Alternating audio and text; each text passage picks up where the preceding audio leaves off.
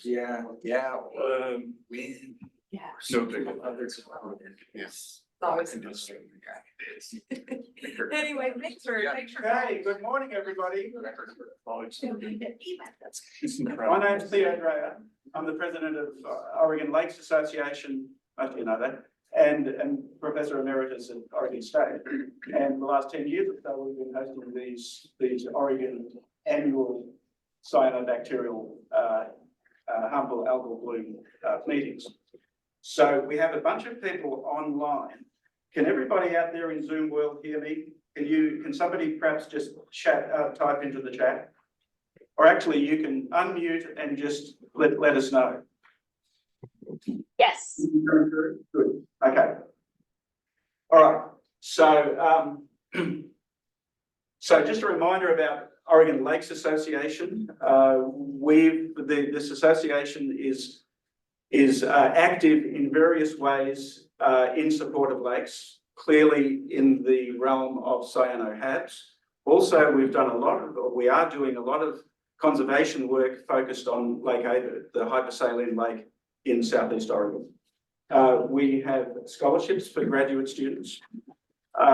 So if you would like to become a member and support those activities, financially just by being a member or by becoming active, please consider that. You'd be very welcome.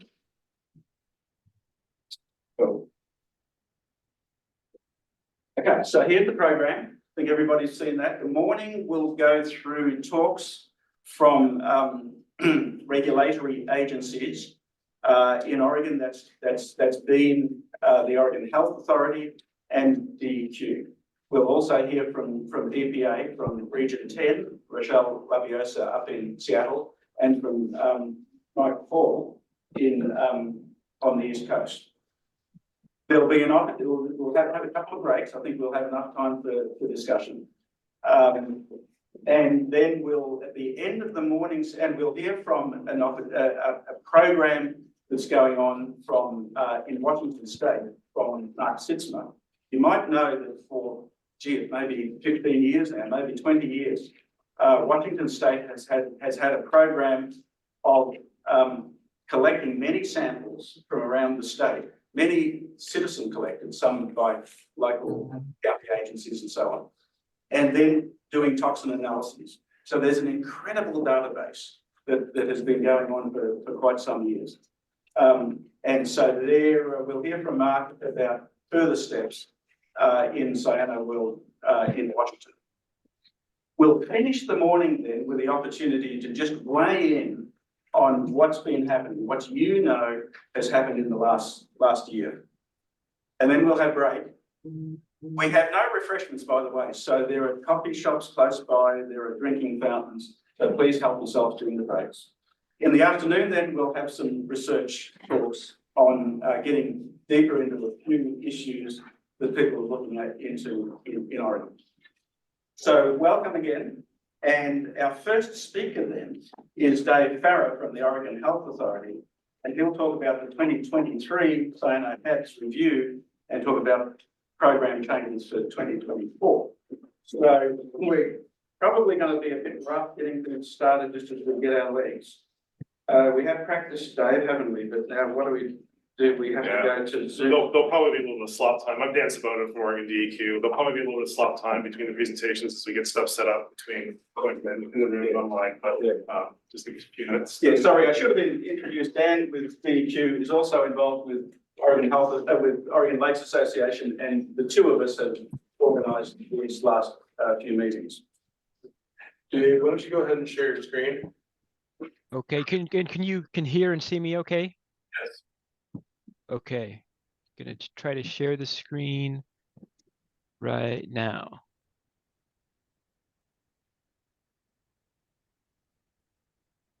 That work? Yep, let me get your... Okay, I'm gonna try to start up the...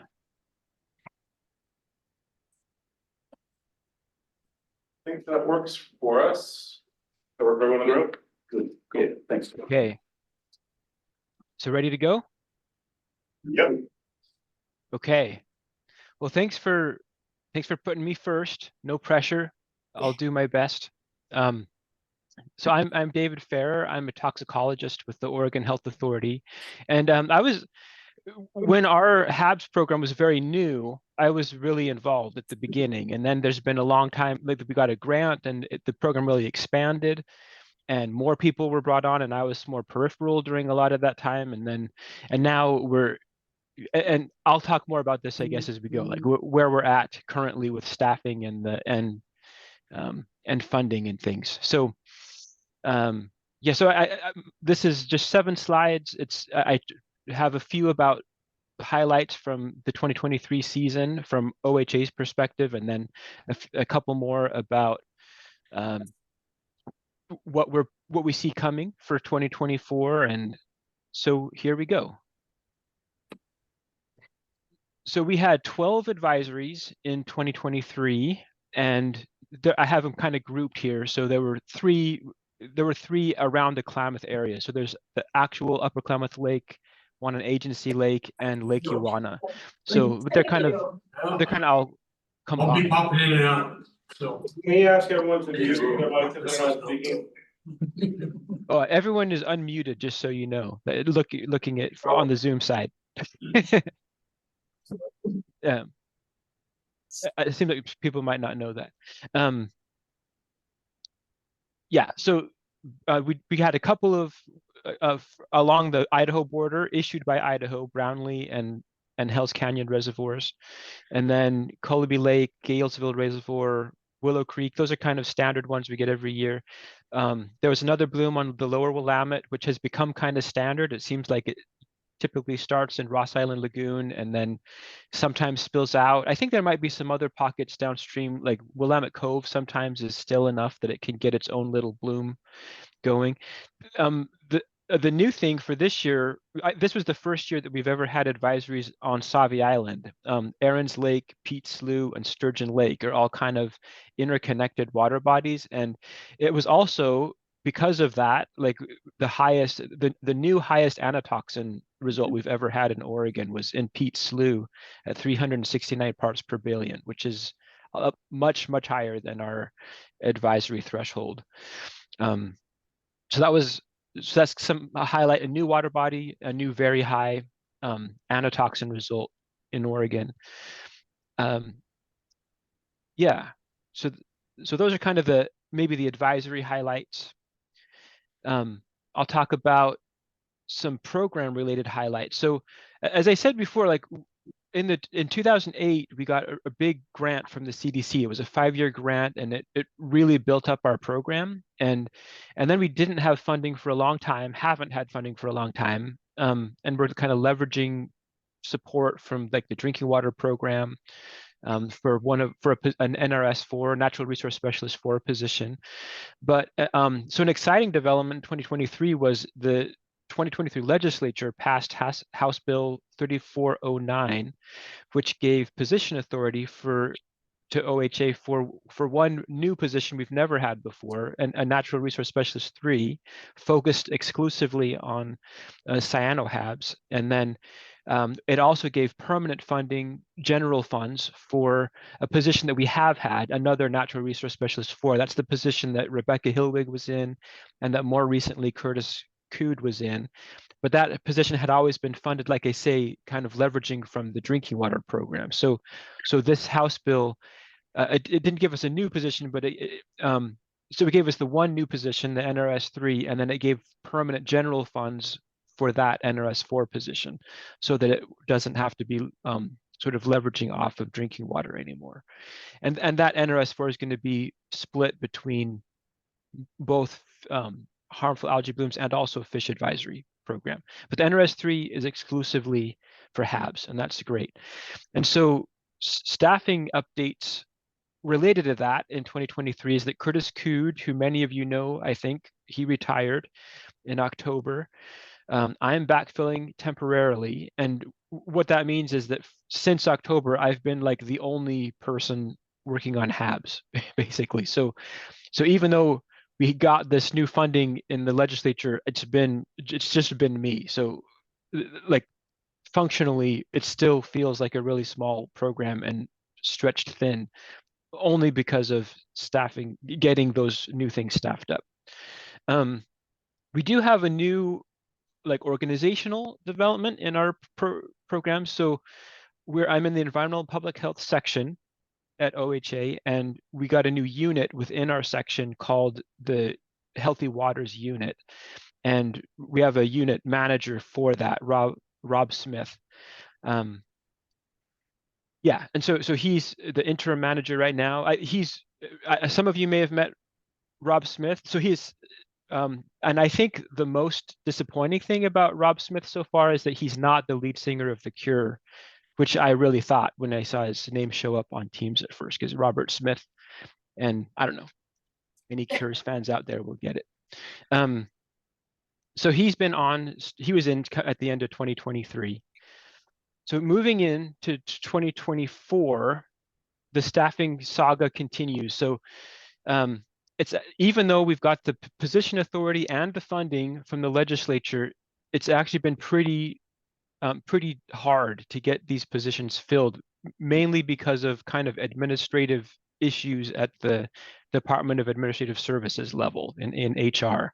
So even though we've had the ability to hire for a year, the recruitment for Curtis's position just barely went out.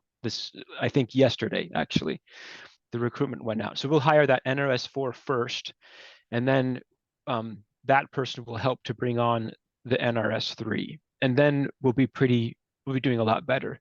Also in early 2024, just this last month, there's a new person in another unit within the section, Rachel Salzman. She's a GIS analyst, and she is 50% on CyanoHABs work. And she's working to mainly to revamp the web page for our program. She's adding an interactive reporting form for members of the community, for anyone to be able to like upload pictures of what they see or report to us things that they see out in the field, and then we can vet that and coordinate with DEQ if there needs to be some kind of monitoring follow-up. And then she's also working on, because she's got that GIS expertise, she's also going to make a much better map for this season's web page where we have that current advisories part of our page. I think it'll be, so we're pretty excited about that. That's already in the works. Another project for this upcoming year is we've been collaborating with Multnomah County on a detailed map of the Lower Willamette advisory, and that's for communication when we issue an advisory. A lot of you, I mean, this should make sense. Most of the time when we issue for a lake, we issue for the whole lake because it's clear like where it is. Rivers are a lot more complicated to issue advisories for because we have to figure out landmarks and like what stretches are included or not. And so Multnomah County is helping to make a map that's much more scaled in just to the Lower Willamette and Ross Island Lagoon, so that we can have kind of zones that will light up, and we can just like put up a series of different static maps with the appropriate zones that are under advisory showing. And the OHA and Multnomah County would both have access to that map, so we can update it. Okay. And here's some things that are kind of up for current discussion these are internal conversations between us and DEQ right now. And I think I feel pretty good like letting this group in on what those conversations have been about. We're talking a lot about benthic CyanoHABs. It's how to sample for them, how to monitor, like what kind of a monitoring strategy should be.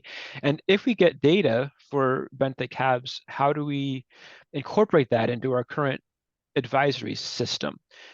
The sampling methods that we know about so far don't seem to give like water column concentration levels that are easy to do like a direct comparison to our action levels. So that's something that we're talking a lot about between me and DEQ right now. How are we gonna, if they start sampling benthic HABs, how are we gonna integrate that type of data with our current system? And is there a better way to have our system that could accommodate it better.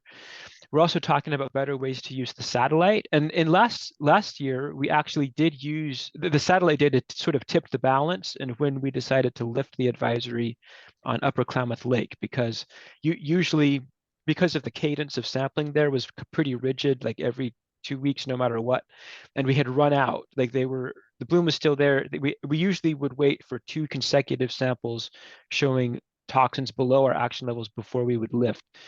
But this past season, we had the 1 sample that was below action levels, but then they ended their sampling season, and so we did actually use the satellite data to support lifting the advisory, even though we only had 1 set instead of 2, 1 set of data.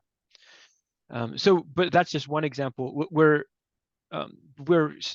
continuing to figure out how to best use the satellite data. And then the last thing I wanted to talk about, this is the last really substantive point, is we're talking about maybe adding another category, another intermediate category within our advisory system. Right now, we just kind of have, there's an advisory or there isn't an advisory. And we know a lot of other states do this, and we're wondering if this would be a good way to integrate the benthic HAB stuff too, to accommodate it, or satellite data, having kind of an intermediate category that's like potential toxins or caution or watch. We're still talking about what we would call it if we do it. And that could be like some examples of when we might do that would be if we got reports from community members or pictures, and nothing yet had been like validated on the ground by DEQ.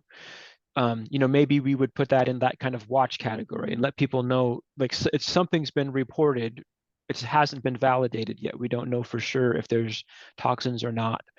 The trick would be kind of deciding, like, what would our advice be to people in those situations, at a place that's under watch or potential toxins or a caution. Is it just the same advice as we give people if there's a full-on advisory or not? Those are the things we have not decided anything, so it's very malleable at this point. We're very open to input and haven't decided anything. These are just things that we're talking about internally with DEQ. And I would be interested to hear what folks from this group think about that too. Okay, second to last slide is just a reminder that we have a lot of this is stuff that was already done before I sort of stepped back into the main person role. We do have a lot of resources for community members, a lot of social media cards that we put out. We are still planning to put a beginning of the season, like summer hazards kind of news release that would remind people, and social media campaign just to remind people about harmful algae blooms and heat-related illness, potential wildfire smoke. We call that our summer hazards notification that we do in the spring, and HABs are definitely a big part of that. And I think, yeah, and that is it for me. So this contact list is hopefully really temporary. I'm very hopeful that we'll have the NRS4 person permanently in by the time the actual season starts.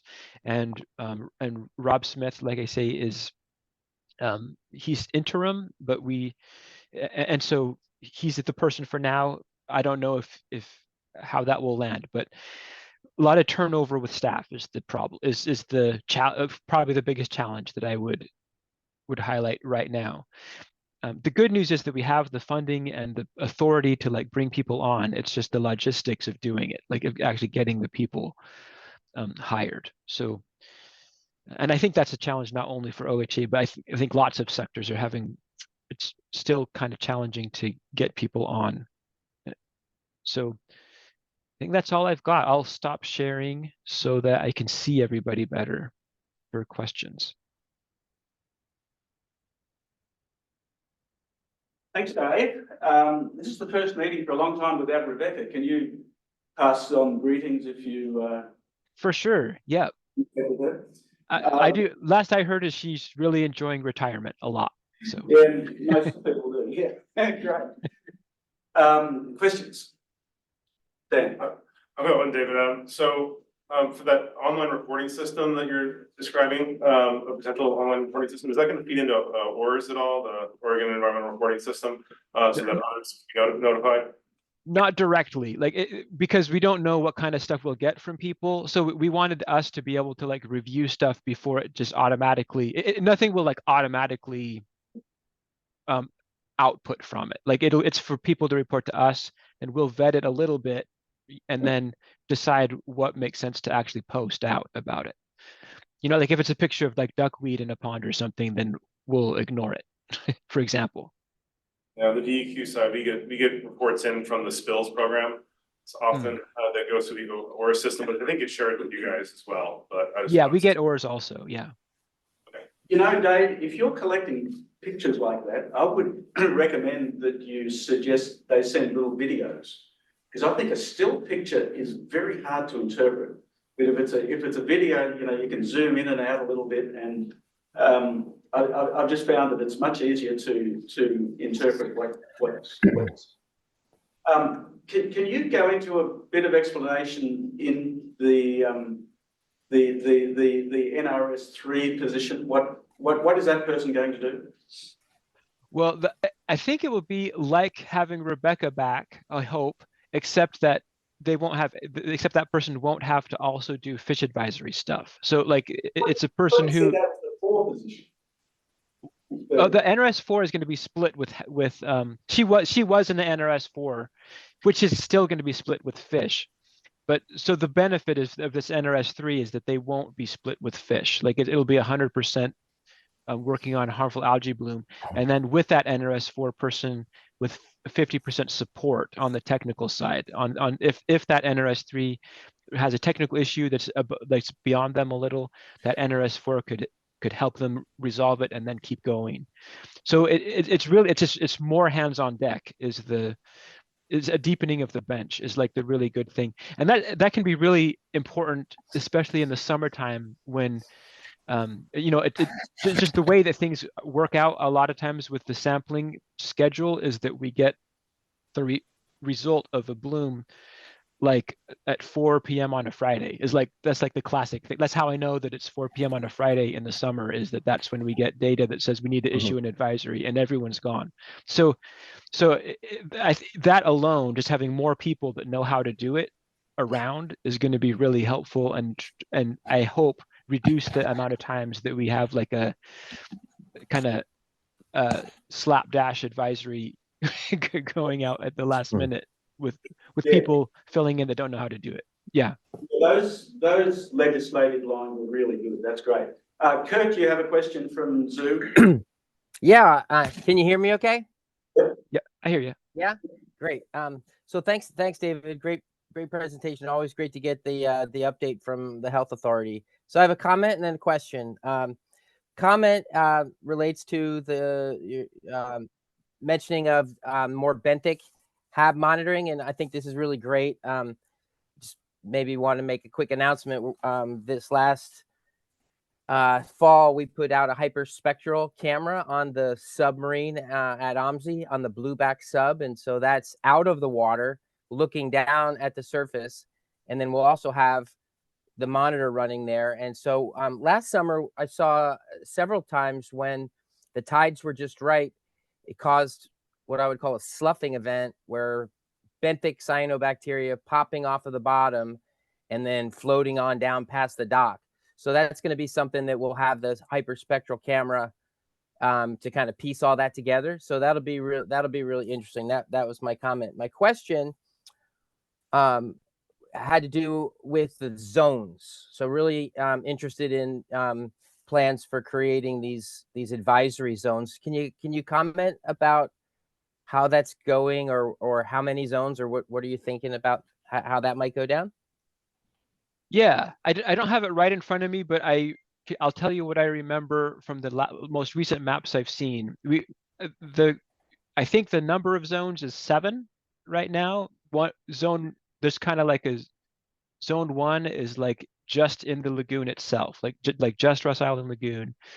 Then I think the next one is kind of the river around Ross Island down to like Ross Island Bridge. And then I think like upstream, it's kind of just on the south end of Ross Island, of the island. And then I think then it goes, the next zone is down to Hawthorne Bridge, and then I don't remember if it's Broadway or one of the freeway bridges. I think it's then to Broadway, and then the railroad bridge by Willamette Cove. We have a little zone that's just for Willamette Cove, like just the cove only, and then that's one of them, and then down to Cathedral Park, and then one down kind of the rest of the way, like to the mouth of the Willamette. And so Okay. the idea is we would have just a set of static maps so that we could just put up the map that has the appropriate zones sort of highlighted, so that we don't have to. Last summer we had a challenge with like describing accurately like where we meant, and so if we have zones, we think that'll make it easier to just be really clear, and whoever's on can just like put the right map up, and it should be hopefully more clear where the advisory is. Thanks for explaining that. So no like river right, river left. It's more just sort of the segments as you go down river. Right. I think we felt like the river's too dynamic probably to feel a lot of confidence that we to have an advisory like only on one side of the river, because the wind could change, like the current could change, and a bloom that's on this side could be on the other side probably before we would be able to react in a timely way. That sounds about right. Okay. Thank you for explaining that. Yeah. Good job. Thank you. Question? Curtis? Yeah, Dave, this is Curtis Cood. Hey. Yeah, I just wanted to add on just a little bit. I'm working on a contract with the Healthy Waters Unit to provide some support at the beginning of the season. And I was really interested to, first of all, to hear about the potential caution versus advisory, because that plays into something I brought up last year, was the permanent advisory that we have down on the South Umpqua and main stem Umpqua rivers. We had some discussions with DEQ regarding the need to go back for more TMDL characterization of the river to see if that extent is too big, too small, what is it? And the other thing is, I had mentioned last year a project to put some signs along the river to provide advice, because there is no communication about that advisory on a regular basis. And The Willamette you're talking about? I'm talking about the Umpqua and South Umpqua and Main Stem Umpqua River. And so, getting the language right, is it a caution potential advisory versus advisory will be important. We got funding from CDC to buy signs and do the work. And so that's something that I'll hopefully be working on, assuming the contract can get all settled this spring and into the summer. The other thing I wanted to bring up is on the staffing issue.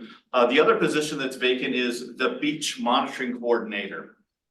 And so it might be that the NRS3 does some beach work along with HABs.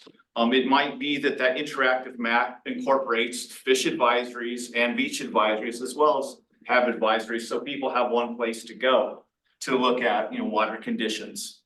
And finally, the last thing I wanted to add was on the use of satellite data, is we were able to use satellite imagery to substantiate a claim of a HAB-related illness along the Willamette River last year, as well as up in the Klamath Basin. So that's been really helpful in our efforts to say whether or not we think that illnesses were related to cyanotoxins. So looking forward to some more of those developments over the year. Everything that you just said made me so excited that about your contract. Yes, great. Yeah. Greg, I'm thinking about the recreational monitoring of lakes for potential recreational advisories.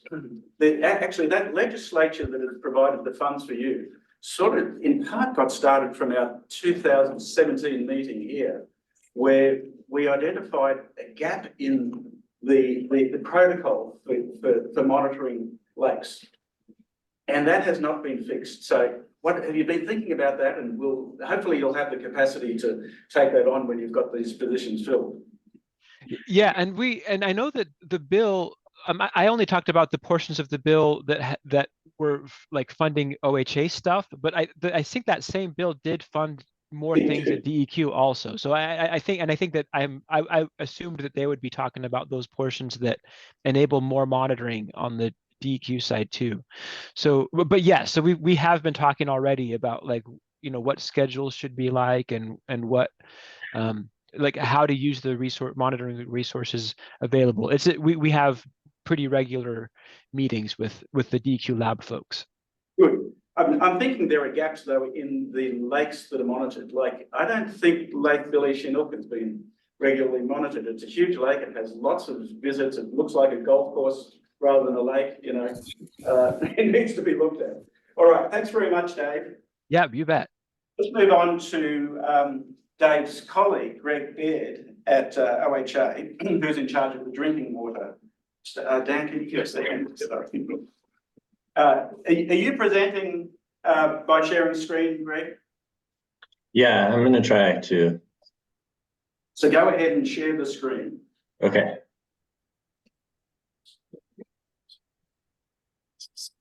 There it is. All right, how's that look? Good. Can you turn your mic up just a tad? Sure. Let's see.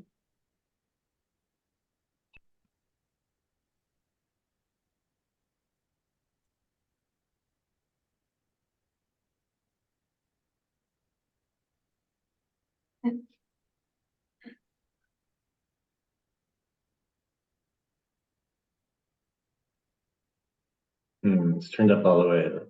You're actually pretty good. That's You're pretty strong. Yeah, it is, yeah. Is it all right? Okay, I'll talk loud too. Let me know if you can't hear me. So hi, thanks Theo, thanks Dan for having me back. My name is Gregg Baird. I work for the Oregon Health Authority in the drinking water program. And I help implement our cyanotoxin monitoring rules that apply to certain regulated public water systems in Oregon. So today I'm going to talk about what's going on with our program, do a little review of what our rule requirements are, talk about our results from last year's monitoring, and some funding that we have received to address emerging contaminants, which is very exciting, and some of our website resources. So as a reminder, there isn't a federal regulation that regulates cyanotoxins in drinking water. There aren't any maximum contaminant levels that public water systems have to stay under or anything. There's no requirement to monitor at the federal level. There are non-regulatory EPA drinking water health advisory levels, however, for 2 cyanotoxins, microcystins, and cylindrospermopsin. And there has been sort of national monitoring for cyanotoxins during 2018 to 2020 during the unregulated contaminant monitoring rule program, the round 4 that occurred. But that was finished water monitoring. There weren't a lot of detections. And other than that, there's a few states that have state regulations, mostly because they've had public water systems that have been impacted by cyanotoxins, and Oregon is one of those. So we adopted our cyanotoxin monitoring rules July 1st, 2018. It was kind of in response to the event in Salem where there were finished water detections for toxins. We were directed by the health authority to evaluate the risks to public water systems, identify systems that may be susceptible to cyanotoxins, and write rules to require monitoring. So we did that, and they went permanent later that year, and we did a rule revision last year, which I'll talk a little bit about. So who has to monitor in Oregon? So it's only public water systems that use surface water to make drinking water that their source water is considered susceptible to CyanoHABs. So right now there are 64 water systems out of about 250 total surface water systems. 250 to 300 that, so 64 of those meet this criteria. They have to monitor if they meet one of these 1 through 4 criteria. It's basically if they've had a documented harmful algal bloom in their source for cyanotoxin detection, or if they're downstream of another source. Hey man. So yeah, how's it going? Wait, can you make sure you're muted, please? Overall, doing pretty well. Just getting up, getting ready to head over to work. All right, there we go. So past documented harmful algal bloom or cyanotoxin detection in the source or downstream of another source that has had that. If their source is on the DEQ 303D list for algae and aquatic weeds, that will put them on the list. Or if we determine that their source is susceptible based on other characteristics, we haven't really implemented that option, but it could be things like satellite images or gene detections of genes or other factors like that. Let's see here. Oops.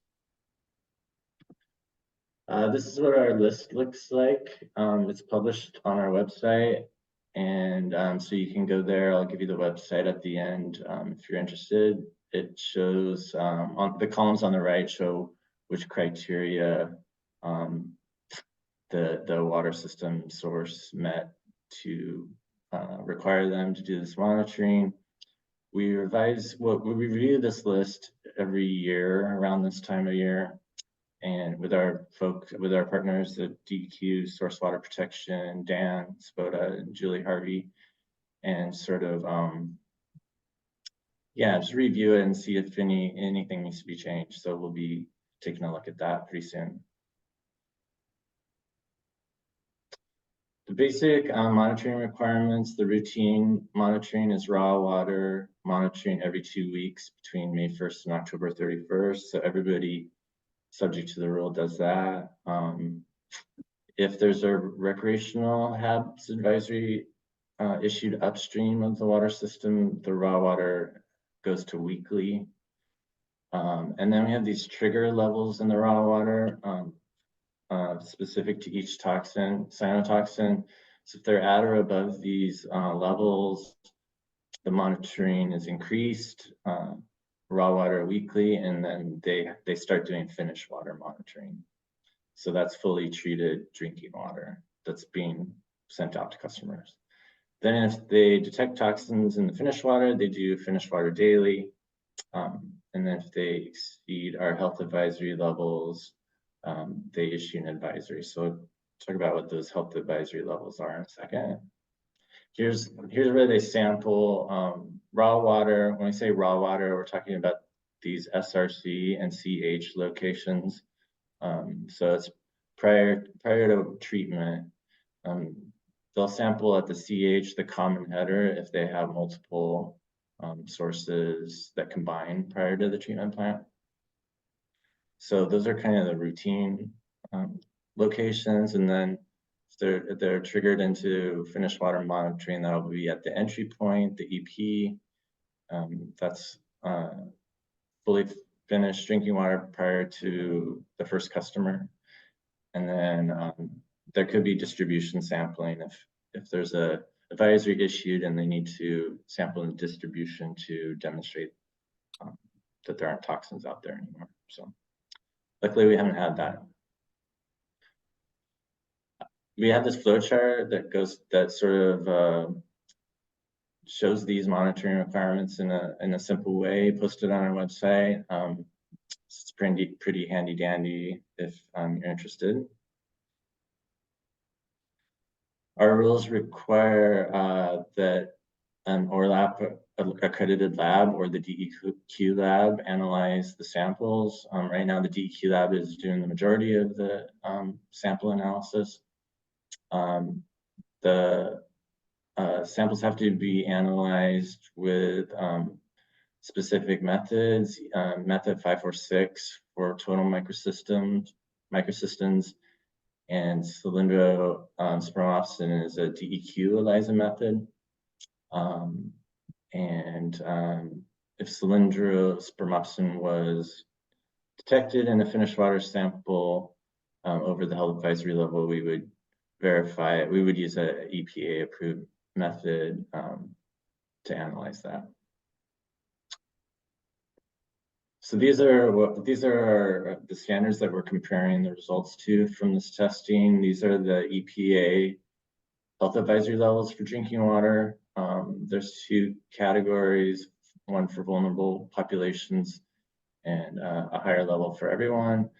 So these are non-regulatory at the federal level, but in Oregon we've adopted them and they are regulatory and enforceable for our public water systems.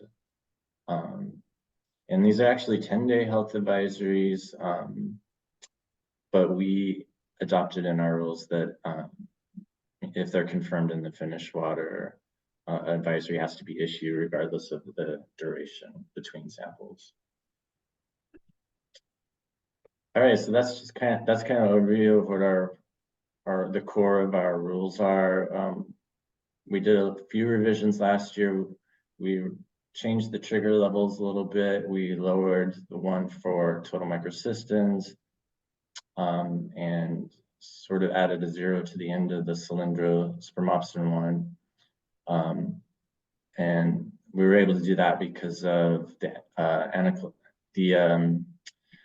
test kit was for total microcystins. The lab started using it's a little more accurate, can get down a little lower. So we're happy about that. Because before that, the trigger level for microcystins was right at that lower health advisory level. So it didn't give much warning if there wasn't a detection there. So happy about that. We added language that allows the use of that test kit and a few changes to our reporting requirements.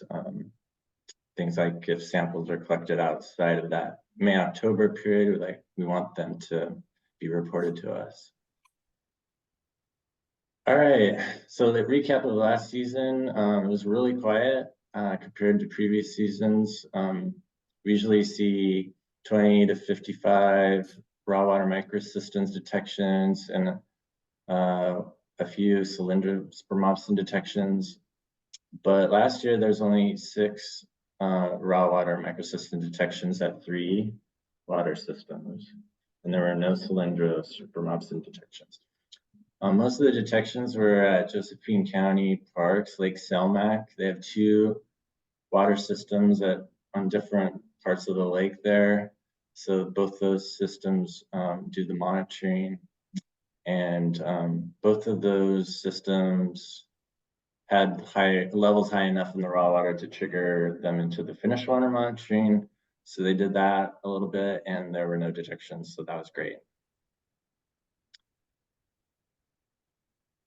The other thing that happened is we had 4 water systems on the Columbia River that were added to the susceptible list due to an upstream cyanotoxin detection. So that's something that will automatically add public water systems to the list. And it was that, that event at Sabi Island that David Farrar was talking about, that led to these 4 systems being added to the list. And so so when that happened, we, our source water protection team evaluated whether those systems were susceptible, and determined that they were. And so we added them to the list. They started monitoring in August last year, and Rainier, which is actually the 2nd water system downstream of Sabi Island, had a low detection, just 1, and then it was non-detect after that. So, yes, yeah, there were also, David talked about that high anatoxin measurement at Sabi Island. Our drinking water rules don't require monitoring for anatoxin A and saxitoxin, but since there were those, detections on Sabi Island, we requested analysis for those 4 downstream water systems for a period of time, and there were no detections at the water system, so that was good. So this was great. This was kind of the first time we had a situation where, a bloom was identified upstream. There was, people went out to do some sampling for toxins. It was verified. So working together with the DEQ and OHA to identify those downstream water systems and if they're susceptible and get them monitoring. It was a great kind of success story, I would say. So yeah, all of our results from the monitoring since the beginning of our program, July 2018, are on our website. This is the address. If you're interested, you can sort and look at different years. Yeah, so all the data is public. I mentioned that we have some emerging contaminant funding. It's through the bipartisan infrastructure law. It's a 5 years of funding that can be used for emerging contaminants. The focus is for PFAS chemicals, but cyanotoxin related projects are also eligible, and it's 100% forgivable loans or grants. So it's money that doesn't have to be paid back. So it's pretty exciting. We did direct outreach to the 19 water systems that we know that have had cyanotoxin detections, and notifying them about this funding in case they're interested in a cyanotoxin related project.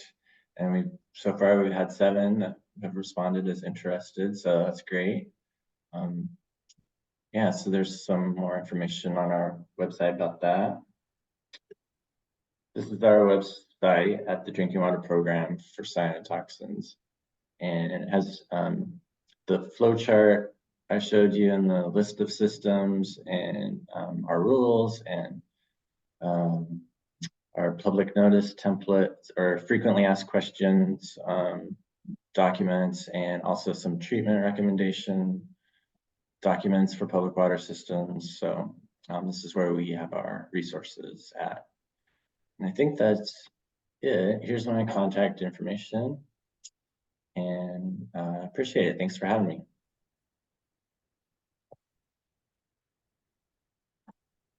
Thanks, Greg. Nice response there to that anatoxin hit. Questions? Curtis? Sure. Hey, Greg, thank you very much. This is Curtis Coot.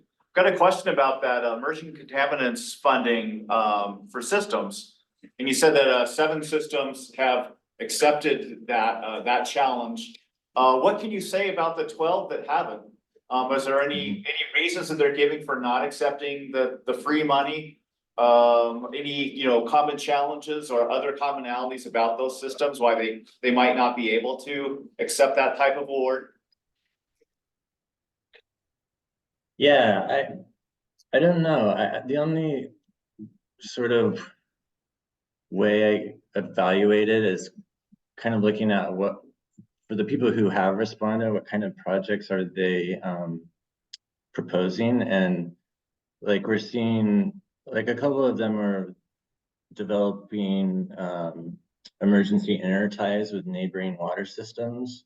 So in case they, you know, their main source has cyanotoxins, they could switch over and get water from another system and wait for, you know, the toxin event to end.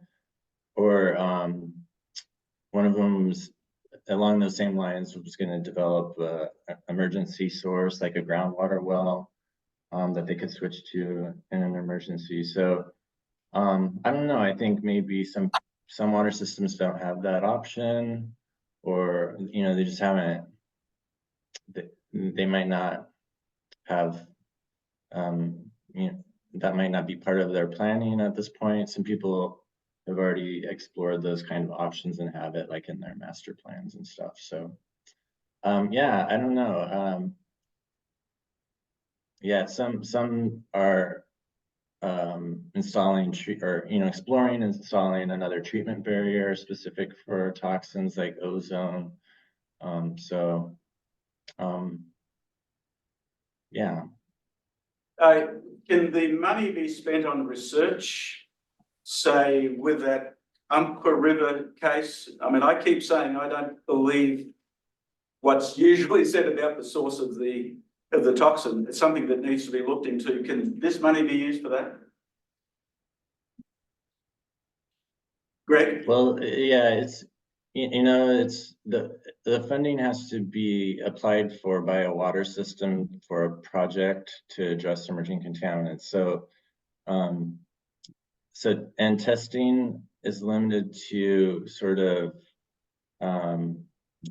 you know, testing to establish a baseline before a project is done, and to verify that like if they install treatment, that the treatment is working.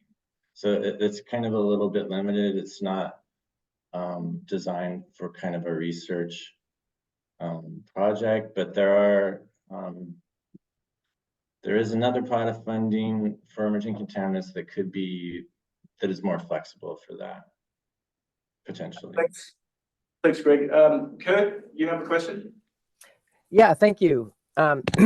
So I was going to ask about the detection of, and I didn't catch if it was anatoxin maybe at in the Columbia River at Rainier. That piqued my interest because we've got a project where we deployed spats in the Columbia at like 10 sites. So that'll be interesting to see that. But was that anatoxin or microcystin at Rainier?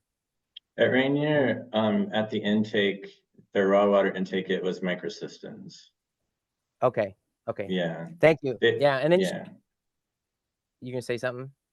No, I was just gonna say they did test for anatoxin at Rainier, but it was not detect.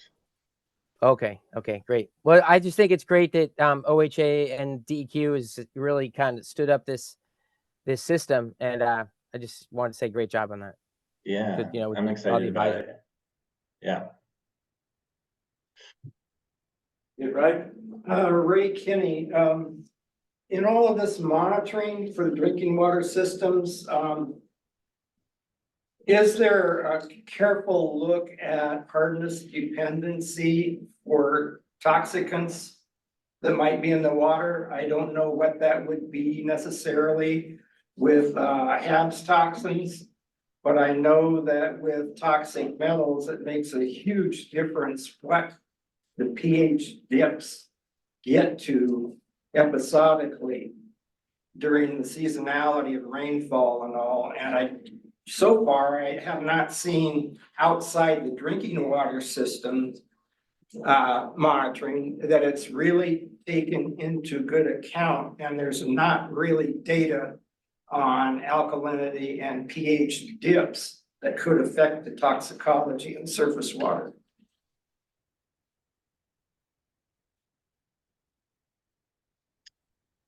Yeah, I don't know quite. I mean, you know, our monitoring is designed to, it is kind of specific to our toxins entering the treatment plant. And if they are and are above a certain level, are they showing up also in the finished water?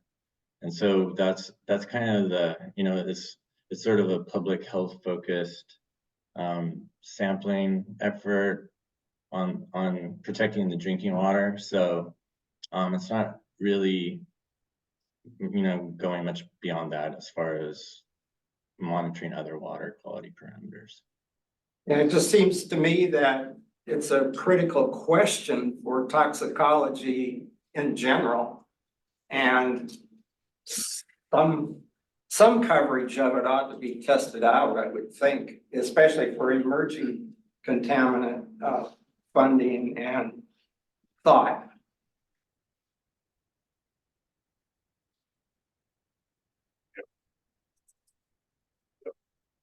Yeah, Dan? And this might be for David as well. Regarding the Savi Island detections and monitoring, I know that where these toxins were detected, also there was livestock access there. And I'm wondering if there was any communication with ODA or the Fish and Wildlife Service who administers that area about the potential risk to livestock exposure as well. I know that we talked about a DEQ, but had some dead ends going down that route. I'm just kind of curious if there's any interactions with ODA. I'm not sure. Actually, Curtis might know, might know that. I think he was still on when that happened. Do you know, Curtis? If I don't, I know that I didn't hear anything about livestock actually getting sick. I didn't hear about any like livestock kills, but I don't know if how hard we tried to let ODA ODA know about it. Yeah, and I see Karen Williams has her hand up, and what I recall is that local DEQ staff had reached out to the local landowners, but not ODA. I don't remember having a contact with ODA. Karen might be able to comment on that because I think we did try to explore that route. Yeah, Karen? Hello, everyone. Thank you very much. My name is Karen Williams, Water Quality Monitoring Manager at the DEQ Lab. And yes, I actually did reach out to a couple of contacts at the Oregon Department of Agriculture. So we did have an email exchange about the situation, and they were aware. And as well, Andrea Motsky, the Northwest Region Basin Coordinator, worked with the Oregon Department of Fish and Wildlife area manager out at Savi Island, who had more direct contacts or understanding of the agriculture, the folks out on Savi Island who were grazing their livestock in that area. And the wildlife manager posted signs and warning signs around the area. So, we did, I think it's fair to say, kind of did our best to notify the sort of all potential users of the water out in the Savi Island area around Aaron's Lake, and didn't have any particular, DEQ didn't have any direct contact with landowners, but I did want to let you all know that there was an effort made to reach out to them, and we did have some direct contact with a couple folks at Oregon Department of Agriculture. Thanks, Karen. I know one or two people from ODA have signed up for this workshop. So if you want to contact the DEQ people, if contact hasn't been made, please do that. Karen, you're up next. Are you going to present from your end? I certainly can. Let me just make sure I choose the right screen. You share the screen. So this is Karen Williams at the DEQ. She will talk about the DEQ Laboratory HABs activities for the last year and looking forward. All right. Is our folks? Very nice. Yeah, Karen, do you want your video on, or I can hide it as well? It'd be easier for talk. Say again. Do you want your video on, or I can hide your video feed? I am just trying to getting to the controls so I can turn my camera on. But I am, for whatever reason, not particularly adept at manipulating my Zoom controls here. Should be in the bottom left. Yeah, why don't we not mess with that? I'll when I stop screen. Oh, let's see. Here we go. Sorry, never mind. There it is. I'm so used to Teams. There we go. Hello. Please say it. Yeah, please make me small though. Is everyone seeing the main title slide there clearly? Yes. Okay, fantastic. Well, good morning, everyone. Again, my name is Karen Williams. She or they pronouns, and I am the Water Quality Monitoring Manager at the Oregon Department of Environmental Quality, Laboratory Environmental and Assessment Division. And I am presenting someone else's work today. I'm presenting the work of Nathan Reitz, who is the HABs coordinator out here at the lab. And I want to give him full credit for not only the presentation and the work that went into putting it together, but also all the work and the data collection that led to the content of the presentation that I'll be making today. I will do my best to answer questions and have Nathan get back with you for any questions that I can't answer. Okay, so what I'll be going over today is, and I'm glad Gregg Baird's presentation preceded mine because there may be a little bit of repetition, but I'll do my best not to belabor anything that Gregg already presented very clearly. But I'll talk a little bit about the 2023 season and the staffing that we have had and will have available for HABs work coming out of the lab here at DEQ. Briefly go over the drinking water results just in summary, as Gregg has already done, and give a bit of an overview of the recreational response monitoring that we did this summer, and then look ahead to what we'll be able to do this coming summer. We are going to have some more resources, which is pretty exciting, and we're planning on an expansion of that work.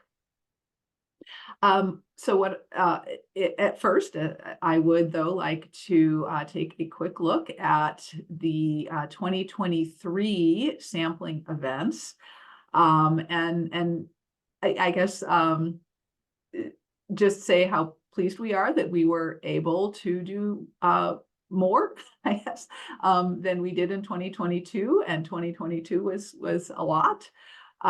We had a sort of similar amount, although a few more, of the drinking water sampling events, and I'll talk more about that in just a second, but it's already, again, Gregg Baird already sort of alluded to why we had a few more drinking water facilities this past summer.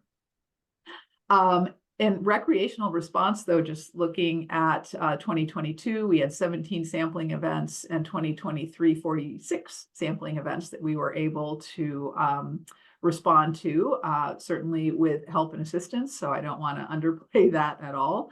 That wasn't single-handed, but it was still a big nice step up in recreational response. In addition to that, this past summer, 2023, we piloted a network of sort of intentional and deliberate and regular sampling for recreational sampling for recreational HABs or recreational exposure to HABs. And we piloted that program this summer, and that I'll again say a little bit more about that in a few slides, but that resulted in 35 more sampling events for within a recreational monitoring network. What we didn't do in 23 that we did in 2022 was HABs toxin sampling in association with the National Lakes Assessment. That comes around only every 5 years. So we didn't have that work this summer, but like I said, I think we made up for it in other work we were able to take on. Again, I wanted to give credit for the extraordinary just collaborative efforts and coordination and organization and technical skills to our HABs coordinator, Nathan Reitz.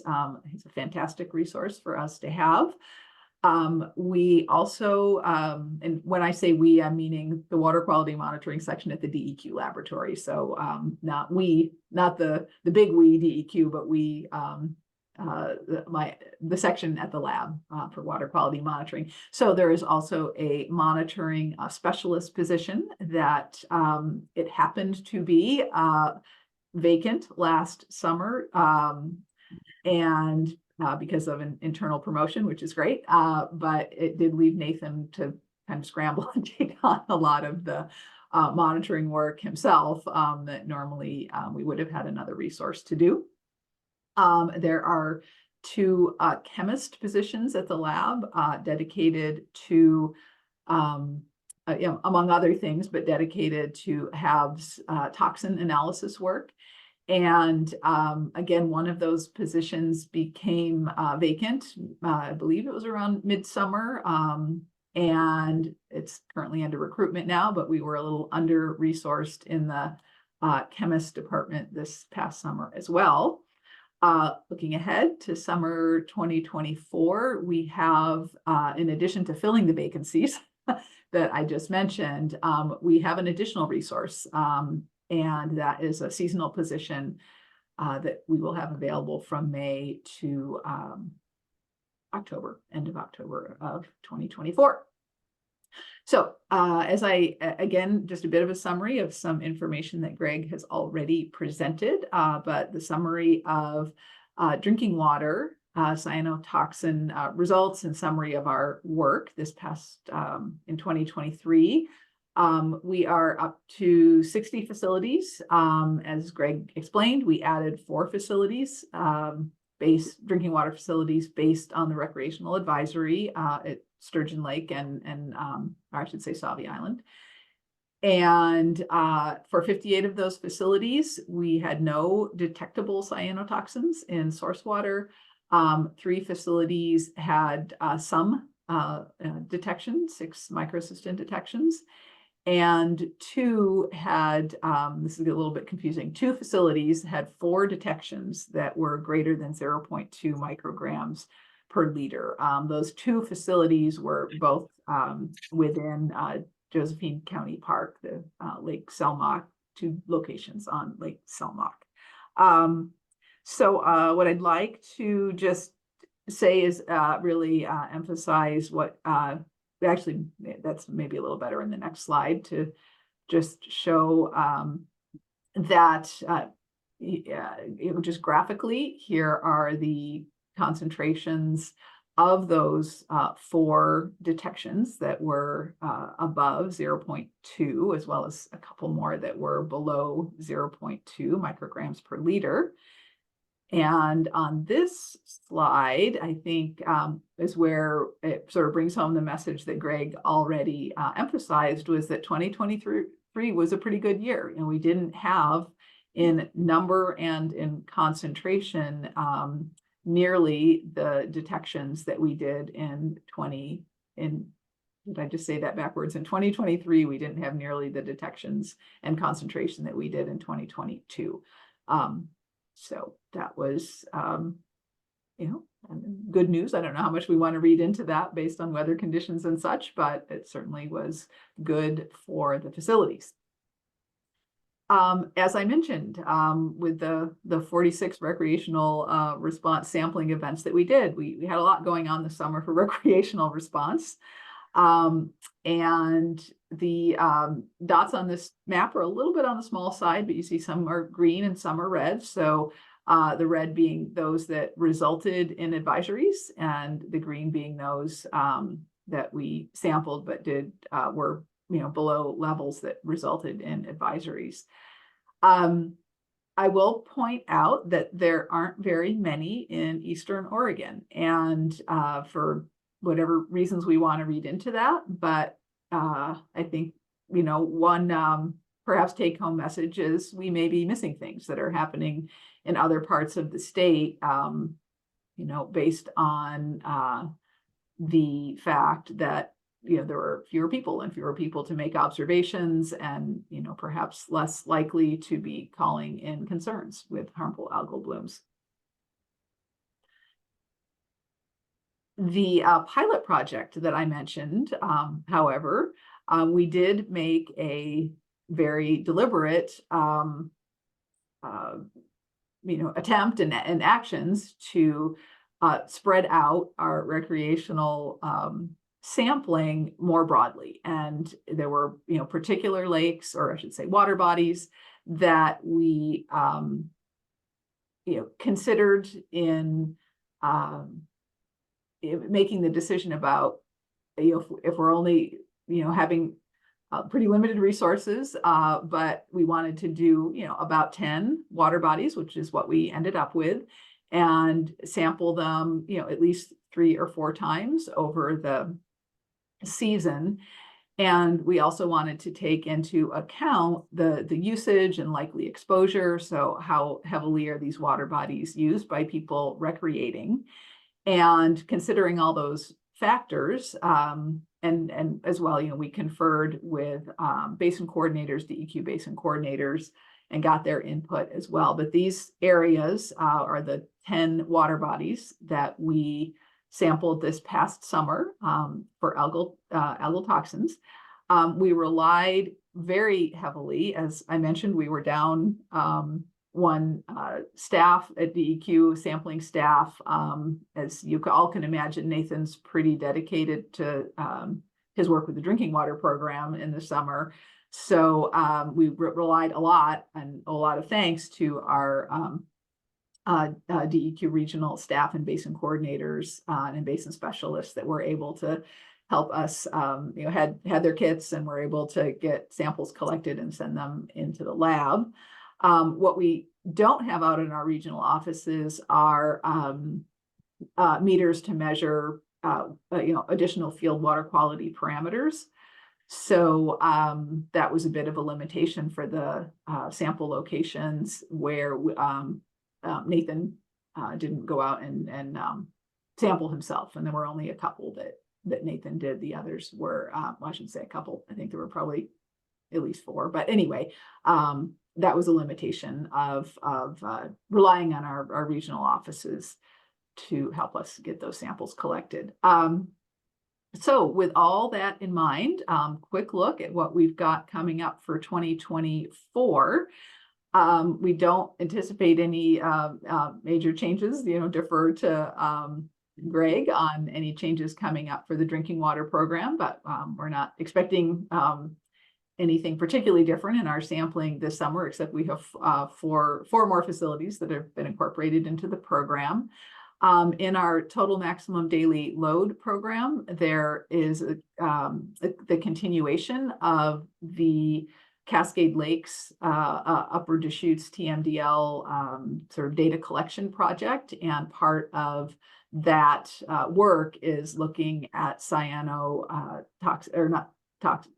toxins and CyanoHAB like pigmentation.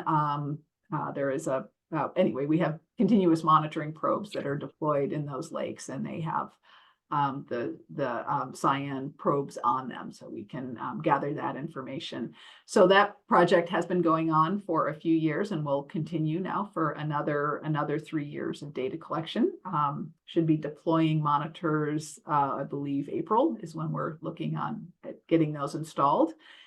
And for recreational response complaint and complaints, we likely almost certainly will still be relying on our regional DEQ staff to help us respond timely to those, as well as other local partners who are working in collaboration with Oregon Health Authority or local public health departments and such. But we will be expanding our recreational monitoring network. I mentioned we had piloted 10 water bodies last summer, and Nathan and newly hired staff, Sabine Berzens, have been mapping out a 40 water body network that we would like to sample this summer. twice, each water body twice a summer. And these are going to be circuits that are across kind of 6 regions across the state for efficiency and so forth. And I mentioned we'll have a seasonal staff person to be able to assist with sample collection. So we're planning on doing that monitoring out of the lab, which means that we will have monitoring equipment to also be able to collect just field parameters and basic field parameter measurements as well. Looking at doing this mid-May into late October, maybe even into November, depending on conditions. And we will, of course, we'll be analyzing for toxins and sending those results to Oregon Health Authority. So I'm happy to answer any questions that I can. As I said, I may have to defer many particularly technical questions to either Nathan and the other experts in the room, but I will do my best.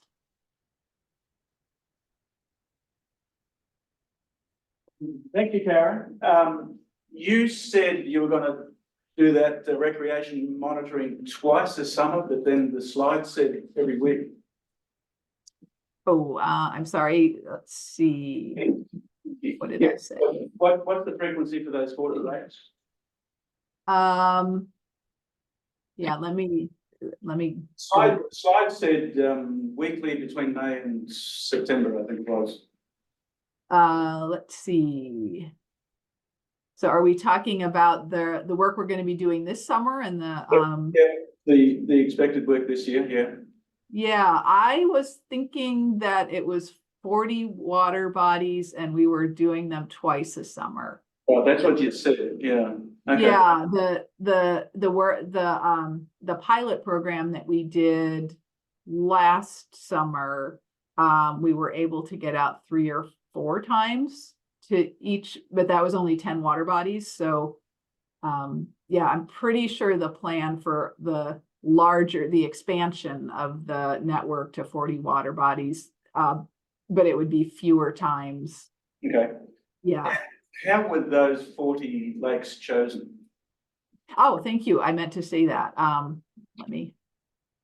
gosh, and I thought I was screen sharing and I wasn't sharing anyway. So let me just get this out of my way. Thanks for reminding me to say that, Theo. So Nathan and Sabine, so first of all, consultation with basin coordinators and trying to, best sort of ground truth some information.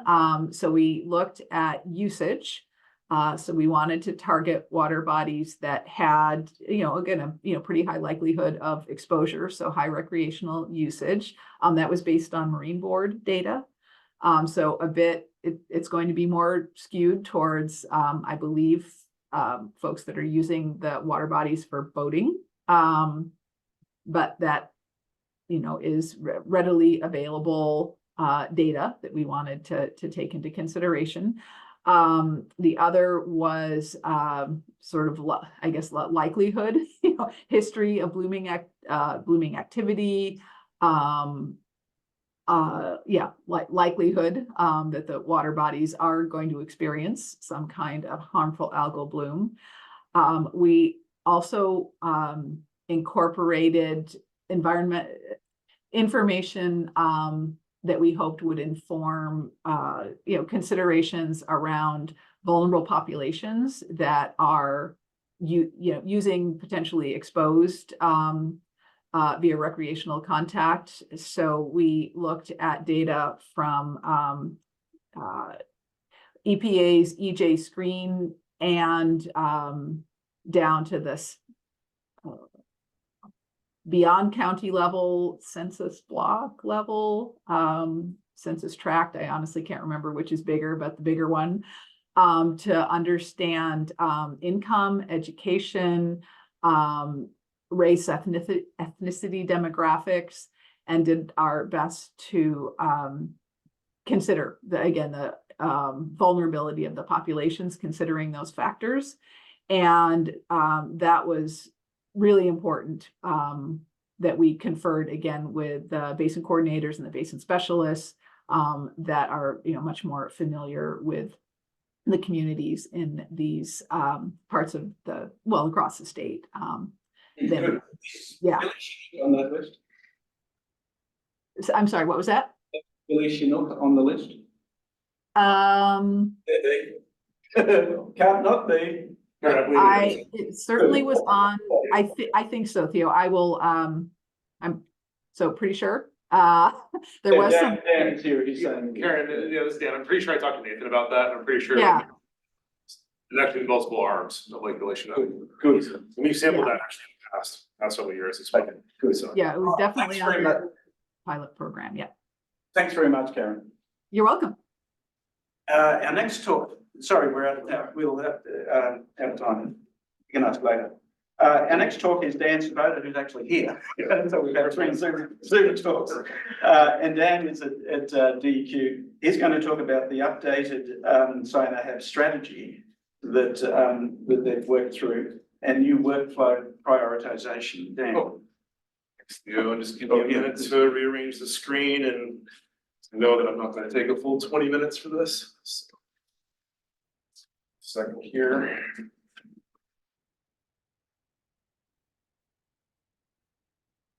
So you want to exit from that, John? Yeah.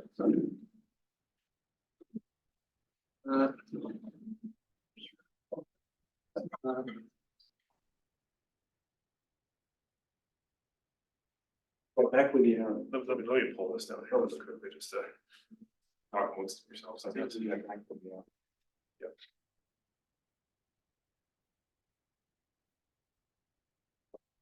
Five, I got it. 5, yeah.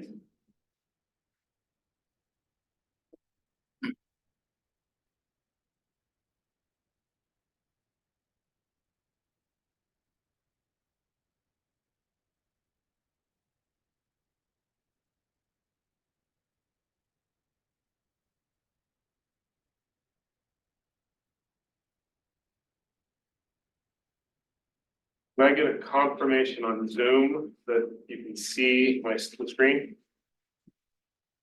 We cannot see your screen. We just see Yeah, your video. I can't. Yeah, I can't see it.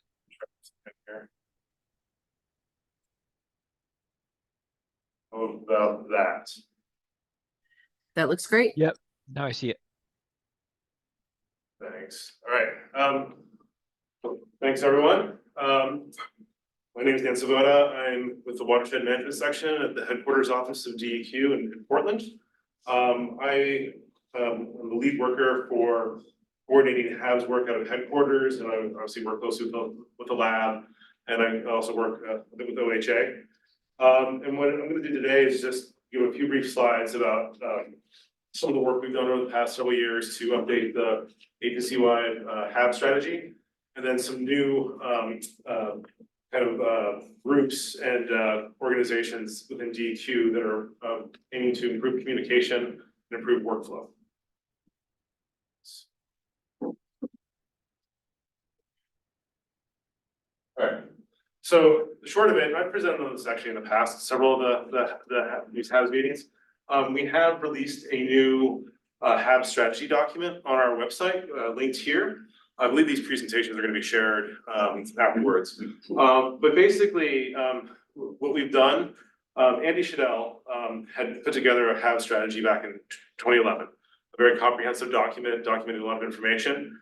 And so after, this is kind of my COVID project, I guess the best way to describe it, but it was updating the HAB strategy, and what we produced is essentially an operations manual. It defines the roles that DEQ has within their delegated authority to work on HABs and how they work across with different partners such as OHA, the EPA, and different drinking water providers, for example. We break it apart into 3 main components. We talk about work on recreational advisories, mainly in coordination with OHA. We also talk about work on drinking water sampling, again, mostly in coordination with OHA. And then we also have a piece about how HABs fit within the larger Clean Water Act framework, about how we evaluate, we list water bodies for being impaired for harmful algal blooms and how that fits within the larger TMDL process for coming up with essentially a watershed plan to reduce the frequency and extent and magnitude of harmful outflows. So again, this document's available online at our website linked here. We also are in the process of overhauling the DEQ HABs website as well, incrementally. I guess the best way to describe it, but we're adding tools such as this HAB strategy. We have a link to our satellite information tool that we've been developing for the past several years as well on this website. Again, just the overall objectives, again, it's how we monitor, assess, and manage HABs with our partners. And again, we obviously defer to our partners about their expertise and their roles within the process. We do at the end also identify some gaps in the current DEQ approach to HABs, just as some potential recommendations. We mainly focus on how HABs may, within the context of climate change, how that needs to be considered potentially in the coming years, as well as Karen mentioned this actually in our last presentation about how environmental justice considerations need to be considered more explicitly within monitoring, assessing, and communicating about HABs across the state. Yeah, and that's just what I went over right there. I do want to also mention that this has actually been in operation for the past several years. And I kind of lead the organization of this along with Nathan Reeds at the lab, where we have a monthly call essentially to coordinate within the agency and with OOHA about HABs related topics. It's an opportunity for us to make sure that we're aware of events that are occurring around the state. We often will focus on several topics at headquarters of the lab. We have had guest speakers come in and talk about topics that are of use for DEQ. I know Desiree was giving talks at this session. And what's nice about this is it's a good network to get linked into if you have questions. And then we also work through our comms team, because the comms team is really the voice for how they will speak information. I'm sorry. Please mute out there. Well, can you make sure you're muted, please, Kimberly?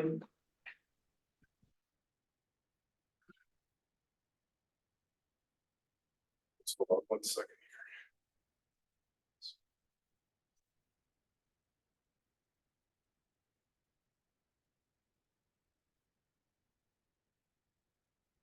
Yeah, so, and again, this is mainly, this team is intended for, it's a state agency team, but what's nice is we're able to bounce information and get and forward on to different people about different expertise related to HABs. So we've had that going for the past several years, and we continue to do so. It's usually the first week of every month when we get together and talk. And so sometimes we'll reach out to individuals again for specific information. And then I think the last piece that I want to talk in a little bit more in depth about is that, you know, Karen mentioned the project for recreational sampling of HABs around the state. We also have initiated a new subcommittee component within DEQ that is focused on kind of documenting the work that we're doing on HABs in relation to those strategy components that we laid out: drinking water, recreation, and drinking water, or in Clean Water Act related activities. And the idea here is to, again, put the work that we're doing down in a proposal format so we can evaluate it and improve upon it, and again, document the work so that we can also justify the work within the context of our delegated authorities. I do want to emphasize that this is not an avenue for external funding of agency work, but it also allows us to focus in on the work that we're doing with the agency and how that could also be coordinated with work being done outside the agency, for example, at Ross Island Lagoon. So that process, we're getting that going right now, and so we'll have more information on that next year. I also wanted to mention, Karen had brought up some funding for different positions. We also, the last legislative session, there was a position funded for a HABs analyst position within the watershed management section at DEQ. And so that's going to be focused specifically on doing more high-level landscape analysis for HABs at the state. And so we hope to advertise for that position. I believe it's scheduled for this spring, the last I saw, but that should be an external call as well. So would that be a PhD level? Well, it's an NRS 3, so it'd be a master's or PhD level. So I think.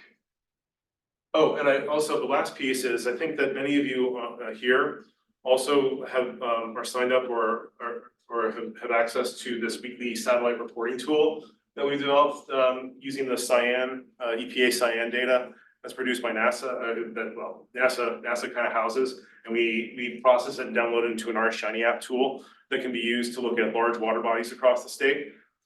We are doing some updates now to update to the most current version of the cyan data, version 5. We're also backcasting that all the way back even to 2000 with some of the MODIS data that was collected from 2000 to 2012. And so we're able to get a longer time series. We also are exploring some different ways of expressing cyanobacteria blooms. Right now we have it as cell counts that had been related to some older WHO thresholds. We're looking to include more of the metrics that the EPA Cyan project has moved to look at frequency, extended magnitude of blooms within lakes. And so they have that, currently the US-EPA has that displayed on their EnviroAtlas tool. But we're also exploring some different methods of something akin to plant importance values that you'd have in plant community ecology to quantify importance of blooms. So we are working on incorporating that into this tool, and we're also exploring the option of moving this to actually an ArcGIS dashboard, Arc Online dashboard, to make it a little even more interactive and user-friendly, and allow us to have some more functionality associated with that. So we're going to be working on that as well this year. Dan, what are the improvements in this version 5? I'm gonna have to default to Iwan, who's on the call, about what the exact improvements are. It's the change to the algorithm, and I think there's some different filters as well in terms to account for turbidity and other atmospheric corrections. But I may have to default to Iwan exactly on the specifics behind that. Iwan, are you on the call? Do you have any comment on that? Or if you're not. Yes, I am. Just give me a second. I noticed that can you hear me? Yes, we can hear you. Thank you, thank you. So I don't know, the start video. Sorry, we lost you. Yeah, you just cut out, Yuan, sorry. And I should also mention, Yuan Grun is also within the Watershed intersection, and she has been doing much of the technical work associated with the satellite app. I report back what she's smart enough to do, so. Go ahead, Yuan. Sorry for cutting off. Can you hear me now? Yes. Awesome. Yeah, thank you. Hi, everyone. Yeah, thanks for the opportunity to give a little bit update for the Cyan project's data version 5. So EPA Cyan project actually had this update for the new algorithms for calculate satellite data since last May. So we continually downloading the data for DEQ satellite data visualization app. That last year kind of missed with version 5 and the previous data.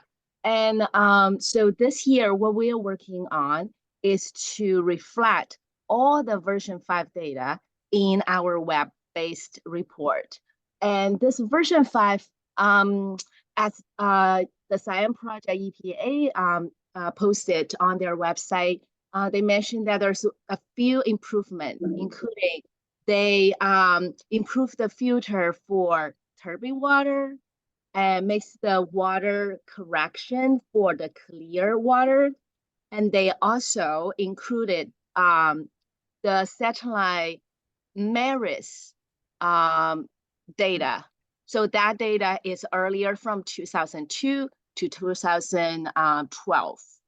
And they also have some updates for, let me see again now, the ESA's collection 3 version, the collaborations. So in general, we will consider the version 5 will have a correction for turbid water. And I haven't pulled all the data together to see how different the number will come out. But I think in the next get-together meetings, we will have a better estimate. Will version 5 data and version 4 data are really different or very similar?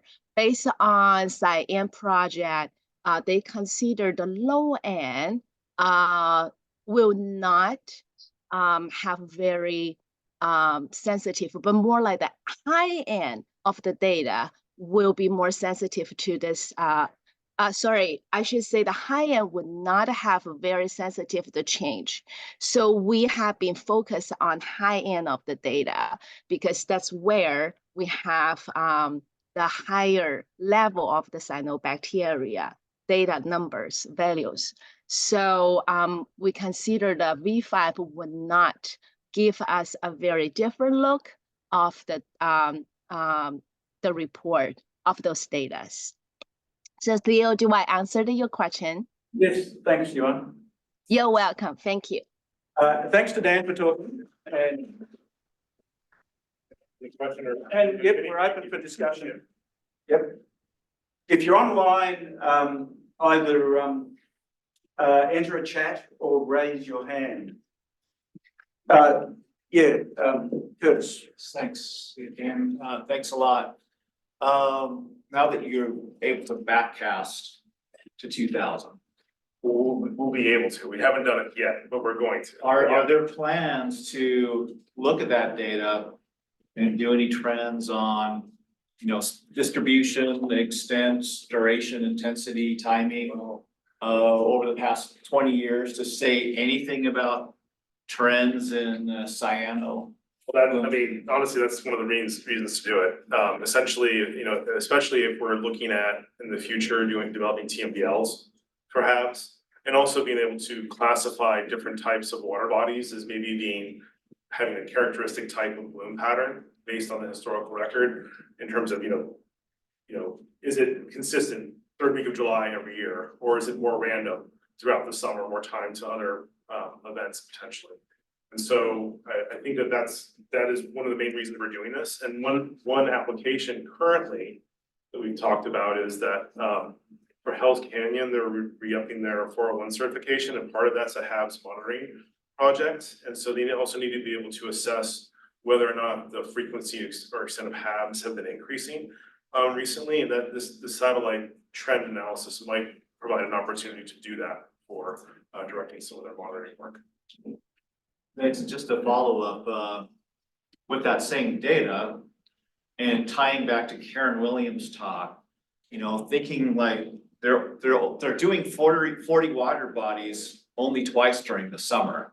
And will you be able to help advise on the timing of those samples to make sure that they're making optimal use of those very limited resources? Well, that's actually, Karen, please correct me if I'm wrong, but I know Nathan and I have talked about using the satellite data as a cue, potentially, of saying, well, we've got twice a summer. Maybe it's fixed originally, but if there's some wiggle room around that based on whether a bloom is occurring, then we can use that. And I should also mention, we've been talking a lot about the EPA cyan data.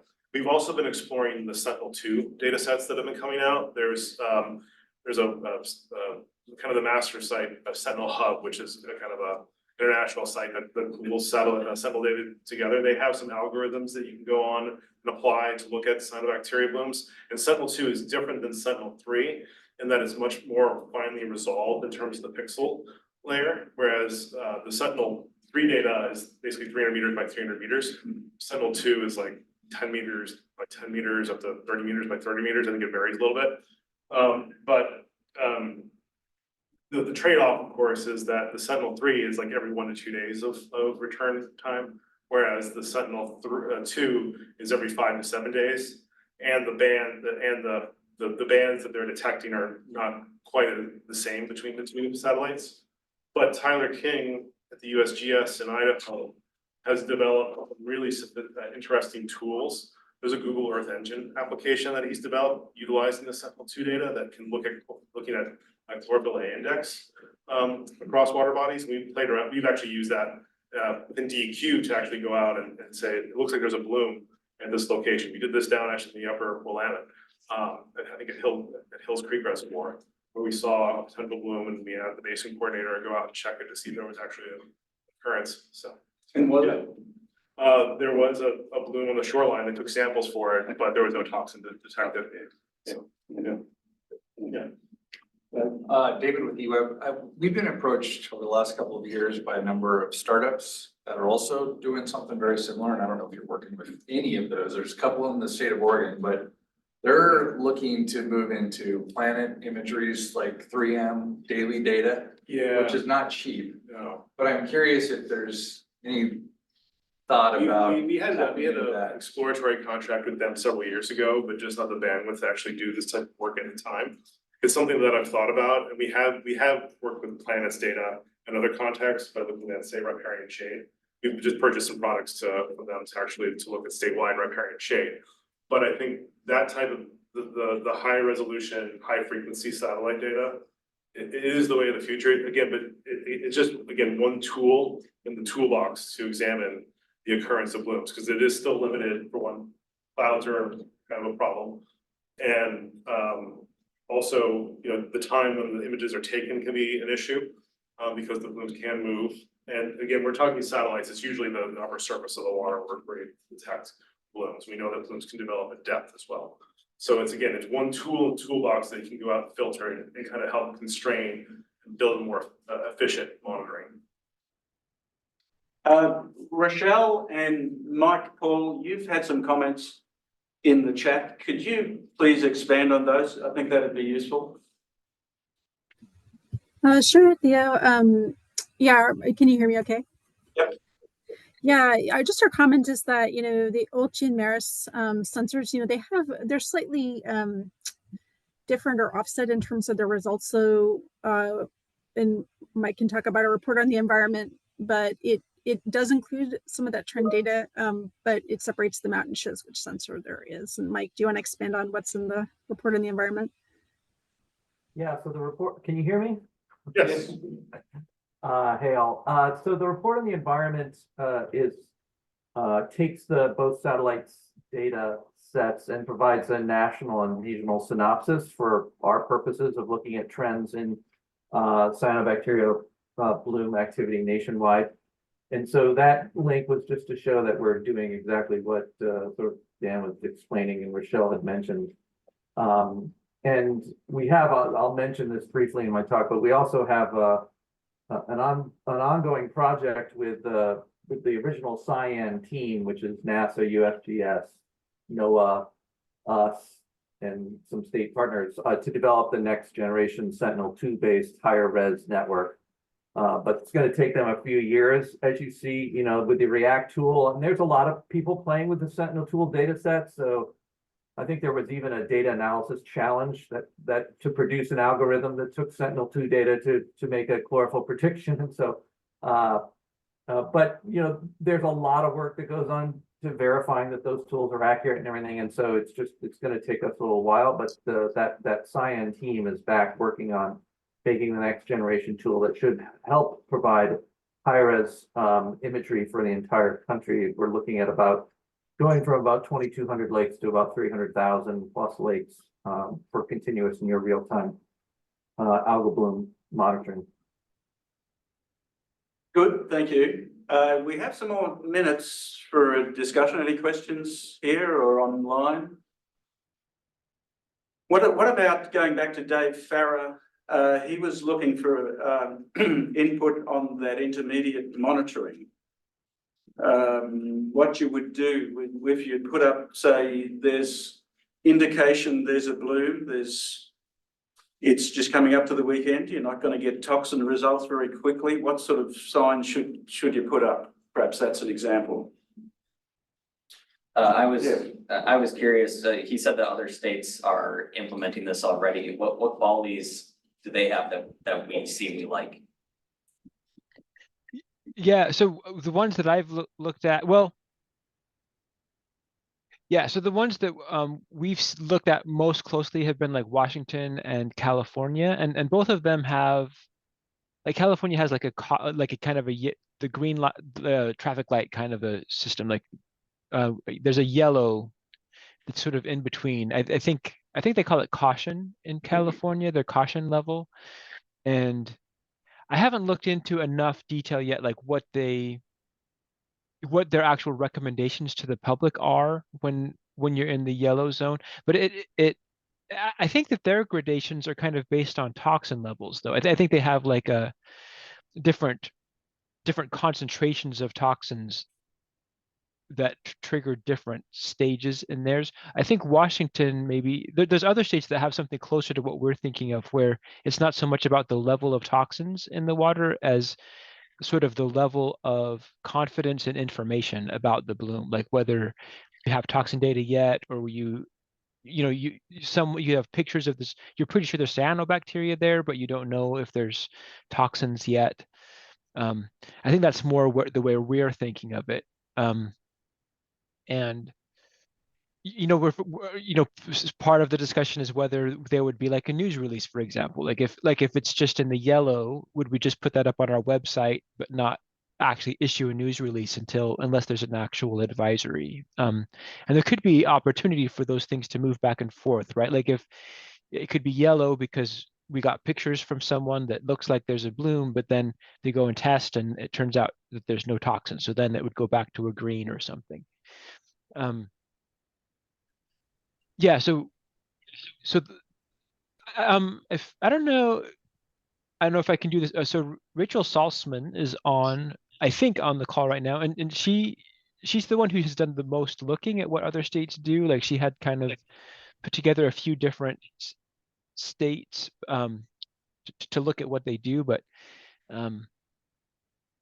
yeah, if she's not ready now, maybe she oh, I see her. I'm on the call. Yeah, I think you characterized it really well, David. There are some states that break down their different advisory levels by toxin. So New Jersey is an example of that. And then they have like associated recreational recommendations. And then there's some states that, like you're saying, kind of in the same mindset of what we're thinking, where they break down their advisory levels based on kind of the level of confidence in the data. Thanks, Rachel. Thanks, Dave. Kurt, do you have a question?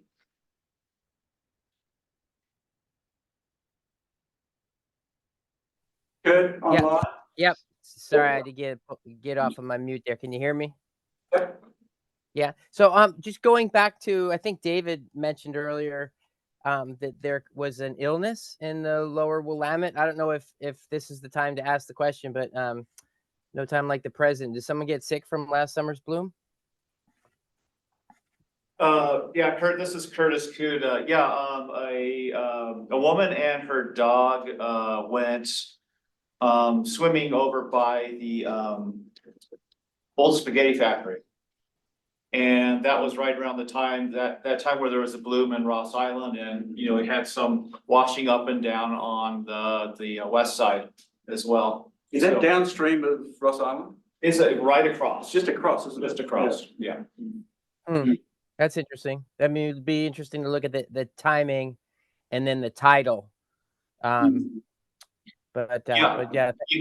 I did look at that, and I looked at there was also City of Portland that's sampling upstream and downstream, and they were able to. I got lucky, and they bracketed sampling around that, so it looked like it was at least a possibility, and we were able to ascribe more confidence to to saying whether that was caused by cyanotoxins.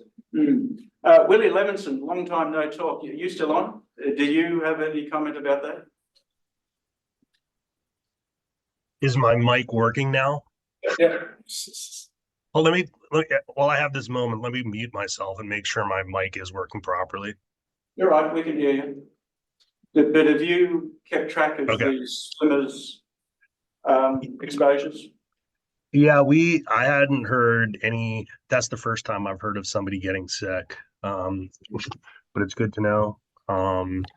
The River Hugger swim team continued to swim at a certain point past the advisory when we visibly didn't see cyanobacteria in the area we were swimming around the Hawthorne Bridge, which I think speaks to Dave's commentary earlier about zoning, to being zonal and being a little more prescriptive with the advisory. But that's the first I've heard of anybody getting sick. Okay, thanks, Willie. We've got a question, just time for a quick question, comment, Yuan. Thank you, Theo. It's a question. It's more like a question I would like to ask Rochelle or Michael. So in the meetings previously, I think maybe last year sometime. So my understanding is that the Cyan project might will be switching from the cell counts as a result reporting to chlorophyll 8. I could be wrong, but I just wanted to ask if that's what happening, because when what we have right now for the Cyan project is the cell counts for they call Cyan index. Is that right? So are we changing to the chlorophyll A in the future?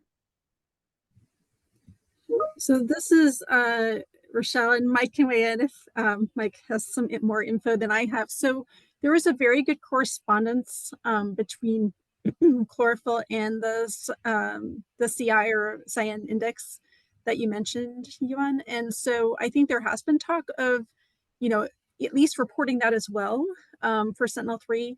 Sentinel-2 data, my understanding is it doesn't have the bands to do the cyanobacterial concentrations like the Sentinel-3. So, don't quote me on this. I know I'm being recorded, but we can certainly follow up with Blake and kind of see what the plans are there for how to report the Sentinel-2 when they get to that. And Mike, did you want to jump into? No, that's correct, Rochelle. That's my understanding too. I mean, Blake's really the expert on this. Our lead at Cyan is that the Sentinel-2 is a chlorophyll band, not a phycocyanin band or a cyanobacteria dominated band. But it's my understanding there's no plan to discontinue providing the current Sentinel-3 based cyano index value, but just to add the updated chlorophyll Sentinel-2 data to that, which will be, chlorophyll focused. If that answers your question. Oh, Yes. Thank you. Thanks. And actually, Mike, I think you're up next. So I think next on our schedule is Mike Paul, who is the HABs guru at the EPA now, right? Nationally. Mike and I have a long history, so I know a little bit. But thanks again, Mike, for agreeing to speak here. Let me get your camera on screen really quickly too. Yeah, my pleasure. Can you hear me all right? And can you see the presentation? Yes, we can see the presentation and can hear you fine. Awesome. Yeah, Dan, it's funny that Dan and I have almost parallel paths starting in stream biogeochemistry, and now we're both doing HAB work, which is ridiculous and charming simultaneously. So thank you for the opportunity to join you guys today and talk about what we have going on at EPA headquarters. You're very fortunate to have one of what I think is the most amazing HAB coordinators that we have across EPA in Region 10 and Rochelle. So I will do my humble part to tell you what I've been working on at the national level. Let me, if I can get this screen to forward. So in response to an Inspector General report a few years ago, providing recommendations to EPA on how to improve the harmful algal bloom activities across the agency, EPA developed a HAB strategic plan. And part of that plan was to develop a national HAB program led by a program lead who would help coordinate the formation of this national HAB program to improve collaboration and coordination among all the different entities within the agency working on HAB-related activities.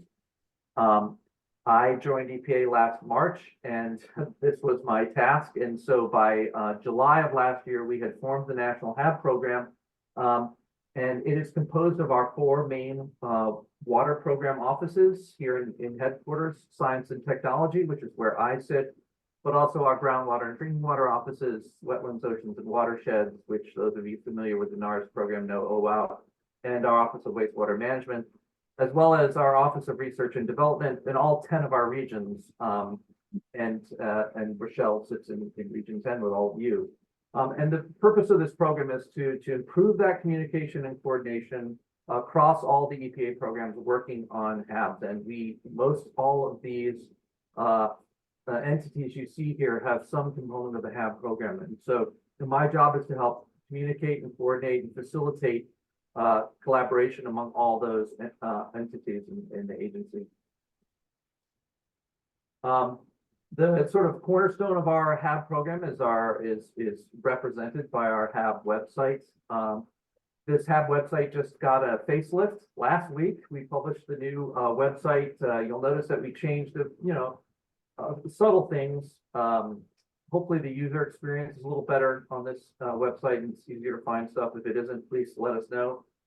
You'll notice that we changed from CyanoHABs to HABs because while under the Harmful Algal Bloom and Hypoxia Research and Control Act, or HABARCA, EPA is tasked with managing the components of that act associated with fresh waters, and NOAA handles the marine, coastal, and Great Lakes portions.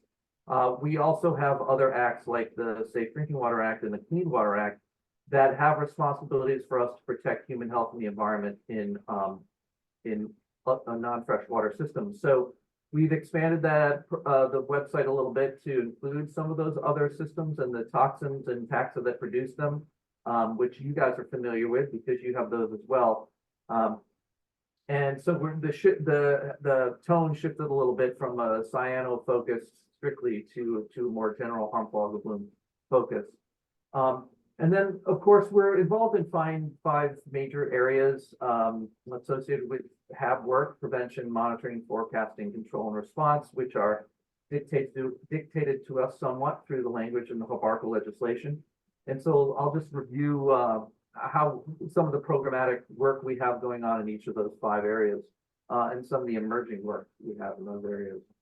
So on the side of prevention, one of the ways we work on prevention is developing these health advisory and recreational criteria for contaminants, including cyanotoxins. And you guys are familiar with the values for microcystin and cylindric spermopsin. On the new website, we also provide a link to, we've just added links to all the state and tribal HAB programs, including a table of all the existing toxin thresholds being used across the United States. For all the 4 horsemen of the apocalypse freshwater cyanotoxins, so microcystin, cylindro, anatoxin, and saxitoxin.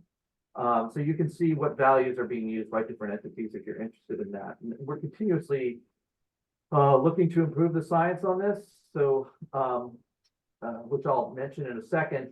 One of the other areas we work prevention-wise is in terms of trying to alleviate the drivers associated with harmful algal blooms as we know them based on the current available science. And a big part of that is nutrient pollution control. So, obviously those of you who work in HABs probably have some involvement in the nutrient world as well, or came from it, or have a foot in each. I certainly do. And so we have a lot of nutrient pollution and nutrient mitigation resources available through EPA. That is a big component of our prevention program.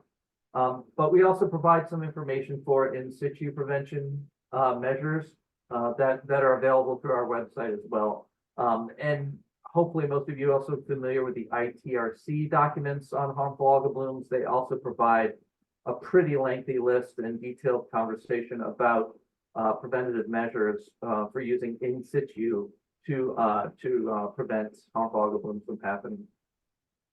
One of the areas of emerging interest for us is, of course, closing the loop on these 4 horsemen of the apocalypse. And we're working on the saxitoxin health effects support document, which is the foundation upon which our health advisory and recreational criteria are built.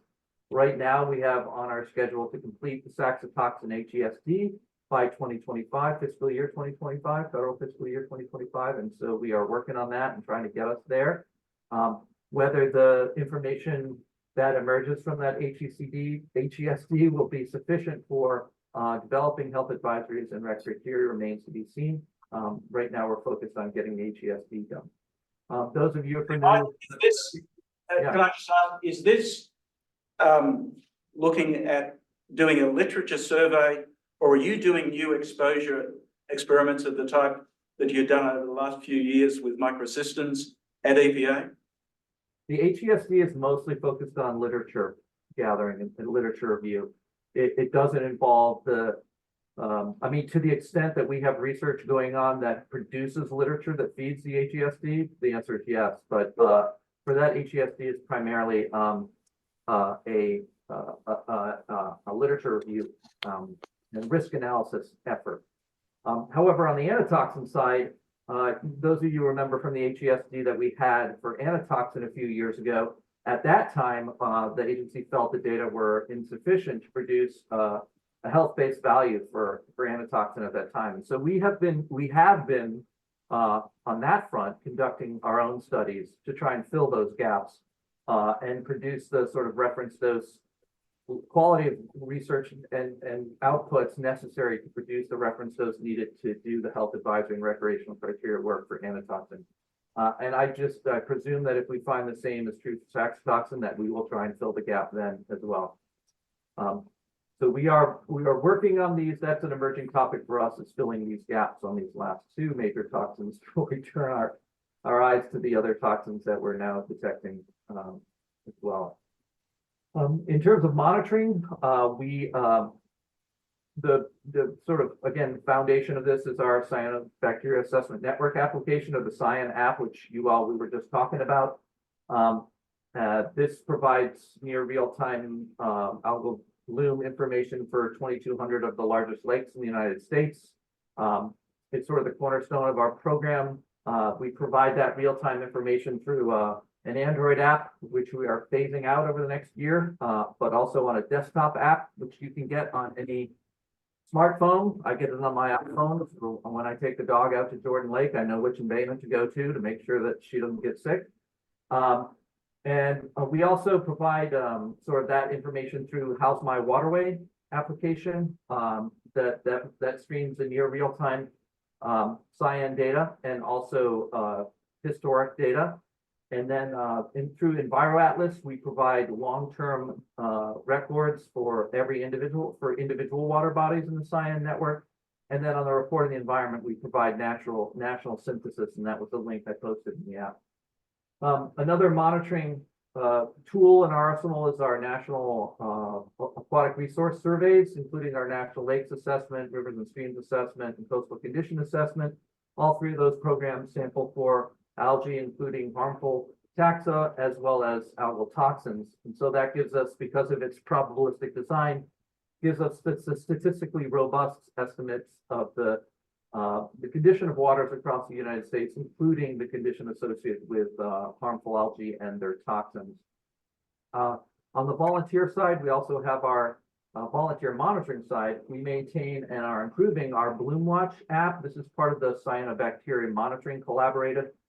This is a phone-based app that allows users akin to the ones we were discussing earlier, that allows volunteer groups to take photos that are then sent up to the cloud and confirmed by experts, and then our geotags are made available. There's a second tier of this program called Cyanoscope, which we train users in how to identify cyanobacteria taxa, and that information is uploaded as well. And then there's a third level we're starting now for toxin analysis, where volunteer groups can take water samples and send them off to have toxin analysis done. So we're constantly looking to improve our monitoring capabilities and what we're providing on the national scale to be responsive to HABARCA. This includes improving our Bloom Watch app. So we're just about to release, hopefully soon, a Survey 123 version of the Bloom Watch app, which improves the user experience with this app. It also provides us the ability to stream this information into the water quality portal. Having that information streamed and linked to the water quality portal is valuable for us as an agency, because it allows us to link it up to all the other data in the water quality portal collected by our federal, state, and tribal agency partners, which will allow us to build better predictive models, to link this data to assessment decisions and monitoring decisions more accurately. So we're very excited about this new version of Bloom Watch that should be coming online soon. We know that in terms of advisory, we also have a story map on our website. There's an image from it in the lower right corner of this figure, where we try and track all the advisories going on across the United States at any given time. And we do this monthly. They have to be publicly available. We have a lot of states that are currently not providing this information publicly, either because they don't have monitoring and advisory programs, or they don't make that data readily available. we're looking at the capability, we're looking at the possibility of adapting the BloomWatch app to be an app that any local, state, federal agency partner could use to upload information related to ongoing advisories, to kind of centralize that information, make it a nationally standardized schema that would also stream into the water quality portal again, so we could get this advisory level information consistently collected across the United States. So we don't have 50 flavors of this, and then provide a tool that could be used by states that have not yet gotten to the point where they have this type of application. We're working with our partners at Centers for Disease Control to see if this might, the same platform might also be useful for medical and veterinary professionals to provide an application where they can upload information on incidents they are seeing in their realm to again provide a consistent consistent application that can be used for reporting incidents of harmful algal bloom illness, either in humans or animals, that can then also stream into our data, enter our data stream, so it can be linked to incidences of data where we have data, either satellite-based or ground-based data, and provide a bigger database to now link human and veterinary illness to surface water quality data. So we're working with our partners over there, very early days on that, but that's an emerging topic of interest for us in the monitoring realm. The last emerging HAB optic, I think this last one emerging HAB topic for us under monitoring is benthic HABs. Many of you are familiar with the benthic HABs ROAR project that Rochelle is a big part of, but it's a nationwide study where we're looking to develop more standardized methods for sampling, analyzing, and assessing, and I heard you on that, how you assess this benthic harmful algal bloom data and translate that into a risk decision. So we are working on that, and if you're interested in that, if you haven't seen a talk on it yet, you can go to the benthic HABs discussion group website or page within our HABs website. There'll be a webinar on March 27th that you can register for, where they'll be updating progress on that national ROAR, this HAB study. And also another study going on out west that you might be interested in, being led out of the University of Nevada and Utah, BYU as well. Oh, sorry, last emerging HAB topic for us, which may not be regionally relevant for you, but it certainly is for our partners down in the Caribbean and the Gulf of Mexico, is that these sargassum inundation events. So we have this is a large brown alga that forms large mats now along the equator, now outside the Sargassum Sea. These large mats produce landings in coastal waters that can produce human health and environmental risks associated with decomposition and accumulation of metals in the tissue of this sargassum. And so we've produced some new web materials on this, both in English and Spanish, in the last few months, that we've made available for our partners in those regions that are concerned about sargassum, its phenomenology, as well as its response and management of these inundation events.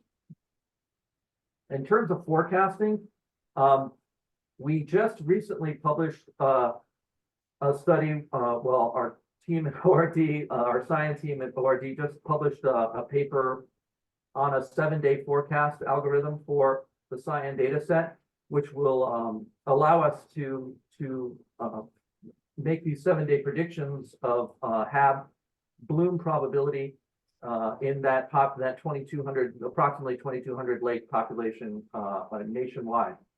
And so that's a big innovation for us, and something that was high on our list of to-dos, because we needed to be responsive to improving the amounts and quality of our forecasting tools. In addition to that 7-day forecast, we also, our researchers are also working on just identifying the population of lakes nationwide that are at greatest risk of toxic cyanobacterial blooms. And so there was a paper from Amalia Handler, I think is speaking later today, on this. And so that's another what we consider forecasting element. that we're working on. Of course, an emerging HAB topic for us with forecasting is operationalizing that Cyan forecast that Blake and his group developed. So this 7-day forecast. One thing to have it in a peer-reviewed paper, it's another thing to make it available to the public. So our team in OWOW, Office of Wetlands, Oceans, and Watersheds, has taken it upon themselves to master this code, this complex R code, to produce the predictors needed for this algorithm. And they are they're working hard to get that 7-day prediction up and running for this HAB season, starting this spring. And our plan right now is to make those predictions available through the How's My Waterway application, and hopefully later through the desktop-based Cyan application as well. And so we're working on that. On the control side, the majority of the work we do on HAB control is in the drinking water facility. Obviously, protecting human health is a high priority for us at EPA. So we have a variety or a large volume of resources on our website that provide information on controlling cyanotoxins in the drinking water stream and how to respond to that.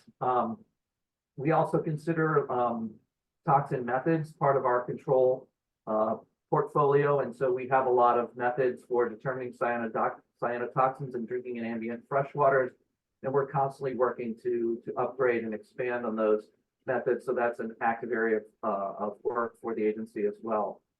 We have some information on control measures for surface waters there, not nearly as much as you can find in something like the IPRC guidance, which has a fairly comprehensive coverage of control technologies in situ for harmful algal blooms, which we provide links to there if you don't already know that publication. Obviously, control is an important topic of research. Our partners, our interagency working group partners over in the U.S. Army Corps of Engineers and NOAA are pretty active in researching control technologies. And our sort of contribution on the EPA side is making sure that all these technologies adhere to regulatory requirements and protect human health and the environment as well. But this is an area that we are participating as well with our partners in those agencies. In terms of response, the sort of foundation of our response program is our Cyanotoxin Preparedness and Response Toolkit, or CPRT toolkit, which helps walk users through how to develop a response plan. We provide a lot of examples of harmful algal bloom response plans, both for drinking water facilities and for surface water, recreational water management. And these response plans include all the accessory documents you need for a response program, like incident checklists, press releases, advisory signage examples. So I know a lot of you guys in Oregon are probably beyond doing that, have already developed these response plans, but that's a big part of what we've developed in the response arena as well. And an area we're working on there is to try and develop a national response plan. So we have, when needed, supported our state and tribal partners when there's been HAB events that needed support from the agency, like in Toledo and Salem.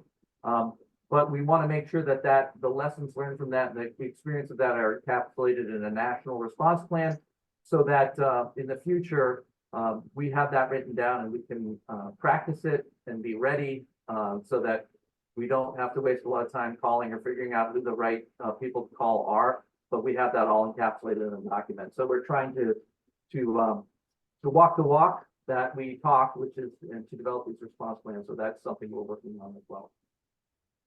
That's it pretty much for the National HAB Program review. My contact information is there. The new website does not have cyano in it. That didn't get edited properly. It's just /HABs. But the old web link will take you there. We made sure that worked because we didn't want to break everyone's link.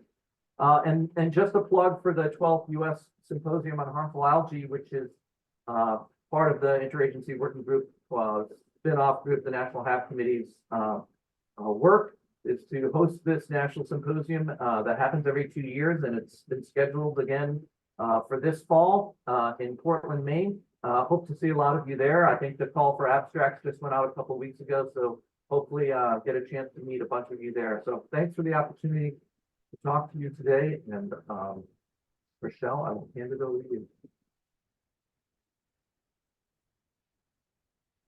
Yeah, we are a few minutes behind schedule, so we might have an opportunity for a question or two now.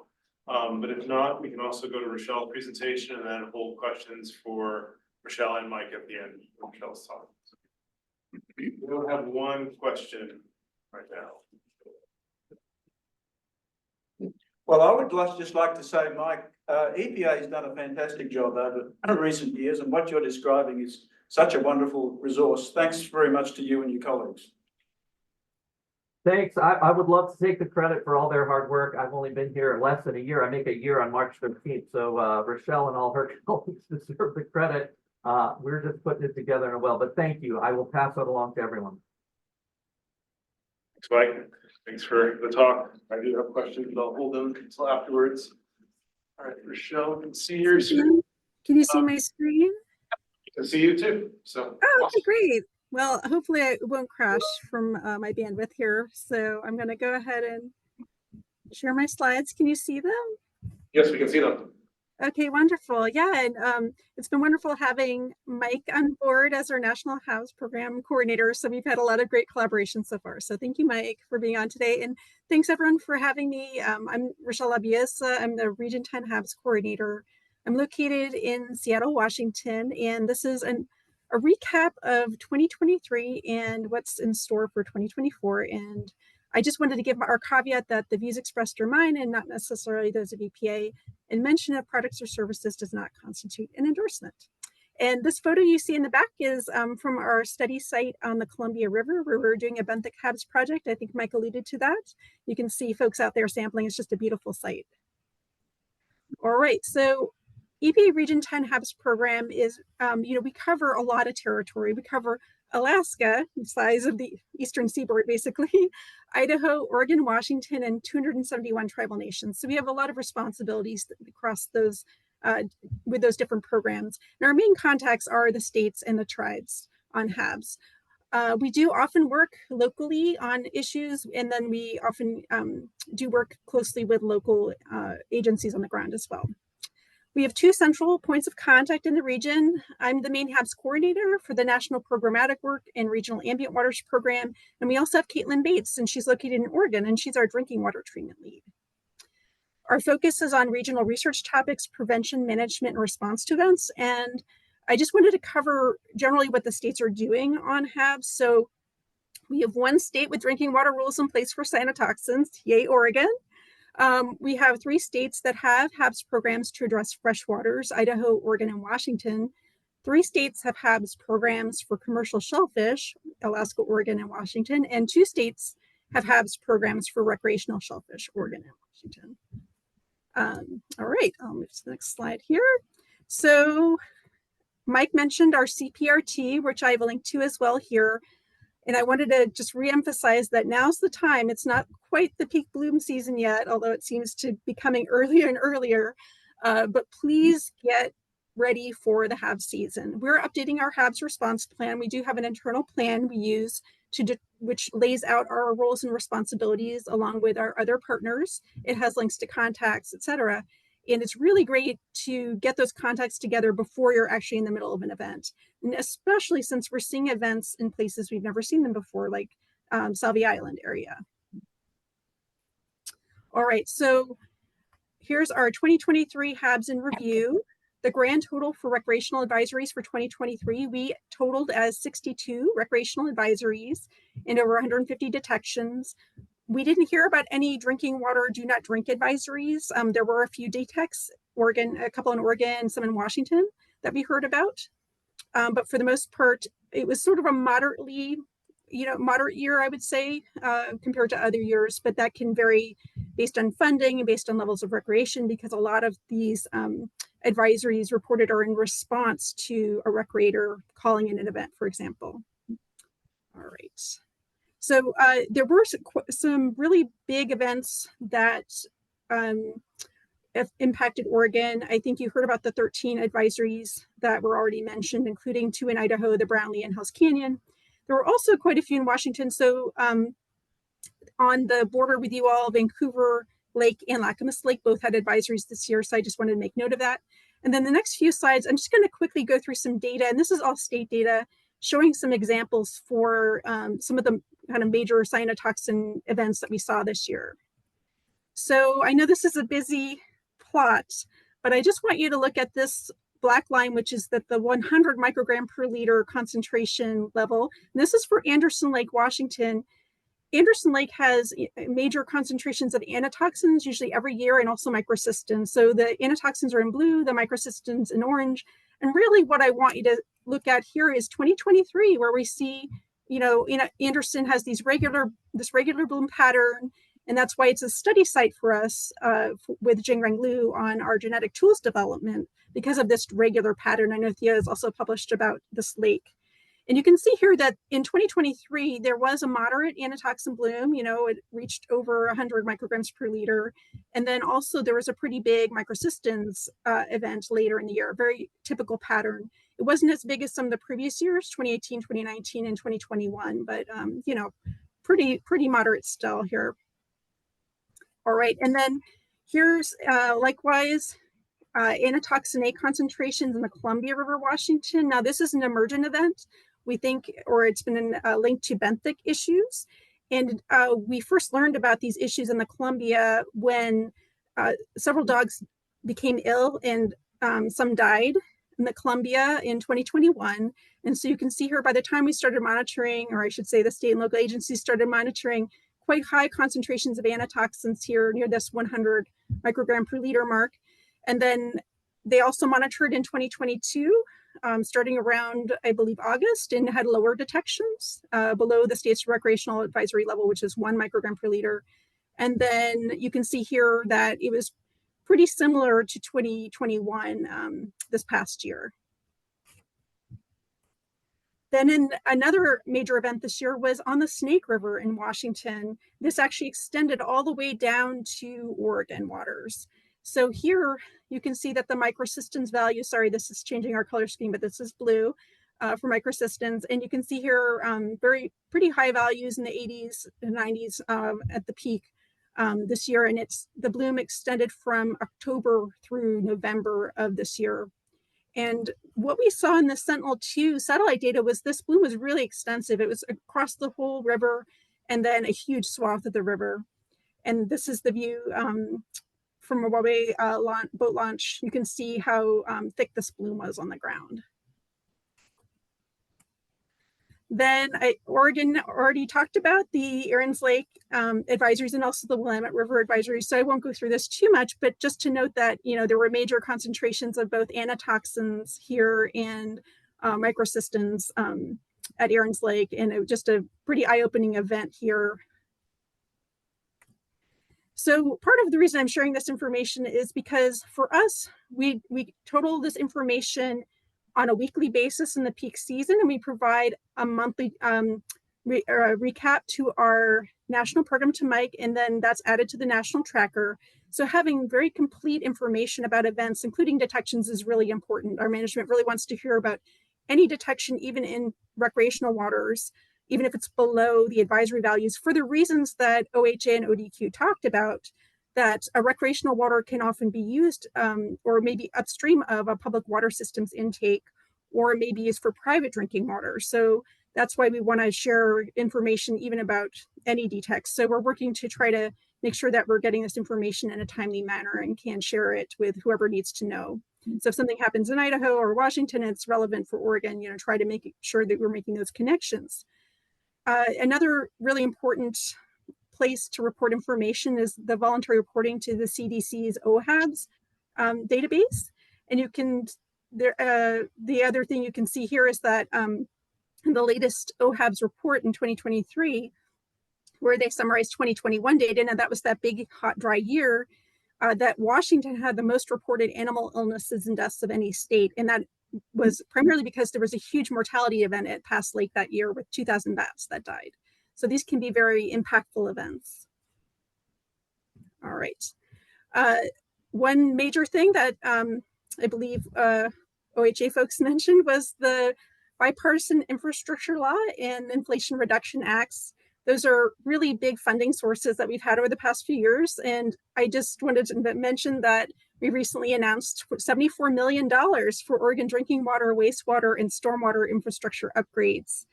The other thing I thought would be of interest here, because I often get comments or questions about grant programs, we just announced or recently announced this community change grants program, which may be of interest to this group. And so I've included links here that folks can use to get to those. Upcoming are some webinars that may be of interest. So we have the Nutrient Explorer webinar. I have a link there. Mike mentioned the benthic HABs discussion group, and we'll be talking about our benthic HABs project to develop standardized methods to assess and manage benthic HABs. And then we will also be presenting on that to the US-HAB symposium that Mike mentioned. On March 26th as well, there'll be a small drinking water systems webinar focused on harmful algal blooms. And then I just want to skip forward to this. Big thank you to Theo for presenting at our genetic science applications in predicting cyanobacterial blooms. So Jingrang Liu and Theo will be presenting on genetic science tools, including qPCR methods. And a lot of the data and results will be shown are connected to the Pacific Northwest work. So thanks again. And there is a registration site. I'll make sure everyone has the link for that, and that's on March 27th.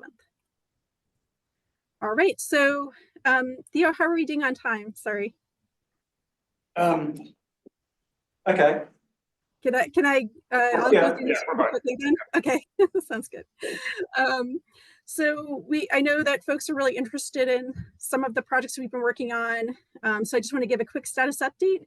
So we submitted with ODEQ a paper on the SACE method that was referenced. It's a more sensitive method for microcystins by ELISA. So that was submitted to harmful algae. Jingrang is working on some tools, genetic tool papers, and those are in preparation right now. We're working on the benthic HABs methods development, which I'll explain in the next few slides. We're also working on an Alaska public water system harmful algal blooms vulnerability assessment. Mike mentioned the saxitoxins health effects support document and related literature search that we've been working with headquarters on.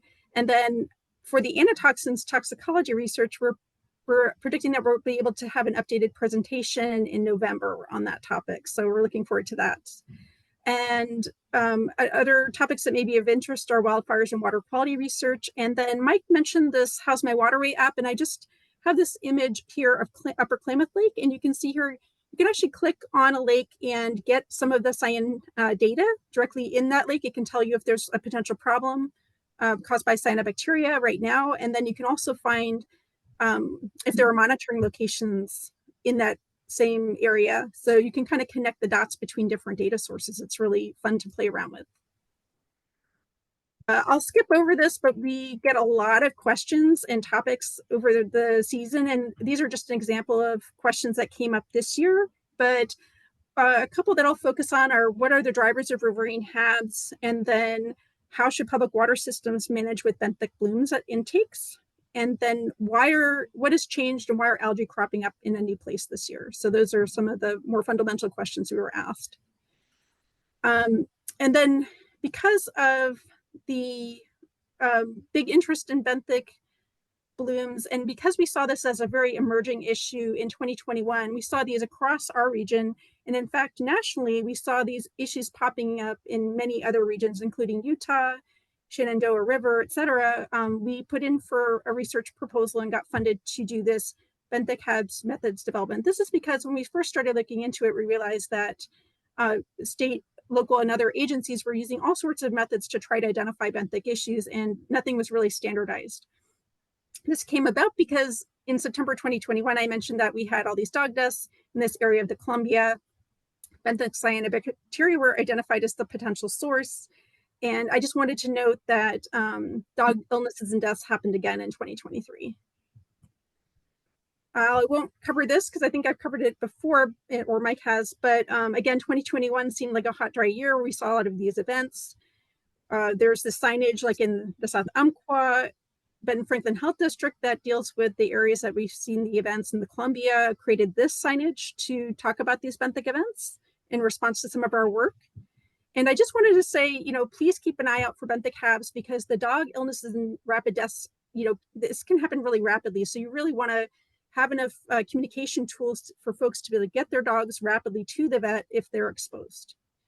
And there are some resources, including the ITRC guidance on benthic HABs and some videos for identifying benthic HABs, including ITRCs and actually a New Zealand benthic HABs video.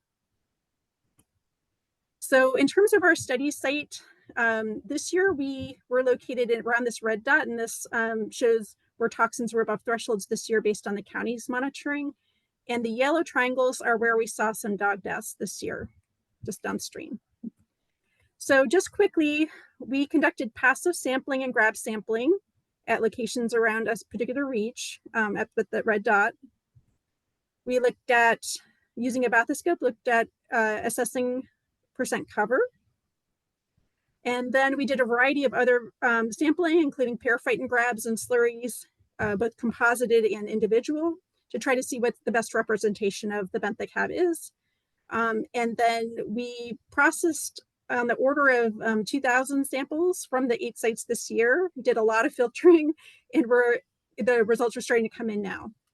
And so for preliminary data from this site where the dogs died at Howard Amen Park, we determined that there was detectable anatoxin A, cis dihydroanatoxin A, homoanatoxin A, and dihydroanatoxin A. This is still preliminary. We're still working up the data, but that gives an indication, I mean, especially the presence of dihydroanatoxin A that may have had a significant impact on the dog illnesses and deaths here. So next steps are, we're probably going to do many more sites to determine the extent of the benthic coming up in 2024. Probably more than the 6 identified here, probably more in the order of 20 sites. I'm still working that out. And then, you know, we're looking at drivers like velocity, roughness, bathymetry, temperature, other drivers that may have an influence on why and how the benthics are forming here. And just a message for 2024, please be prepared early. It's an El Nino year. We don't know exactly what the implications are for that, but it's really good just to prepare for it to be a relatively bad year. And here's my contact.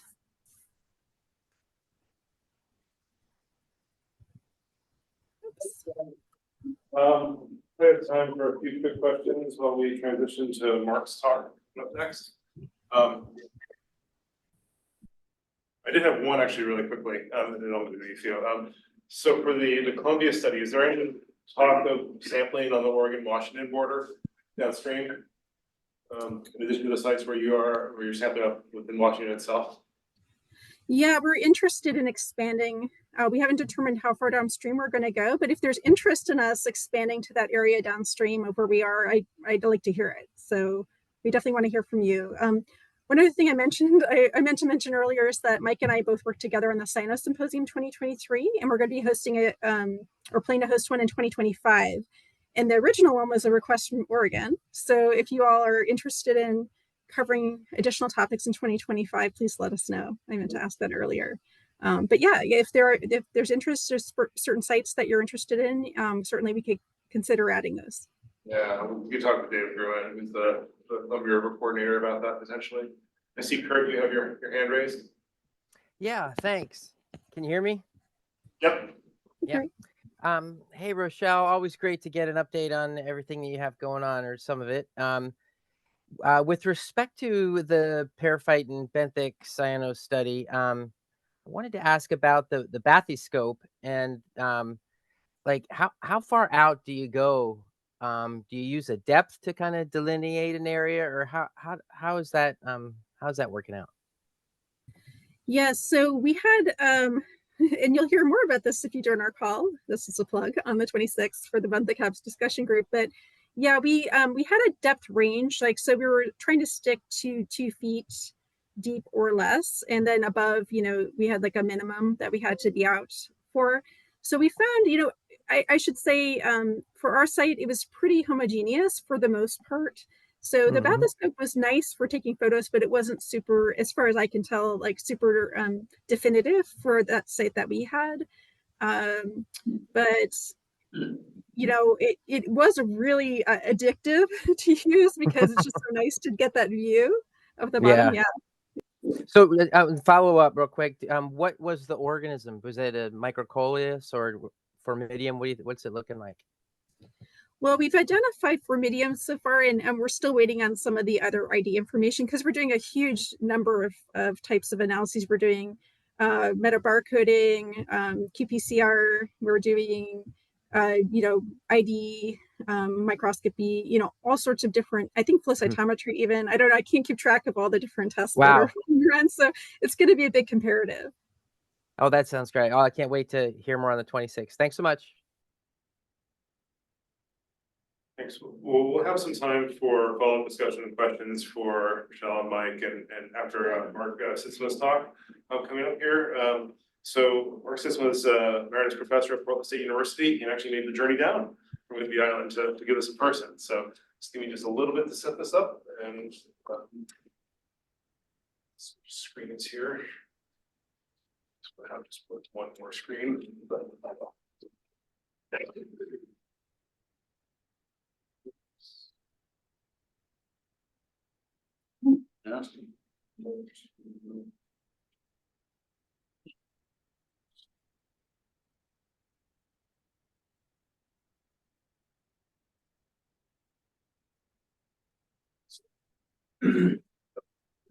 So, thank you very much. Can I get a confirmation on Zoom that you can see the slides? So confirmed. We can. Yep. Excellent. Well, thanks for the invitation to come back to Oregon. I spent a lot of time here and with Ola in the past, and it's nice to be back. I live up on Whidbey Island now since I retired, which is an island in Puget Sound. And I'm vice chair of the Whidbey Island Conservation District. So I like conservation districts because they're really local, volunteer-driven, non-regulatory. It's a good group to work with. And this particular conservation district I got involved with because this is a lake that's about 500 feet from my house, called Lone Lake. And it's had a long history of algae blooms, and the conservation district actually developed an algae management plan for this lake with funding from Washington Department Ecology. So anyway, I like conservation districts because they're local, volunteer driven, really where the rubber hits the road, I think. Might have to hit the mouse on this one just to put the pointers there. Just oh. I think you can use this. Oh. See if that works. Okay. Okay. So also thanks to Rochelle for sort of giving an update because the data I'm talking about is from this report we did from a couple of years ago. And Rochelle's data is sort of more current. But I mean, the point here is this number of lakes with microcystin concentrations greater than 6 micrograms per liter over the time in Washington State. So the point is, we all know these kinds of blooms are increasing. So that tells me, well, something's not working. And we get lots of reports of health impacts. Again, this is my lake, right? Closed. This is past lake. When Rochelle mentioned 2,000 bats died at that lake. It's very bad. And past lake is about 20 miles from my house. So I moved right to the middle of the harmful algae bloom world in Washington. So I mentioned conservation districts. So in 2021, the Whidbey Island Conservation District sponsored a resolution to the statewide organization called the Washington Association of Conservation Districts. And it was approved, and really the job we were to do was assess the status of HABs in the lake, assess the adequacy of funding for HABs, monitoring the funding to address HABs statewide, and to recommend actions that conservation districts could take to reduce the frequency and duration of HABs in Washington. So this is the work group that was made up. I chaired it along with Heather McCoy, who's the manager of the Whidbey Island Conservation District. We had a lot of conservation district participants. So most of these people are not experts on HABs. So we had a technical advisory committee, and Dan presented to talked about the Oregon strategic plan. And I think Rochelle actually talked to us once. But we had representatives from tribes and most of the state agencies involved in HABs management. So has this got a pointer on it? This red button? Yeah.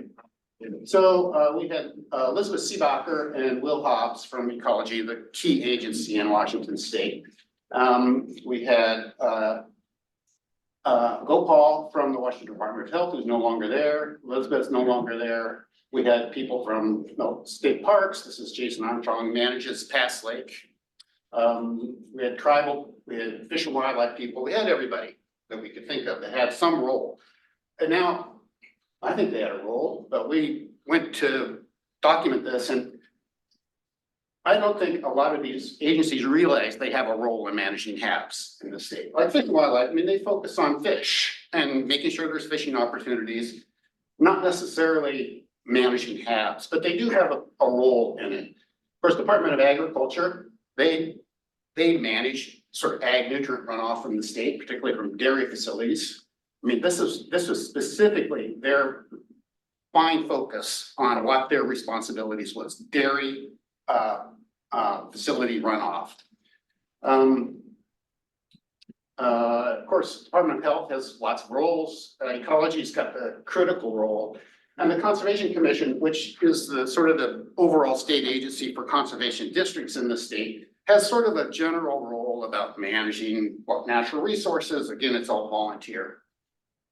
So lots of state agencies involved, not to mention the federal agencies.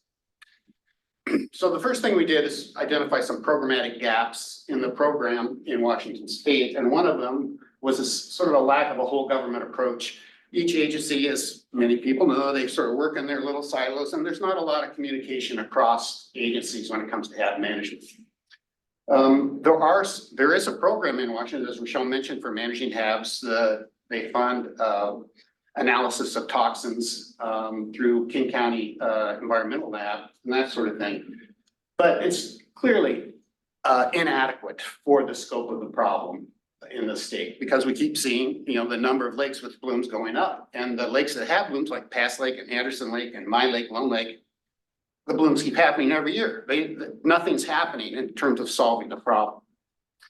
I think there's probably more blooms than what we know of, because the monitoring is pretty spotty. I mean, all the monitoring on my lake was done by me as a volunteer. So there's not a lot of what I would call sort of comprehensive monitoring that I can see in the state. And although there are some communications, again, Rochelle showed some of the communications, but I've seen in my lake, that I showed you a picture of, 2-year-olds wading in the water, green water, with a sign over on the kiosk saying danger, keep out, but the kids are still wading in the water. So it's like, it's not enough. So we need more and better communication. In spite of the fact that everybody's doing their best, it's clearly not enough, I don't think. So here are the recommendations we came up with. And these are sort of a grab bag. It's just everything we could think of, we included. This sort of addresses the lack of a whole government approach. We recommended a coordinating committee from state agencies. So get the agencies to at least come together once a year to actually talk about HABs and what they're doing. And a technical advisor committee made up of the state agencies and others in the state that have a role or an interest in managing HABs, like academics and that sort of thing, to sort of make sure that the state agencies are up to date on current management strategies. And we need to hire individuals with limnology expertise in all these agencies, because Fish and Wildlife, you have fish biologists. They're not necessarily limnologists. They understand fish and growing fish, but they're maybe not current on HABs management. Lack of adequate funding to address fundamental questions about causes of management of HABs. So I have an academic background, so I recognize the need for research. So we included a research program, and you can look at the numbers here. I'll have a summary slide that shows all the numbers added up, and you'll see it's a big number when it comes to the end. I think there should be some more research in the state on HABs management. So we included that as a recommendation. Lack of funding for prevention, monitoring, and response. We want to increase outreach and education. This is primarily to Conservation Commission for nutrient management from ag runoff. This is what a lot of conservation districts focus on, is ag runoff of nutrients. There's a loan program in the Department of Ecology for local agencies that hasn't been tapped. So we wanted to sort of investigate if that's a possible source of funding. We talked about Columbia River. It's a big federal river. Corps of Engineers built those reservoirs. Moses Lake, another lake, a Bureau of Reclamation Lake in Washington, huge lake with lots of blooms.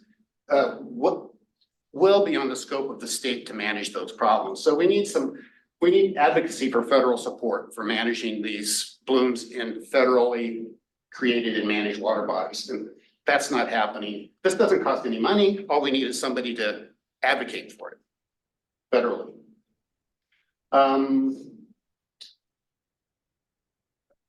And this is a key one, funding to develop best management practice in watersheds, where HABs are in watersheds or in freshwater bodies. Again, this focuses on freshwater HABs, not marine HABs, but to develop some watershed management, increase the funding for watershed management activities in lakes or water bodies currently experience, or that could experience HABs in the future. So we're not thinking of just about those current problems, but where other problems could occur.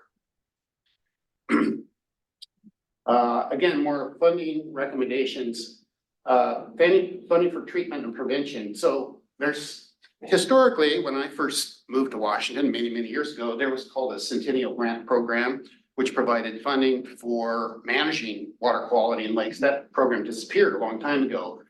And we really need funding for certain prevention treatment programs for HABs, because when you have a lake it's a human health issue, we really got to do something about it rather than just put a sign up and hope people don't go in.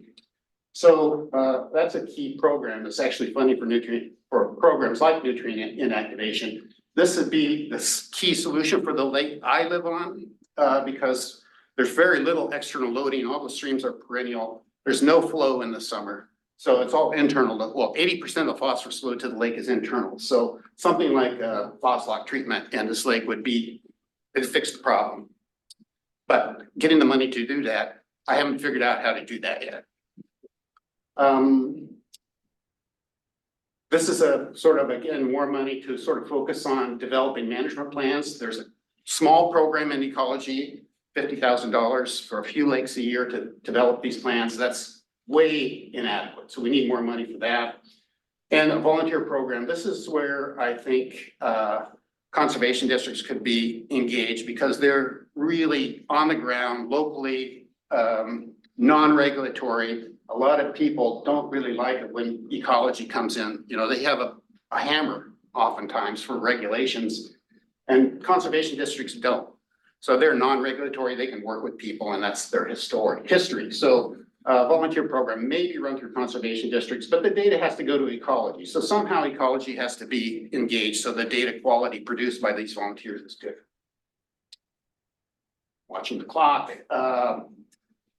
I mentioned, Rochelle showed some of this communications. We have the signs, we do the signs. People don't read the signs, and they go in there anyway. I've seen people, throwing their stick and their dogs jumping in the water. I mentioned the kids wading in this super green water. And I mentioned Lone Lake has some of the highest concentrations of microcystin in the state, particularly when the wind blows from the south and concentrates right where the people access the lake. So we need more and better ways to communicate the risk, because I don't think the signs work very well. And I don't think the websites work very well. I mean, people don't go to the website when they're at the lake and see it's green. They need to go to the lake and they get in the water. So we need to figure out a better way to communicate. I don't know what the answer is, but I know what the problem is. So that's a lot of what this whole program is about, is, okay, here's the problem, let's find solutions. So here's the numbers, add everything up. The conservation districts or conservation commission under this program would get about 4 million. Ecology would get about 7. This is biennium, so this is 2-year budgets. Health would get some money. So the total is about $6 million for grants, and a total budget of about $7 million per year for this big program in Washington. So this is what's happened since we made this recommendation, produced this report. The full membership of the Washington Association of Conservation Districts endorsed the the recommendations we had. That was in November 2021. And this is incorrect. This should be 2023. We had my local senator in Washington proposed a $75,000 budget proviso, which is like a pop in Oregon. It's so, you know, this is money to actually get something going. Basically to form sort of the interagency committee that we had recommended to sort of talk about this some more. I mean, I'm kind of tired about talking about it, but that's what people want to do. They want to keep talking. So, okay, that's better than nothing. So let's keep talking about it. Unfortunately, when didn't get through got cut from the budget at the last minute. So we didn't get any of that money. Since then, we've had an ad hoc interagency committee for ecology and health and the Conservation Commission meeting to discuss this. We meet monthly, basically. And the upshot is that ecology is taking the lead to develop a joint decision package, again, like POP, targeting the 2025 session. I don't know what's in this, what they've done. They haven't communicated that to anybody except internally. They've submitted a budget request to the Ecology Water Quality Program. It has to go through them. If they approve it, then it goes up to the full agency. And if they approve it, then it goes to the governor or to the what's called Office of Financial Management. And that's approved, then it goes to the governor, and then if that's approved, it goes into the government's budget. So there's a long process here that's drug out. But we expect to hear about this part, whether the water quality program approves this budget recommendation any day. That should have happened, but it should happen any day. And is that request based on your outline? Yeah, request? it's basically, I think it's going to be the $75,000 for sort of a coordinating committee to talk some more. It's not going to be enough money. When they saw the $13.8 million total budget number, a lot of people sort of blanched and said, we can't ask that much. Let's start small and build up. I don't know if I agree with that, but was sort of the consensus.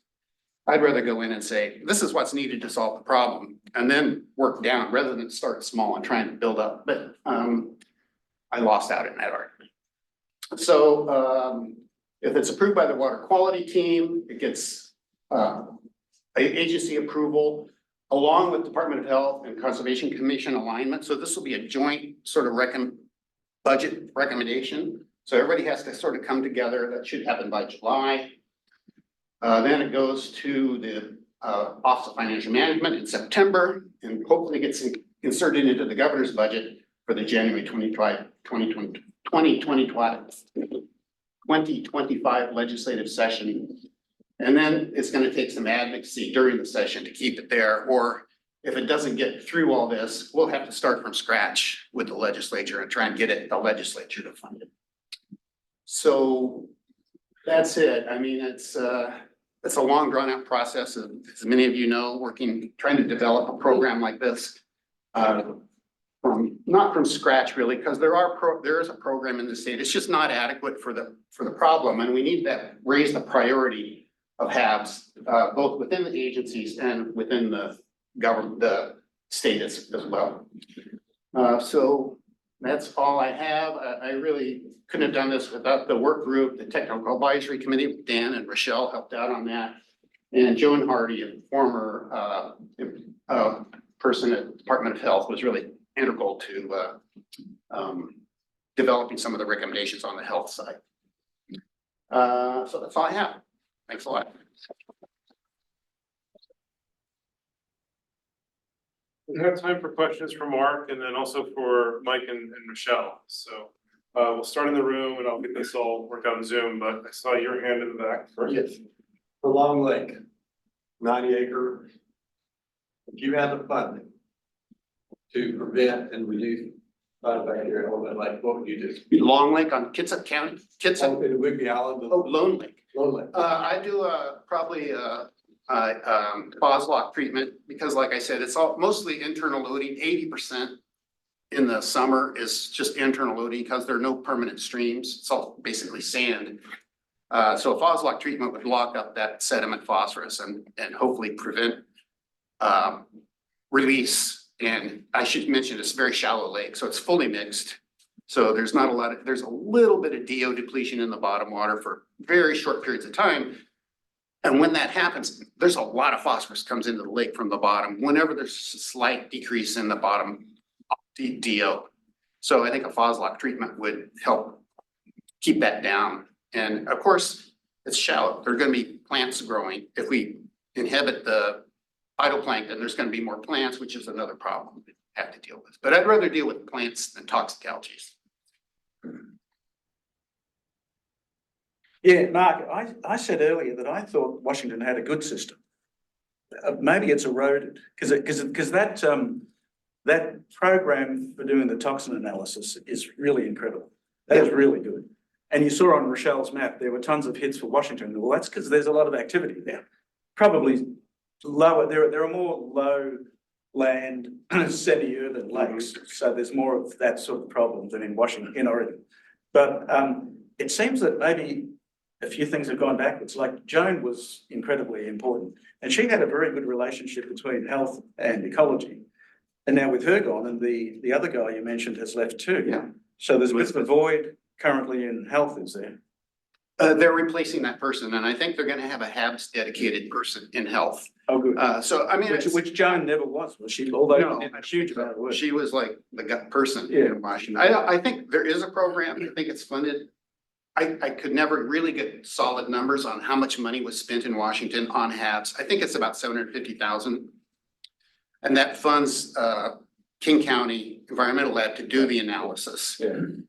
So yeah, that part's good. If you can get a sample, you can send it in, somebody will analyze it. It's just getting the samples. Yeah. I mean, it's all volunteer based. Yeah. And you don't have a volunteer, like I haven't sampled Lone Lake very much. It keeps blooming. I mean, it's the same every year, but why do I have to go out and keep sampling just to show, oh, it's the same thing as last year? It's like, I'm not sampling as much as I used to. I sample in the spring so that they want to do sailing lessons with kids on the lake. So we sample in the spring to make sure it's healthy for the kids to go out there.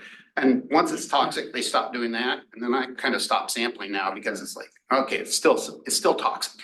And kind of waste of time. Well, I suppose we've had some success in Oregon. You've heard about those new positions.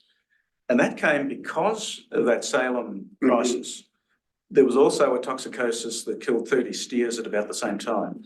And the Willamette the bloom down through the city occurred all at about the same time. And then we found a legislator, Ken Helm, who was chair of an important committee who was interested. Yeah. So, but a lot of that stuff that you had there, that sort of a real program, that didn't go anywhere either. Yeah. And I must say it was ag interest that tanked it. Yeah. It tanked even just discussing about it.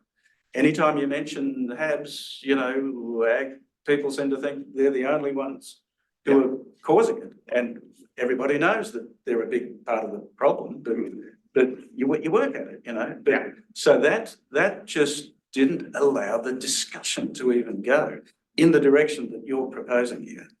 And fortunately, you know, we got funding, which is really good, but it was really because of those two things. There was a real crisis, you know, not a developing crisis, but a very obvious sort of crisis. And there was a person to carry the baton. Yeah, those are the two things that are lacking in Washington. What I told people, I hope we don't have to have a crisis like Salem to get something going. And we really lack a champion in the legislature. So that's what we need to work on.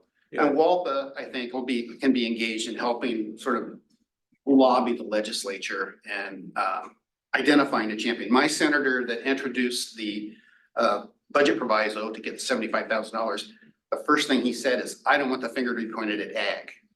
As long as we can do this without the finger being pointed at ag, he would do it. Yeah. And I explained to him, well, in his district where I live, it's not an ag problem. It's an internal loading problem. I mean, so it's not just ag, it's lots of sources.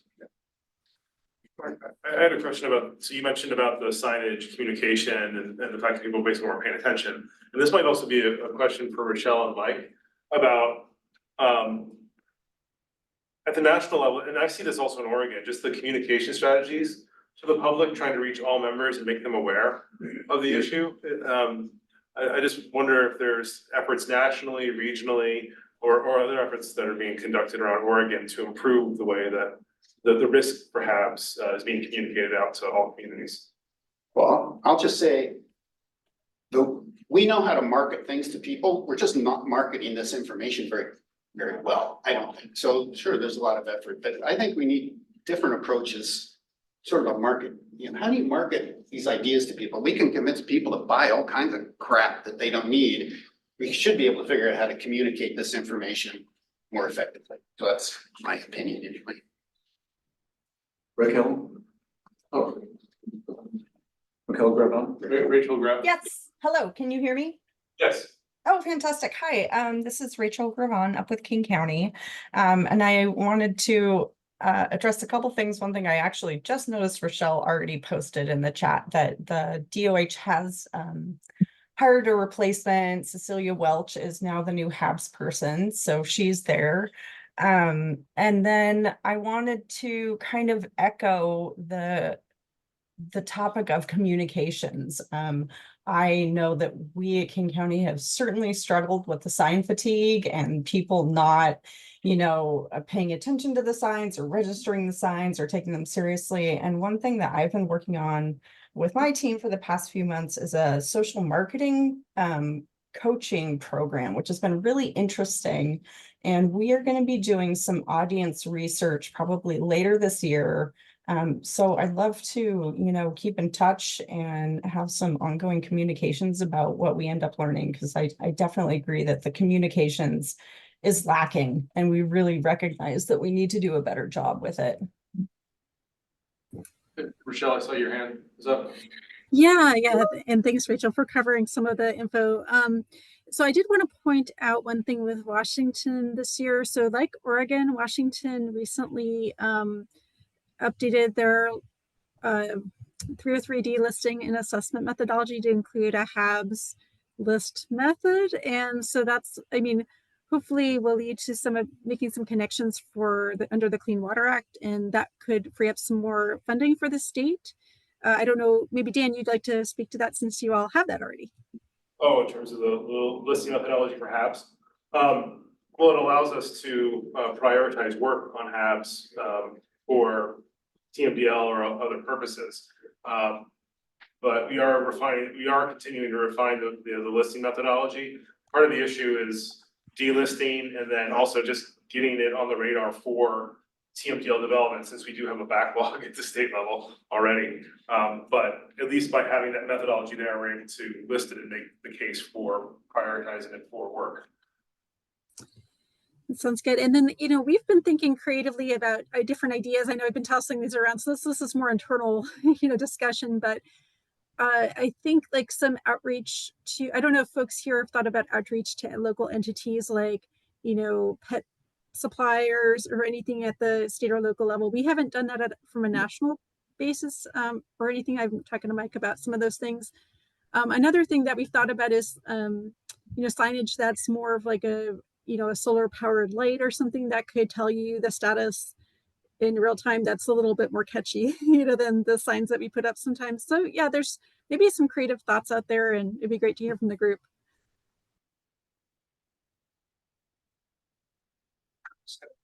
Kurt, I see your hands up. Yeah, thanks. This is for Mark. Hey, Mark, it's always good to see you and hear you. I just want to say thanks for really laying the groundwork for the future efforts to try to work on these water bodies. It is frustrating to not see the support get there, but you've certainly pulled together a lot of great information and costs and such to make that happen. I had a technical question for you, but you went and answered it in one of your things about the dissolved oxygen in your the Long Lake. No. Lone Lake, yes. Lone Lake, yeah. So I guess I'll ask my standard question, because I always like to know what's growing where. What's the organism that you have in your Lone Lake there? Is it a mixture of the Annie, Fanny, and Mike, or what do you usually have?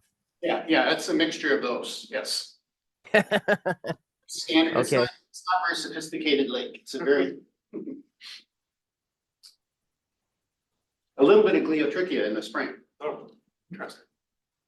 In the springtime, that's interesting. A lot of times we see it in the later in the year. But seems more recently it's maybe happening earlier. Anyway, I appreciate your talk, Mark. Really, thank you. Mike, I saw you posted a link in the chat. I don't know if you want to expand on that at all, or. Yeah, it's a link to CDC's communication toolbox. I mean, this communication issue is a vexing and continuing problem for us. So, you know, it's something I'll bring up with the interagency work group and see if we can't get some additional ideas on how to improve this problem. Because I'm sure there's analogs for other contaminants in similar systems that we can learn from, but I appreciate the conversation. I've been listening intently, and I'll see if we can't get some ideas somewhere else and pass them on to you guys. It also seems it's an environmental justice issue potentially as well. I wonder if it's an angle for that as well to talk about. Yeah, we're actually working on a EJ screen HABs indicator right now with our colleagues over in the who support the EJ screen tool, develop the EJ screen tool. So yeah, but there's a potential, and I know it's a research area for some folks within ORD who are working on the investigating the extent to which HABs are an EJ issue. Well, I'm thinking there's a communication issue as well, just to make sure that you're reaching all affected communities potentially. Yeah, correct. Before I get to your question really quickly, also this is with Mike and Rochelle, with that forecasting information that may be linked to the How's My Waterway app, is that going to be available as raw data as well? I'm thinking that it could also be useful to funnel it into state-specific tools for use, and I don't know if there's thought of making that available on that level as well. So I think so. I will check on that. The reason I think so is that the folks in OWOW who are developing it and will make it available through How's My Waterway are trying to make it so that the desktop app folks can write an API to grab it and stream it to theirs. So for that reason, I think that the data are going to be available on a way that can be streamed to other resources as well, but I'll check on that. Great. I see your hands up again. Yeah, that's me. Hi everybody. I chimed in earlier. I'm Kurt Carpenter with the USGS. I feel at home with everybody here, so I didn't introduce myself earlier, but wanted to just mention a couple things. Michael's last bit about toxins and other contaminants associated with the cyanotoxins. I wanted to mention about there's a pilot study that we did this summer where we deployed spats along with SPMD and POSIS. So we'll get a large number of compounds from the organics samplers, but then also obviously we'll have the spat data.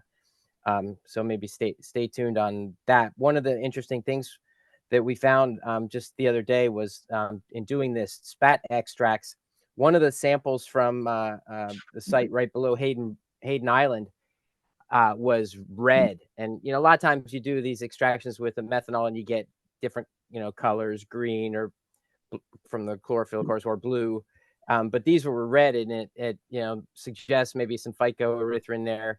And then all the docks, Hayden Island has a lot of docks that have a lot of surface area to grow, periphyton and cyanobacteria. So anyhow, I thought that was an interesting thing to mention. And then just one other thing for Rochelle. You mentioned other locations to do this benthic work. I don't know how many of you have been out to the new restored area in Steigerwald Wildlife Area Refuge across from the Sandy Delta. But that is a cornucopia of benthic cyanobacteria with dogs and highly recreated. So anyway, just wanted to mention those couple things. Thanks, Dan. Right, so you had a question? Yeah, as far as bang for the buck for signage and educational opportunities, I wonder if it wouldn't be good to target veterinarian offices, because people going in there are very concerned about their dogs and cats and everything, and they may pay attention to signage, and then they may spread the word. Sure. Okay, I think we brought that up earlier too, with some of the work with, working with veterinary offices across the country, so that would be useful. Curry Jim from Portland State. This question is aimed primarily at Rochelle. You mentioned that last year, 2023, was a quiet year for blooms. I'm just wondering if, aside from favorable weather that we can't count on in the future, that there's a human dimension to that, like management trends, a change in communication styles. Like, what lessons can we learn from 23 to apply to the future?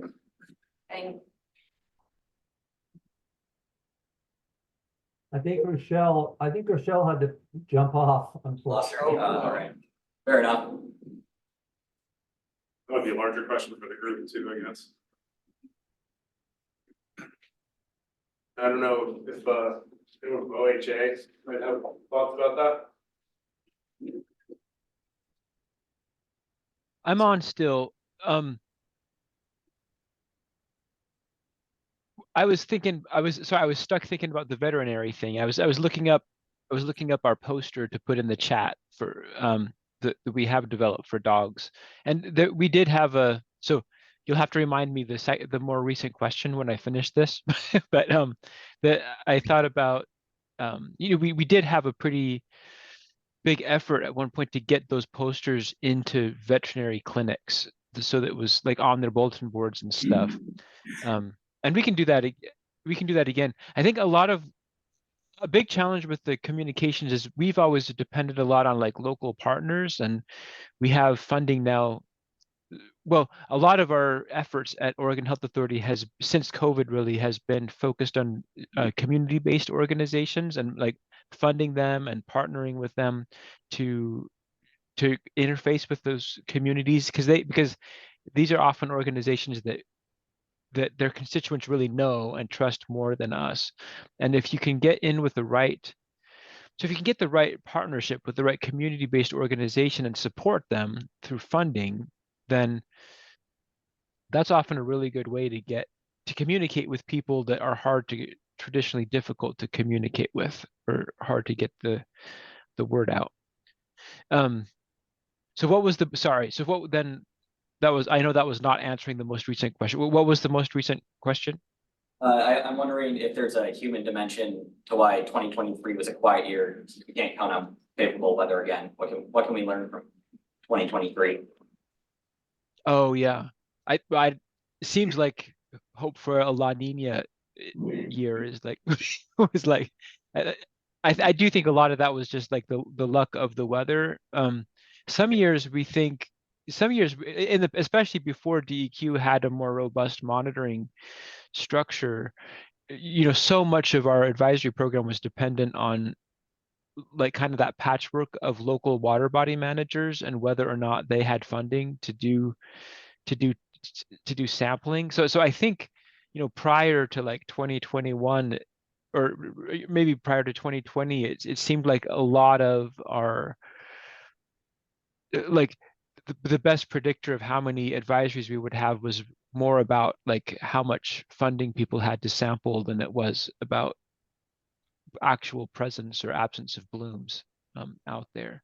I think that's starting to be different now that DEQ's been given the funding and the support to have more regular monitoring, but there might still be some of that happens, just that people like that awareness issue. I do think a lot of that has been relieved also. Like we had like a big influx of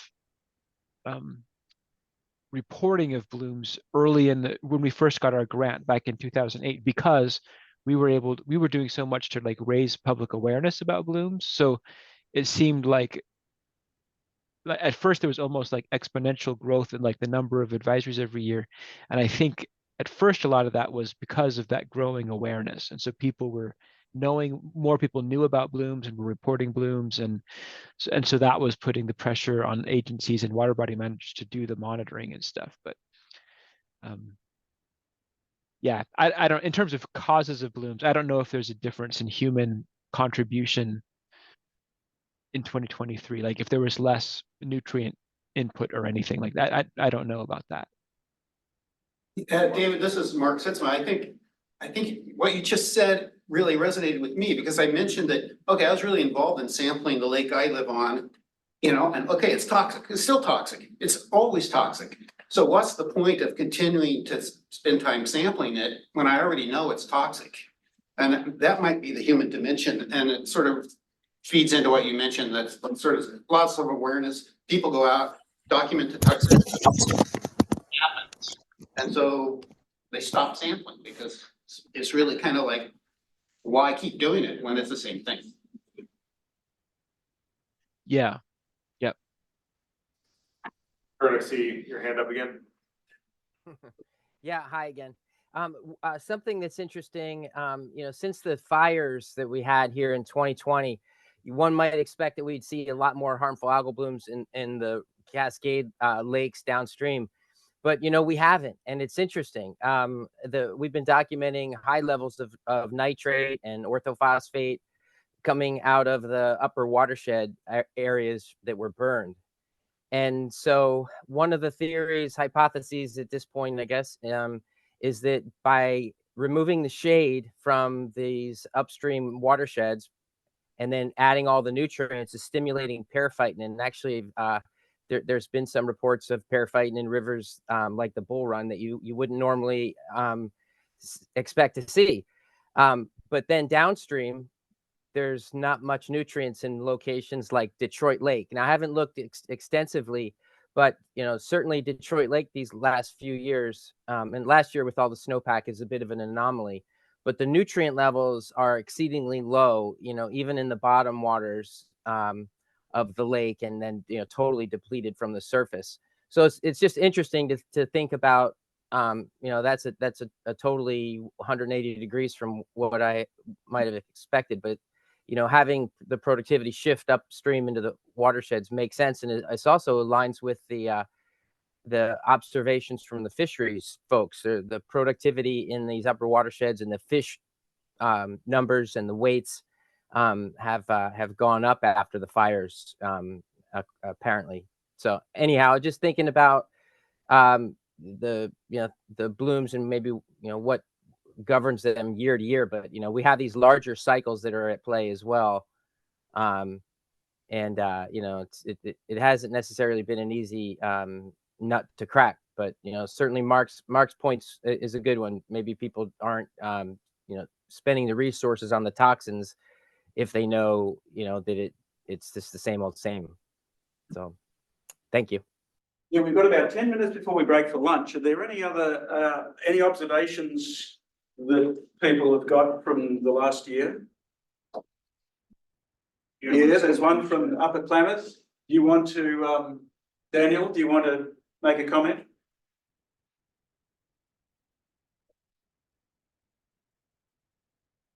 So, of course, Upper Klamath Lake always has tons of Aphanizomenon.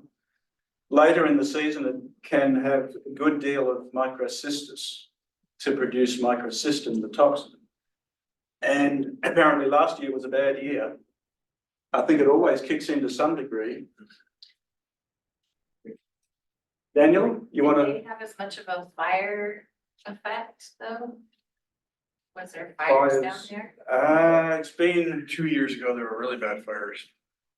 But yeah, affecting Klamath Lake, I'm not sure. Yeah, I wouldn't. It's been pretty consistent for quite some time. I think the one thing that varies is when in the season the Microcystis gets started. And if it's quite late in the season, then it's a little rather curtailed. And we were chatting about the distribution of the bloom into the irrigation system. That's an issue because the irrigation takeoff is just there at the Pelican Point at the very bottom where it runs into the river. And all the bloom that's down at that end of the lake will go through the irrigation district. And so it's an issue if the Microcystis is rather earlier in the season when they're still active irrigation. Less so if it's very late. Any other comment? Yeah. I just want to build on that, Theo, it just reminds me that, we did have a dog death in the irrigation canals, but in a part, where it may be, reclaimed lands that have since become, residential. And so you've got a lot of households and, drainage canals in the back. And, so there's a lot of a lack of awareness of the potential, danger of those canals. And I hadn't made that connection that you just mentioned there, that potential source for it, because it's really difficult to trace those canals and where do they start and where do they end? They just. The irrigation district knows all about it, of course. Sure, yeah. And you can get maps. But yeah, we've looked at it a little bit a few years ago, and basically there's a very quite high rate of flood. And what's at Pelican Point or what's in Link River gets through the system. Way down to the California border. It's transported quite a long distance. So I was thinking more of the aerosolization being a problem, but yeah, direct access by dogs to the canals could be a problem, yeah. As someone who lives in Clement Falls, a lot of those smaller accessory canals have been dry for the last couple of years because of the severe water restrictions reclamation has placed on water coming out of the lake. So in some of the residential areas, there's very little, if any, water in those canals. Okay. But, where they're sending it down to the farmers and the ranchers, I would say probably much bigger risk. Yeah. Al. The Forest Service focuses monitoring of HABs on developed recreation sites, and like on the Willamette National Forest, there's a lot of big reservoirs that in the past have had really big blooms, such as Lookout Point, Hills Creek, and others. But because of the mandated changes in water management to the Corps of Engineers for fish passage, a lot of the recreation sites really are kind of high and dry in the summer now because the reservoirs never get up to full pool. And so one of the reasons why we probably have less HABs is because of the water management in the Willamette Valley projects. So you're saying that the recreator is not getting in contact because they're up here and the water's way down there, but are you saying that a lot of the blooms are less a lot of intense? the boat ramps can't even reach the water. Are you saying that do you know that the blooms are less intense? Is that something that you're saying? Well, no. I would say that the monitoring that the Forest Service has done, generally, the last 2 years were pretty mild years. No really major blooms that I know of. So it's not that no monitoring is happening, but it just hasn't been very intense the last couple of years. So I'm talking about lakes that are monitored pretty intensively, such as Diamond Lake. It just really no big blooms like we've seen in the past for a couple of years. Yeah, well, I'll show data after lunch for Detroit Reservoir, and 2018 was up here and super high. 19 was significant, but it's gone down each year until we haven't followed it since 2022. But there has not been much toxicity in the last 3 or 4 years now. Is that true in Detroit? Yeah. Yeah. Yeah. That contrasts wildly with earlier years where there were very, very high values. And as Kurt mentioned, the expectation after all those fires was that it could be quite bad. What about EWEB? You've had fires up around your reservoirs, Dave? Similar, Blue River Cougar, 2018, 2019, but post-holiday farm fire and pretty minimal activity. I would, cougar is definitely impacted by the cord injunction, at the core, so we won't see cougar probably fill for a long time. But Blue River is a early bloomer. So typically, we still see blooms, we still see Dockaspermum communities in Blue River. We just aren't seeing the toxins. And last year was a great year for us. We had cylindro gene detections in May, in June, and only estimated cylindro results, nothing out of other reporting on it. So, it was a relatively clear and somewhat boring year for monitoring, but good for drinking water.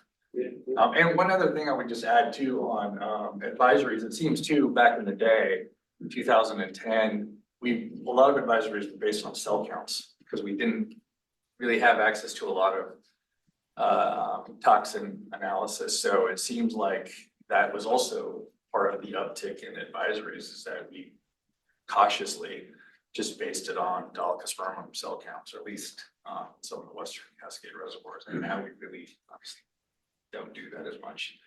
So that might. Yeah, Rebecca said that the last several years, that with the toxin-based monitoring, a lot of presumptive blooms were shown not to be toxic. So yeah, we have seen a lot of sediment coming out of these burn areas, especially during big storm events, atmospheric river events on snowpack. So, another thought that I know Chris talked about is just how much sediment has been deposited on these reservoir bottoms. And I don't know how far an aconite can work up through new sediment, but I imagine there's some pretty significant sediment horizons being deposited on the bed floor. Although now with the new dam management, if for those reservoirs where they're going way down to river level, right, you're exporting sediment, you're exporting a lot of phosphorus, a lot of deposited aconites. Could help the bloom situation. Mm-hmm. Mm-hmm. Speaking of Blue River, have there been documented increased export of sediment following the Lookout Creek fire that happened last year? Well, we had that December event was a monster in McKenzie, and a lot of sediment. Lookout, we're monitoring Lookout and Horse Creek, as well as all the Holiday Farm fire, but turbidity and sediment loads are pretty high in Lookout. So Blue River drafts really low. It doesn't have a temperature control tower, so typically we don't see that sediment transferred downstream of the dam, unlike Cougar. And just to Kurt's point about the nutrient retention in the headwaters, I might caution that there could also be a time lag effect here, because within a nutrient spiraling context, those nutrients aren't going to be staying in the headwaters. They can eventually make their way down to the reservoirs. They may just be making it in an organic form. So maybe time released. So you could see the impacts of nutrient enrichment 5, 10, 15 years in the future, which then could be timed potentially to blooms. Just an hypothesis, but just thinking about that context. Here it is. Yeah, that's a good point there, Dan. It's interesting thinking about the drawdowns of these reservoirs, and the drawdown earlier had a pretty big impact on communities in the Upper Willamette. Obviously, I know, but back in maybe it was 17. We had a situation at Blue River Lake where the lake was actually drafted, and I know that David was surprised by all the turbidity that jumped into the McKenzie at that point. And it was an enormous event. The photos that came from that were truly stunning. And you see this highly turbid water going through the reservoir, and it released a lot of sediment. If you look at the long-term record of the turbidity in the McKenzie, and you think about the fires, that drawdown pushed the turbidity levels up, I don't want to say maybe order of magnitude, but probably or even more. David could probably speak to this, but that was way bigger than anything from the fires. But, of course, it's only been 4 years, 3.5 years maybe since the fires. And so, it's going to take, somewhere between 4 or 5 or more years for the trees and the roots to start to decay to the point where we start to see slides. So I think, the story's not written yet about the effects of those fires. But that wasn't actually what I was gonna say. I was gonna mention that talk about drinking water for a second. And I know there's been discussions about the benthics. While I've got a bunch of hydrobiologists in the room, thinking about taste and odors, and I've got a study going on in the Malala River where we're looking at taste and odor compounds and finding the cyanobacteria on benthic, mats like they see in the Columbia. And we see taste and odors in the mats, and we see it in the river, but really we're not seeing a lot of complaints as much. And one of the things that's happened, of course, is a warming of a lot of the rivers. And so that opens the door for volatilization of these taste and odor compounds. And so I know, before we got all these methods to study cyanotoxins, we were studying taste and odors and talking about the effects of these blooms on water supplies in terms of the taste and odors. But it's interesting that we're not really seeing that, just seeing less of that. And if someone has information, oh no, Kurt, we're seeing taste and odors, here or there, I would be interested to hear that. And then the last point there was working with the Canby drinking water treatment plant. They said, the only complaint was from a new resident in town who said the water was so warm, the tap water coming out was so warm. And it just got me thinking, wow, well, if that's the case, maybe a lot of these compounds are volatilizing out of these systems and the rivers before they get to the taps. So anyway, it's an interesting thought. But anybody doing taste and odor work, I'd be interested to hear from you. Well, one thing in response, from our genomic studies, Globiatrichia will be associated with geosmin. And, we sequenced quite a bunch of dolichospermins and aphanizomenon, and I think there's one or two. So certainly dolicho might be associated, but Globiatrichia for sure. That's you're gonna, if you see that, you'll expect some taste and odor. And so it's a matter of whether that is very prevalent. What it's typically at the end of the season, I think, late in the season. I think years ago it was very early up in Hills Creek. But is that correct memory, or do you think I've got mostly a late corrupted season? memory there? Yeah. So anyway, that's a connection. I think we better break for lunch. That's over. Yeah. Yeah. Thanks to all the speakers this morning. And it's pretty sunny outside. You can get some vitamin D. There are coffee shops, restaurants in this building, and we'll be back here and start again at 1:30. And for the Zoom folks, we'll leave the Zoom up. Just mute and stop the video, and we'll get this going a few minutes before 1:30. Start again. So you guys can communicate by chatting and then set up a video, I think, if you like.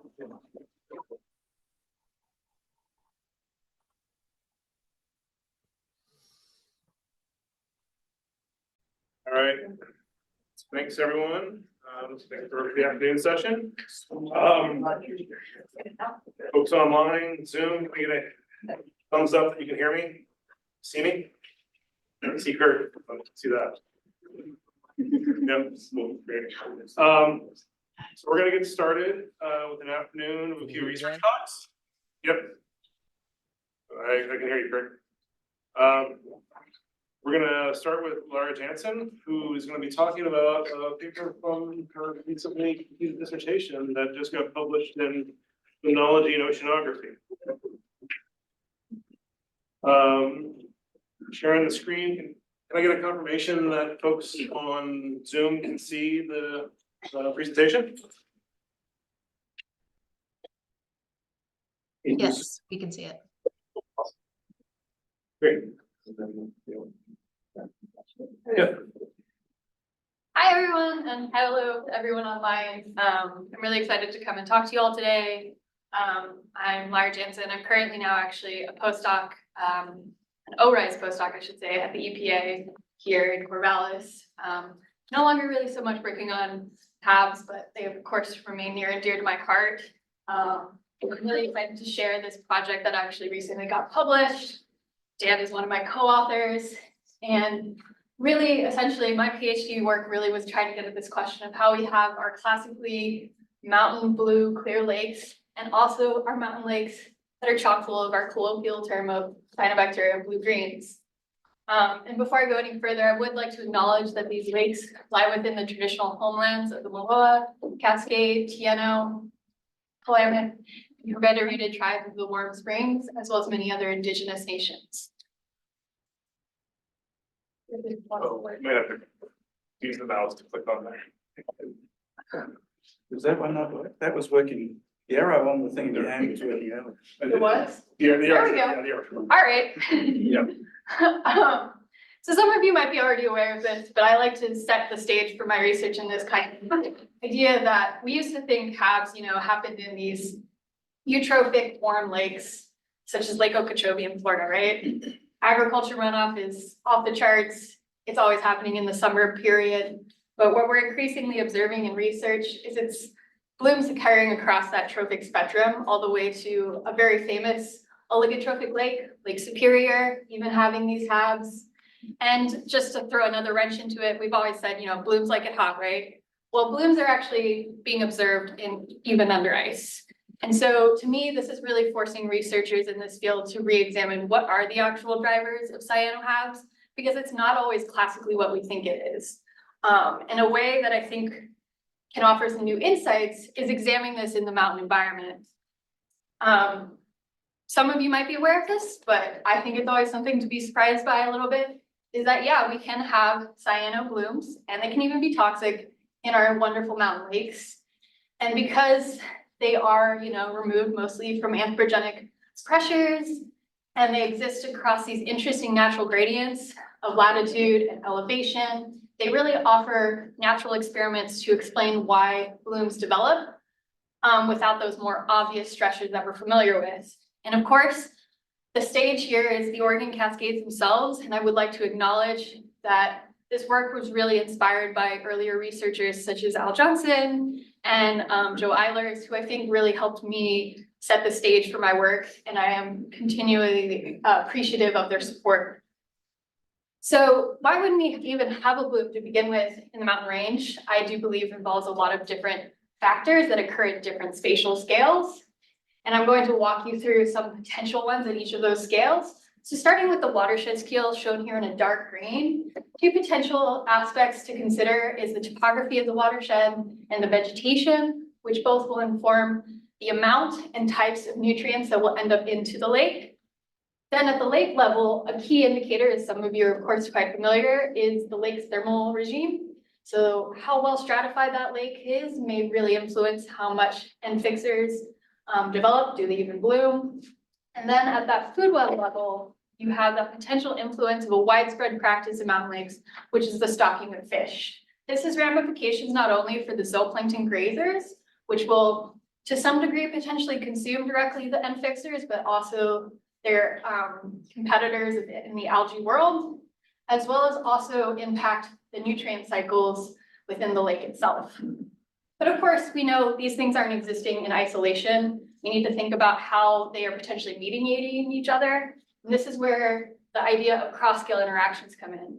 So one example of this is the influence of topography ultimately on end fixers will of course be influenced by the lake's thermal regime. So a lake that is well stratified, the amount of nutrients coming in may actually be attenuated by a well stratified lake, while a lake that stays relatively well mixed may actually magnify the effects of those nutrients. So with that in mind, that led us to pose the following question of how do cross-scale interactions between variables from the watershed, lake, and food web influence end-fixing cyanobacteria biomass in the mountain lakes. The hypotheses for this project can best be described in this conceptual framework of three clear pathways. The first being here in a orangey brown is the food web pathway, with the expectation that fish can potentially influence those end fixers through their impact on zooplankton grazers. The second pathway is a nutrient pathway with the expectation that fish will also influence this through their role in decomposition and waste. And then key watershed characteristics will also be influencing our end fixers through their effect on nutrient levels in the lake. And the final pathway is the expectation that certain watershed characteristics, such as groundwater contribution, will influence the lake regime, which will be further influenced by local factors such as lake morphology, and then ultimately influencing our end fixers. So the way I approach this study, and I almost want to like pause because I feel super grateful for what I got to do for my PhD. These lakes are of course incredible. If any of you are familiar with this one, it's Middle Green Lake in the Sisters Wilderness. I think these lakes are vastly understudied, and I do kind of hope in a way that my work pushes others to explore them because they deserve a lot more attention than some of like the lakes in the Rockies or the Sierras. Like there's so much more to explore. So with that little ode to love, let's get into the details. In terms of actually selecting the lakes, how we went about this was compiling historic lake data. I feel very fortunate that Oregon has the Atlas of Oregon Lakes. That was one of the main ways I pulled in the data and was ideally selecting lakes that spanned a range of phosphorus, elevation as a rough proxy of temperature, fish stocking rates, and then using what's known as a binary regression tree, I was able to select lakes that relatively span a decent phosphorus gradient, elevation gradient, and fish stocking gradient. And as you can see here from the map, they actually also span a latitudinal gradient with lakes almost close to the Columbia River and then all the way down to Upper Klamath Lake. So we're also dealing with that clear latitudinal variation. And I would also like to note, because I was also restricting to some of the more larger lakes larger than 10 hectares, most of these lakes lie within the montane to subalpine zone. So we're not really dealing with just these alpine lakes, we're more in the forested area, just to keep that in mind. So the actual sampling involved sampling each of the lakes twice in the early and late summer of 2019. Collection was done at the deepest point of every lake. And first starting off with the depth profile using a YSI sonde, taking measurements every 1 meter down to the bottom of parameters such as dissolved oxygen and pH. And then I took samples for nutrient analysis using integrated tube samplers from 0 to 5 meters. Samples were taken from 1 meter for phytoplankton identification, and a tow of the entire depth of the lake was taken for zooplankton identification. And yes, I actually did all the analysis for this. So if you want to talk about any of that, feel free. I'm currently in like only computer work, and some part of me just misses being in the lab right now. Anywho, Oregon's Fish and Wildlife provided me the fish stocking records. Watershed data was compiled from existing sources, such as the EPA Lake Cat, Atlas of Oregon Lakes, like I mentioned, as well as several other sources. In terms of the actual approach to analyze the data, we had a twofold approach where first just we're trying to identify what were the important predictors across those 3 scales. I had close to 100 predictors initially, so a great way to try to reduce down that pool is utilizing a form of machine learning called random forest, which essentially generates a bunch of decision trees over and over, and then across those trees you can average out what are your best predictors. And so from that, we can then move on to the more focused approach, which is actually to test those predicted pathways exactly, and then utilizing both that as well as prior knowledge from the literature to find our predictors to put in what's called a structural equation model, which is a form of path analysis based on maximum likelihood. If you have any questions about that after, please let me know. So let's get into some of the results. In terms of the final random forest model, we found 11 predictors could explain about 76% of the variation in end fixing cyanobacteria biovolume, which is pretty darn decent. And coming up at the top is hypolytic dissolved oxygen, followed in equal measure by drainage ratio, which is watershed size relative to lake size, and small cladostron grazers, as well as a mixture of other lake, food web, and watershed factors, really reflecting the fact that we need to consider factors at all these spatial scales. But of course, we're like, how do they actually potentially affect our end fixers? That's where the second piece of the analysis comes in. So this is the final structural equation model that was presented in the paper. And to get you oriented to this, each of those arrows indicates a relationship that was tested, and the path coefficient is that number directly adjacent to the arrow with the p-value shown below it. And so if the path coefficient is significant. It is shown in bold with that alpha of 0.05. And just to also further clarify, those wider bicolored arrows are supposed to indicate the potential cross-scale interactions that we're interested in examining. And so to walk through the potential pathways of interest, you'll see here we have zooplankton, but not fish. Part of the reason why those weren't included is due to my sample size. This was the most complex I could make the model, so I couldn't include technically more predictors. And we also found that fish stocking rates really weren't well correlated with pretty much any of our biotic variables, which kind of makes sense because fish stocking rates are really a poor proxy of your fish population. But what we like to think here is still having that zooplankton data is some kind of indication of fish pressure. Talk a little bit more later. And so in terms of the zooplankton, there seems to be this negative relationship of small cladostridans with our end fixers. And that may be potentially them actually consuming them. There might be other things going on, which I want to talk about after we get through the rest. So with the second pathway, this is bringing in the watershed characteristic, which as mentioned previously, was drainage ratio. Seems to have a significant effect through its influence on phosphorus levels in the lake on our end-fixing cyanobacteria. And this is interesting to think about for many reasons. And then what you might also be thinking is, wait a second, so in that third pathway, you have drainage ratio connecting with max depth. And as I mentioned, drainage ratio is connecting lake size and watershed size, right? So that's kind of an inherent correlation because lake size and max depth will be correlated. So what I actually want to focus in here today is actually the influence of max depth seems to be a negative influence on end fixers, which may have to do with something about the thermal regime, but may also have other roles to play. But just keep that in mind. So I may have said a bunch of things that you may or may not caught, and hopefully this final little glimmer will summarize it in a nice tidy package for you. So in terms of watershed effect, I do believe there is a clear indication that the watershed size relative to the lake size can really drive the amount of nutrients being exported into these systems, with potentially more phosphorus ending up than nitrogen, especially because these mountain forests most likely are nitrogen limited. This is because one, nitrogen deposition in these I should say mountain range still remains fairly low, with the exception of the lakes most close to the Portland metro area.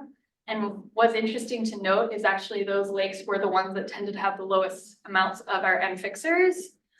And then secondly, as someone who might be familiar, the Oregon Cascades geology is a rich phosphorus basalt mostly, and it's actually got more phosphorus in it than nitrogen content. So my potential thought is that there's actually more phosphorus getting eroded off, and this ratio of more phosphorus and nitrogen is then further exacerbated by the vegetation uptake. So this might potentially lead to the end fixers having an advantage in some cases. Secondly, if phosphorus is so critical here, I think this can also be further influences by lake level factors such as low hypovolemic oxygen. As many of you know, phosphorus that is bound up chemically in the sediment can be re-released if oxygen drops to near anoxic conditions. And this was actually observed in some of the lakes. I actually wasn't really expecting that. You know, it's a mountain lake, should be aerated, right? There were several lakes that actually had anoxic hypolimnions. And so in addition, this will be in terms of those cyanos accessing that phosphorus down in hypolimnion will of course be influenced by the lake step. Can they migrate down to it? Is it getting regularly mixed back in? So multiple things going on there. And then the final piece is the food web. I do believe those small cladostrid grazers are actually more affecting things indirectly, and that they're less efficient grazers than their larger cousins, which can do a few things. They can consume these other algae that compete with the end fixers, and also consume the micrograzers of the end fixers, which in some other studies have shown that these are actually some of the most effective grazers of these filamentous cyanobacteria. And so one of my thoughts is potentially that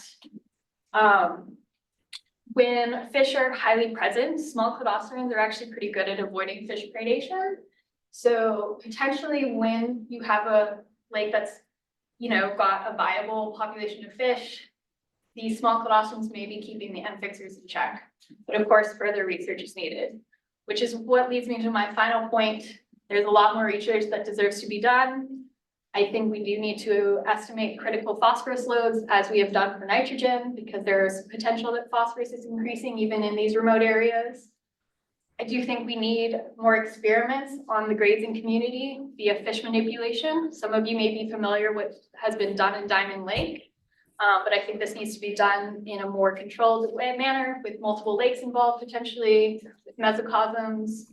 And then finally, as some of you all know from your own work, I think there's clearly evidence that we need to further leverage geospatial and satellite data to identify lakes that are vulnerable to CyanoHABs, especially mountain lakes that are not well monitored. And with that, I would like to thank the many people who have helped me make this work happen, as well as, and if there is time, I can take questions.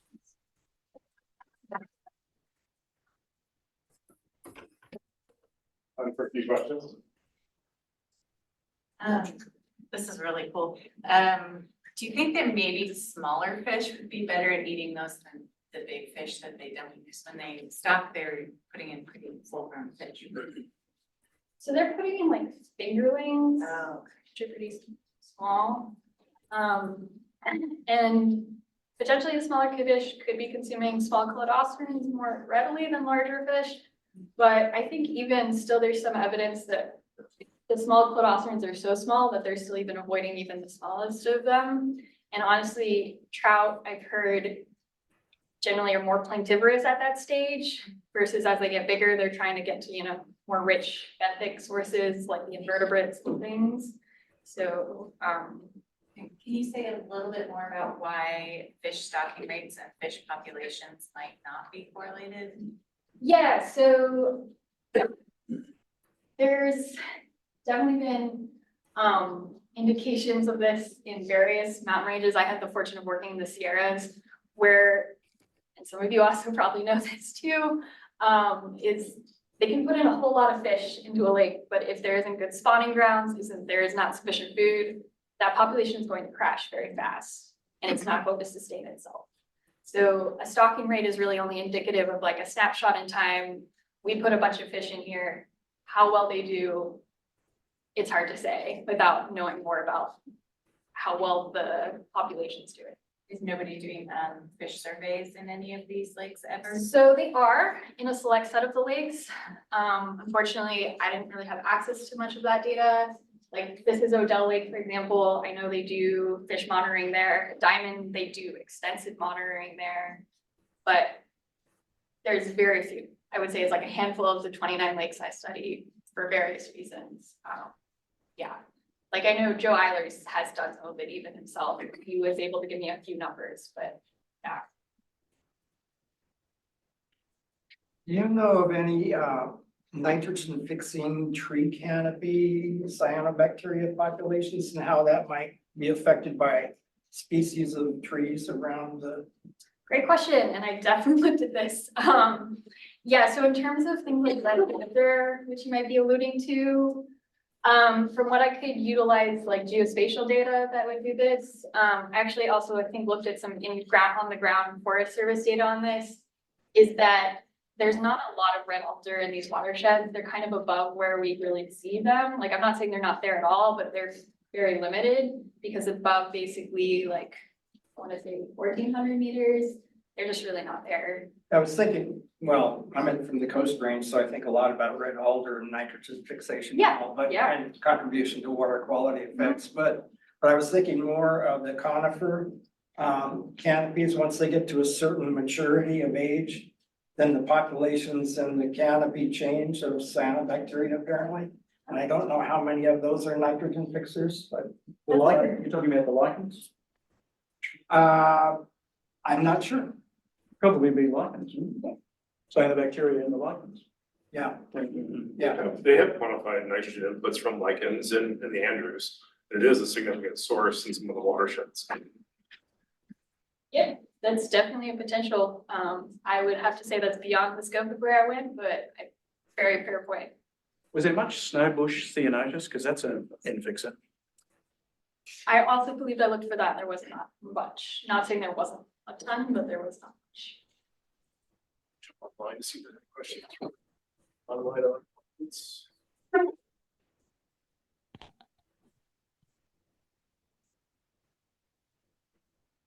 Any questions online?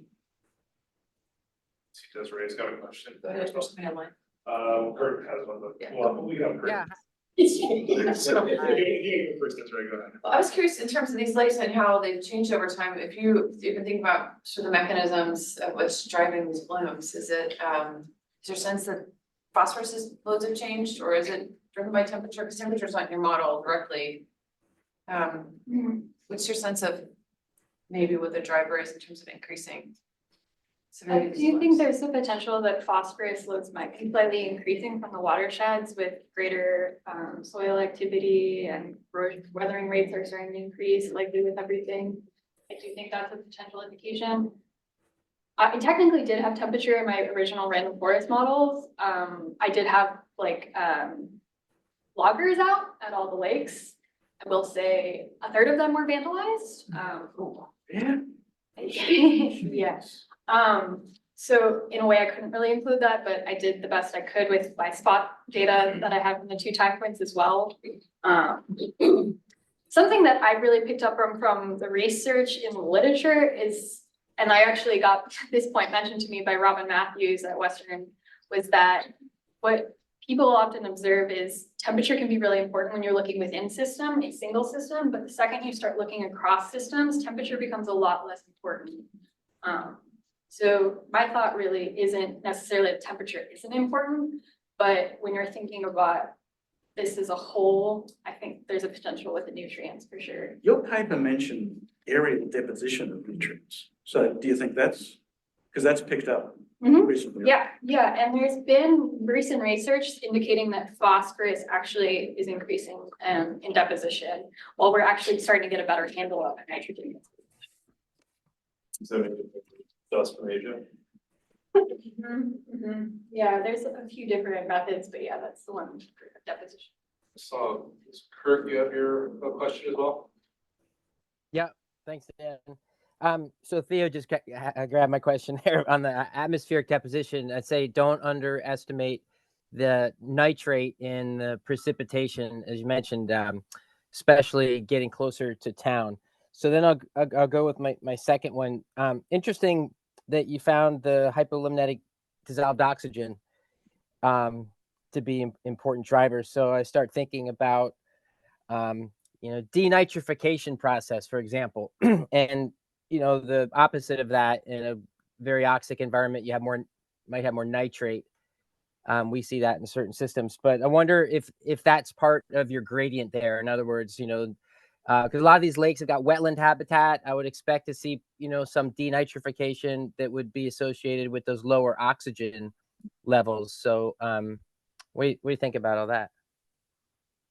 I think that is a great point, and I will love to bring in my fellow co-author who has my understanding of the nitrogen cycle, because I've got to say, when people start talking nutrient cycles in detail, my brain gets a little fuzzy. But I definitely think there's something there. Like, yeah, for example, I had Gold Lake in my study, and that has a massive wetland. Yeah, I just wasn't able to actually look at like components of nutrients either. So I was only doing total nitrogen, total phosphorus. Like I said, I had to do the analysis myself. There's only so much I could do. I'm not trying to make excuses, but I don't have that data with me. But Dan, do you have something else? Just conceptually, that makes sense that you'd exacerbate nitrogen limitation through denitrification. I have seen some talks recently that suggest that, we know that the cyanotoxins are really nitrogen rich. There's also, I think there's been some work done to show that like microcystin can disrupt nitrogen cycling processes. So like inhibit denitrification, inhibit uptake by other species. So that could be a function of the cyanotoxins as well, as to preserve nitrogen in the system. Interesting. I'll look at the paper specifically. There was a talk out of Texas from the EPA a few months ago that suggested that. And there are a few questions in the chat too. Do we wear attendance? Oh, yeah, We're 10 minutes. Katie Sweeney, I did look at, yes, so I did look at other zooplankton, including the copepods, they were in there. I did not look at rotifers. The mesh size I had did not accurately capture the rotifers. But yeah, that's why I point to other literature about those smaller zooplankton. Yeah, and Theo, thanks for running the time schedule. Let's maybe we can come back to additional Yep. questions in the chat after. Thanks, everyone. Yeah, thank you. From OSU, Department of Biological and Ecological Engineering. We talk about a sensitivity analysis to better understand uncertainty in HCD water quality model. Just give me 1 second to get this set up here. Okay.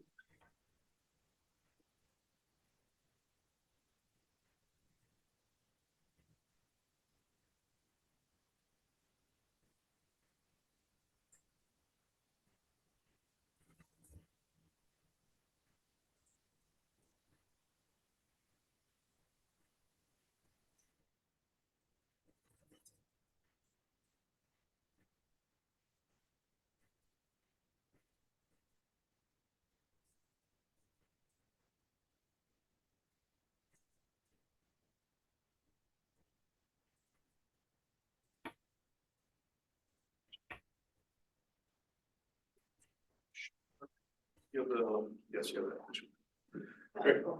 Thanks, Zoe. Okay, hello. Yeah, so my name is Zoe Chavis. I'm a first-year master's student in the Department of Biological and Ecological Engineering. My thesis advisor is Desiree Tillis. And today I'll be talking to you all about my thesis proposal that I'm putting together, which is centered around sensitivity and uncertainty of parameters in cyanobacteria models. So how I plan to kind of go about this is to first give y'all an introduction to what uncertainty exists and why that's a problem. Move into relating that to a local example that y'all are pretty familiar with, and then hopefully situating my study questions to how that fits within the niche of those two realms. So uncertainty in cyanobacteria models comes from a variety of sources. These are just some of them. Some of those include issues with data collection and the limitations posed with actually collecting that data, model algorithms, and what some people would say is like the necessary or the necessity of simplifying those model algorithms, parameterization and calibration steps largely, which are non-standardized and can introduce a lot of uncertainty in those steps. Each of these sources kind of lead to a different effect or a combination of these effects in the extent of uncertainty in cyanobacteria modeling. But some of those, like I just talked about, would be the simplified relationships that exist in cyanobacteria water quality modeling under an overprediction of key model outputs, including like algae biomass and chlorophyll A measures, that kind of thing. And then both of those things relate to economic costs associated with failed mitigation projects or money that maybe gets put in a different direction. And then, like we were talking about earlier today, all of that goes to communication of risk associated with cyanobacteria and cyanotoxins in general. And as our role as researchers, communicating risk is intrinsically tied to how confident we can be in the models that we use to predict these events. So of course, that local example I was just referring to is the Rochelle Lagoon. It has been experiencing harmful cyanobacteria blooms since 2015. They have been an annual or every other year occurrence since 2015, according to OHA advisories. 2015 is also when Desiree's team and Willie Levinson with the Human Access Project teamed up to first look into the science behind the site and start collecting data as to what was happening there. And then secondly, and more recently, look into solutions and strategies to mitigate the and severity for which these blooms are occurring. Yeah, so kind of where my study questions come in is that niche that I was talking about, and hopefully the first study question that I'm posing hopes to talk about the parameterization and sensitivity, actually evaluating and the effect of those key algae sources and sink parameters to the effects of uncertainty that has on the key algae outputs. The second question has to do with evaluating and estimating error and uncertainty associated with default constants and parameters, which are commonly the default parameter or values are cited as being commonly used based on EPA reports. So understanding the uncertainty with those recommended values is really important in like the actual practice and the use of these models. And then that third question has to do with the applicability of the first two questions to other sites other than the Ross Island lagoon. So those three questions have led to the development of these objectives/methods. The first objective being to actually conduct local sensitivity analysis. That work that I mentioned that Desiree and Human Access Project have done has led to data collection in 2020, 2022, and we'll be doing further data collection this summer.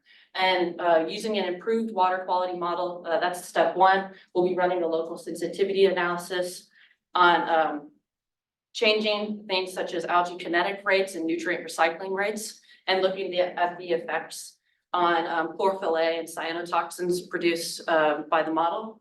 And objective two will be to run a performance analysis of observed versus simulated values using those default parameters. And then objective three will be to rerun those analyses on a different site or different sites and compare how different limnological conditions affect the parameterization of those key algae parameters. So all that being said, really quickly, it's like just an introduction to the proposal I'm putting together. But the hope is that with research like this, more robust models can be put together, and hopefully it can create a field map for researchers and practitioners in field data collection and future efforts in water quality modeling. Some last resources I'll point you to just real fast too is the story map that our teams put together. It's a kind of a combination of all the science efforts and a timeline of what has actually been occurring at Ross Island Lagoon, explaining specifically what's been happening at the site. And then the research website is kind of a repository for site-specific documentation, a lot of stuff from DEQ and other stuff that occurred in the early 2000s. And then also project updates for what we've been doing as a research team. And that's my email for any questions. But also I think I have some time if anybody has questions. Let me jump in so I can get more.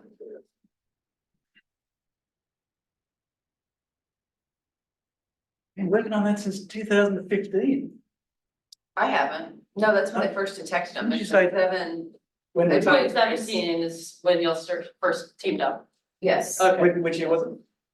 What's up? When did you team up with Willie? 2017. Wow. Time goes by, doesn't it? Wow. Yeah, I just think I remember riding over the Ross Island Bridge on the bus and seeing the Cyanobacteria blooms spilling out of Ross Island Lagoon in 2015 in the summer. It was pretty spectacular. Should have gotten photos. Yeah.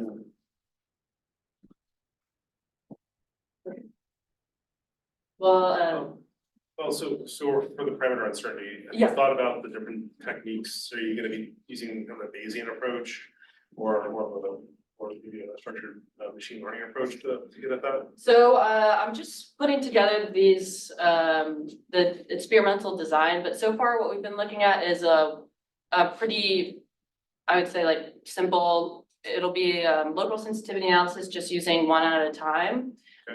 There's 3 algae groups that can be represented in the water quality model we're using. And so at least to understand cyanobacteria in particular, it makes sense, at least while we're talking about it now, to run that one at a time, like local sensitivity analysis approach in order to first understand the interaction between each cyanobacteria group, or sorry, each algae group and those certain parameters. Specifically in C+2.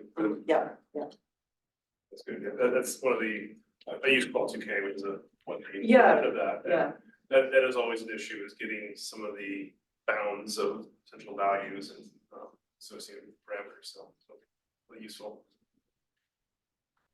Are there any questions online? Looks like Kurt, you have your hand up. Yeah, just real quick. So this is really great. I appreciate your talk and all the work that you guys are doing. you know, the competition between the springtime diatoms and the cyanobacteria, I'd imagine that those will be part of your, you know, your main groups there. I mean, hopefully include those diatoms if you can, because you know that especially last year, maybe we'll get the same this year, but you know, we get the BAB, the beneficial bloom of diatoms, and then it kind of transitions. But like I think looking at the conditions sort of pre and then once the cyanos come online might, you know, really give you some good indications, and hopefully that period plays out at a time when everybody's out collecting data. So thanks. Yeah, for sure. Thanks for the consideration. Sure. That we talked about BABs, there are still water quality impairments that occur during the diatom blooms, so they're not completely beneficial. But. Yeah, I get that. Better than a toxic cyano bloom. Great. Thank you, Zoe. Oh, thank you.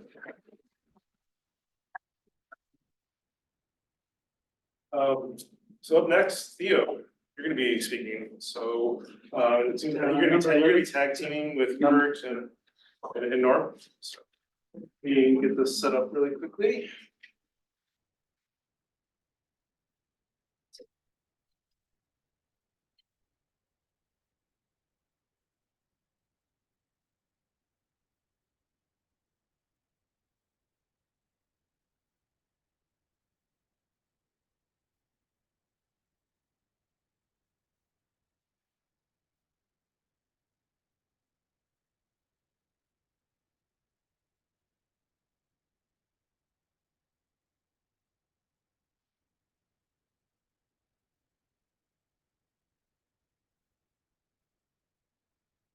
Oh, let's sure. I might this.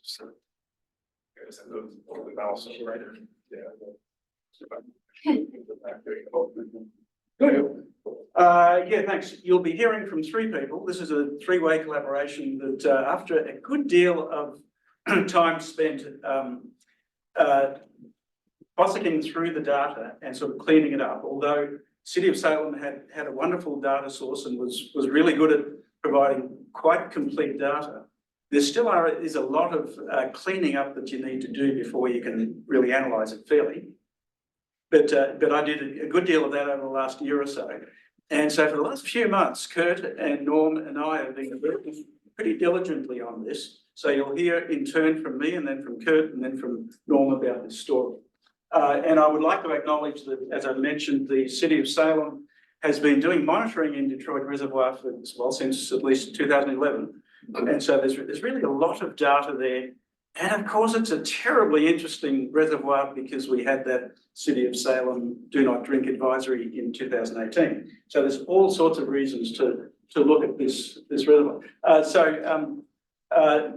Kurt's been turning to calling us Team Detroit, which brings to mind Detroit in Michigan, and which brings to mind big muscle cars. And so hopefully we'll provide some muscle to understanding cyanobacterial blooms. So this is the site. I think probably everybody's familiar. Detroit Reservoir is in the western foothills of the range of the Cascades, leads to the North Santiam River, which flows downstream to Guerin Island near Staten, which is the intake for the water treatment plant to the City of Salem. And this is the primary source of water for Salem. There is also groundwater. And if we look at the reservoir itself, then there is the dam at the LB site. And that's one of the sites that has been consistently monitored. There's the HT, that's Heater Creek Arm site, and BO, that's the blowout site. So those are the three sites that have been monitored over a long period of time, and there's pretty consistent data from those sites. Downstream then, BCR is Big Cliff Reservoir. Immediately downstream is a regulatory reservoir. And then halfway downstream to the water treatment plant is Pack Saddle County Park, where there's also been monitoring. And so the original thing that was of interest was that my lab had been working on Detroit Reservoir starting in 2011 and 12. And then we tracked it for some years. In those days, what you see is these, so we have here, we're plotting cyanotoxins. It's a logarithmic wise axis. Cylindrospermopsins are in orange, microcystins are in blue. So before 2018, so up to 2017, there were some very, very high spikes of cylindrospermopsin. And there's some microcystin there, but there's not very much. So it was really a cylindrospermopsin concern reservoir. Now, interestingly, the breakthrough that occurred into the finished drinking water in 2018 was really almost entirely microcystin. And so sure enough, we see there's a very clear change that 2018 brought much higher levels of microcystin than had been seen previously. Still high levels of cylindrospermopsin in that year, but actually all of them have dropped off in the following years, but particularly the cylindrospermopsin. What I would point out is that cylindrospermopsin is, so each cluster, of course, is a year. So you can't really distinguish the seasonality very well. But all of those cylindro peaks, the orange ones, are at the left end. It used to be a Memorial Day phenomenon, and it still really is, plus or minus a couple of weeks. It's a very short bloom, tends to be in the two arms, in blowout and heater, not so much at LB, we'll see that. And that characteristic has continued. So you see, even in 2020 and 2021, there's a peak of cylindrospermopsin that's rather early. But now the levels are much lower. It's declined by 10 and 100-fold relative to the early peaks. And you see that microcystin is present really throughout the whole season. And it actually always was, because there is some data in the early years that shows microcystin presence both in spring and in summer. So this was the phenomenon that was pretty dang interesting. Two things about it: that cylindro is becoming less important and microcystin much more important, but that there seemed to be a switch in time around a couple of years. And then also really that the last few years has seen much lower levels of cyanotoxins altogether. What have we got here? So if we look at the dam site, those large peaks of cylindrospermopsin from the earlier years are gone, because the cylindrospermopsin peak in that spring bloom was typically a scum, and it typically was in those two arms, and it didn't really appear very much at the LB site for some reason. Fortunately, of course, because that's where the spillway is located, and that's where transmission of the bloom downstream can occur. But fortunately, the levels that were very, very high in the arms weren't replicated at LD. And during 2018, it's really entirely at the LB site, it's entirely a microcystin phenomenon. We saw previously that there was a cylindro peak in the arms, but it really wasn't at the LBs. So there's a difference between the arms, the blowout and heater, and the dam site. And if we look at the transmission downstream, so the top is what we just saw, the LB, together with LBS, that's the spillway depth, that's in the top 25 feet. So it's pretty much the same as LB, which is a surface sampling. And then in the lower part is Pack Saddle Park. That's on the Santiam River, halfway down to the water treatment plant. And so you can see that the toxin profile at Pack Saddle is pretty much a mirror of what you have at the reservoir. But it's an order of magnitude lower. And so not surprisingly, since we had microcystin at the LB site during 2018, incidentally also quite high in 19, that's also seen downstream. And the lines across the orange and red and blue lines are the drinking water action sites, which doesn't apply to raw water. But if, of course, there's an exceedance over that in the raw water, then you've got toxins that you need to remove. And so clearly in 2018, there were exceedances. So the genetic work that my lab has done over the last few years that I've reported on showed that we could sequence 2 Dolichospermum genomes from Detroit Reservoir. One that we call, Dept 69, which has the cylindrospermopsin producing genes. And we could show together with Green Water Labs that indeed this is a producer of 7-epicylindrospermopsin. So whenever the mass spectrometry has been done carefully from Detroit samples, it's 7-epicylindrin, which has a slight difference in the conformation at the top to distinguish it from cylindrospermopsin. As far as it's known, it has similar toxicity.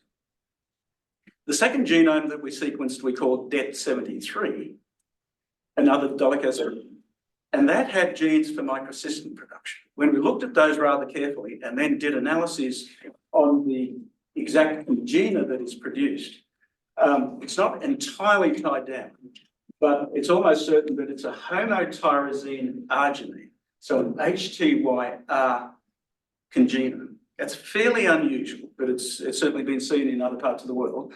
You know, the typical one that we hear about is LR, leucine arginine. So this is predominantly a homotyrosine arginine producer. And that correlates with the limited congena analysis that's been done through your routine monitoring, where this was identified as a YR. So this homotyrosine is just tyrosine taken off, turned around and reconnected. So it's got the same molecular weight as Y tyrosine arginine. And so probably those previous analyses, it wasn't looked at so carefully. But, so I think it'll turn out to be pretty certain, but needs some backup that in this system, we have 7-epicylindro and we have this different congena of microcystin. Its exact toxicity is not known, but what is known, so we talked earlier about the toxicity studies that EPA is doing in mice by oral delivery rather than intramuscular injection. And it's showing that there are really very wide differences in toxicity of different microcystin congenes. I think in the future, it's going to be really critical to know what congena you're dealing with, because there can be a factor of 10 or maybe even more difference in toxicity. And this work is published. So we know a little bit about the morphologies of these. On the left is the cylindro producer. It's the one that's really mostly present early and then sort of dribbles on through the rest of the season, but it peaks early only. And in recent years, it's sort of become rather in the background. It tends to have pretty coiled sort of morphology, but in particular in that bottom left-hand picture, you can pick out sort of aconites.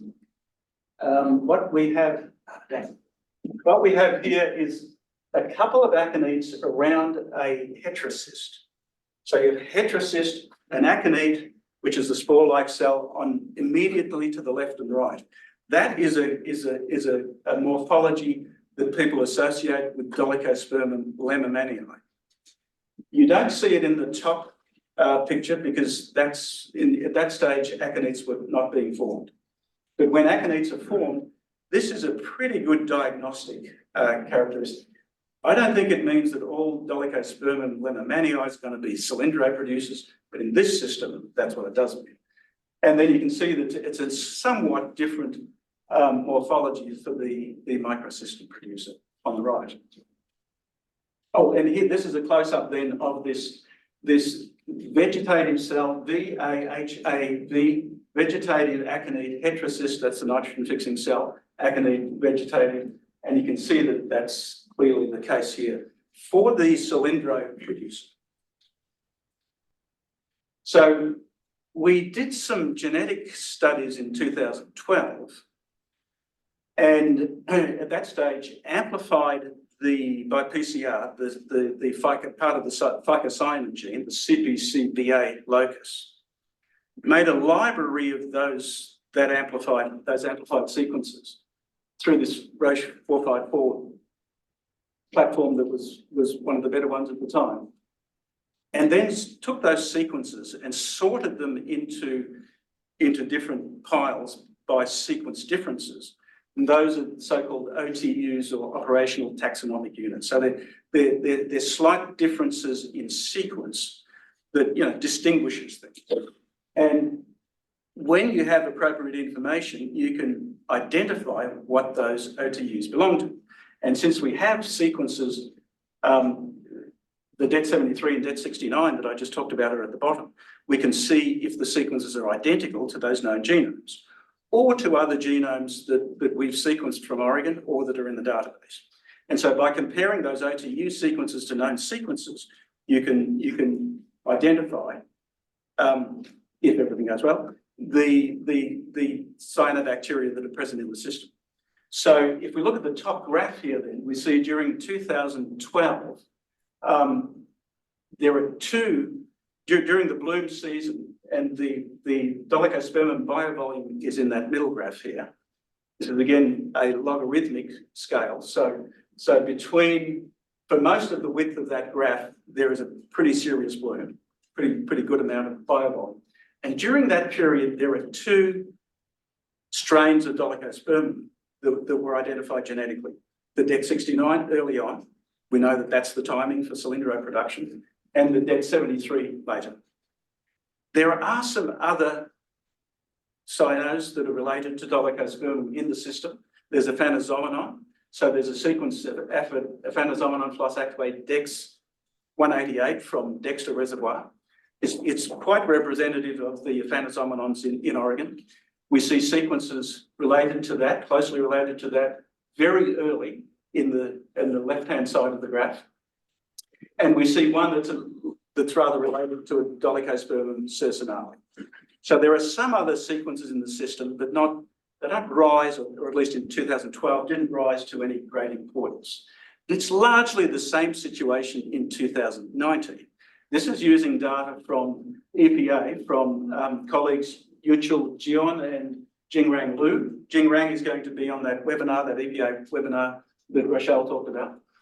They took a slightly different approach. They took samples, 17 samples across 2019, did shotgun metagenome sequencing. That is, rather than targeted to the phycocyanin gene locus, everything was sequenced. And then you can take those sequences and map them to known genomes. And again, you see that most of that season was, for most of that season, the red curve, which is the Det 73 or the Microcystin producer, was the dominant cyanobacterium. Early on, the green curve that reaches about partway up the scale here on the left is the Det 69, the cylindro producer. By 2019, the cylindro production was already... Sorry, can someone mute? That was me. That was an echo. No, someone unmuted. Was already somewhat low. Oh, it's come through their computer. Yeah. So again, the system is dominated by those two cyanos for which we have the genome sequence. We know that they relate to the known toxins that are a problem in the system. But there are some other cyanos in the system as well. But especially this year, there was a peak of Gloeotrichia late, and an even later peak of aphanizomenon plus activate, which was recognised by sequences here at the top, as well as the biovolume in the middle graph. So before I hand off to Kurt, if you look at the biovolume analyses done by typical phycological microscopic analysis and plot them over the years, you can see in the top left, the upper curve is the Dolichospermum biovolume. This is a system that has gigantic amounts of Dolichospermum relative to the other phytoplankton. But there is a good amount of diatoms as well. And those are shown, let's finish with that top left. The other two cyanos that are can be fairly significant are the two we just mentioned, Gloeotrichia and aphanizomenon plus activate. But they're rather sporadic in terms of the years, although they seem to have been a bit more prevalent in recent years. You always wonder if you look at a long-term survey whether analyses were the same 10 years ago as they are now. and whether a difference like this is something that's real or whether it's an analytical artifact. I think it's probably real because these are pretty obvious, so Dolichospermum is the dominant cyanobacterium. And you can notice for a second that you're starting out with some pretty high levels in May. Lots of time, oh, these aren't May. No, But these are yearly. it's true, for the ones that did show May, like, is anybody looking earlier than May? Yeah, there's not much in April. Not much, Yeah, okay, it kicks sorry. kicks up in the middle of May or perhaps a week earlier. Yeah. At the bottom left then, so these are paired graphs, logarithmic and arithmetic on the right. The lower one shows Dolichospermum relative to the planktonic diatoms. So they can be significant at some times, but they're mostly lower than, on a yearly average, than Dolichospermum. And also the flagellates. But what you do see there is that as a group, the diatoms and the flagellates are more abundant in latter years, since about 2017 and 18. And that's something that Kurt will pick up on in just a sec. Before we go there, just some conclusions. Dolichospermum is the big deal in Detroit. We know these two genomes that have been sequenced, and we know that one is a cylindro producer and one is a microcystin producer. We know that the cylindro is a phenomenon that's associated with spring, really a very short, intense bloom that's dissipated in recent years. Whereas the microcystin producer tends to be there across the entire cyano season. And then toxicity is decreased in the most recent years. So it's this suite of observations that have really very practical outcomes for the city of Salem and the provision of clean drinking water that we're interested to try and explain. And so I'll pass over now to Kurt. I think we can probably take a couple of questions while we have a few questions. Yeah, while Dan's setting up, and then we could have more questions at the end.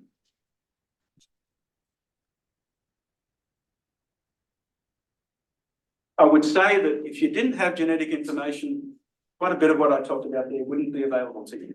Because if you do read the sort of read mapping that I talked about, the trying to identify what those OTUs are, using the available database, you can get quite erroneous information.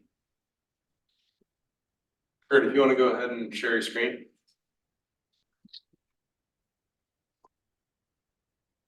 That work? Can you hear me? Can you hear me? Okay. And tell me when you can see that. You share it again. You went away. I tried to make it big.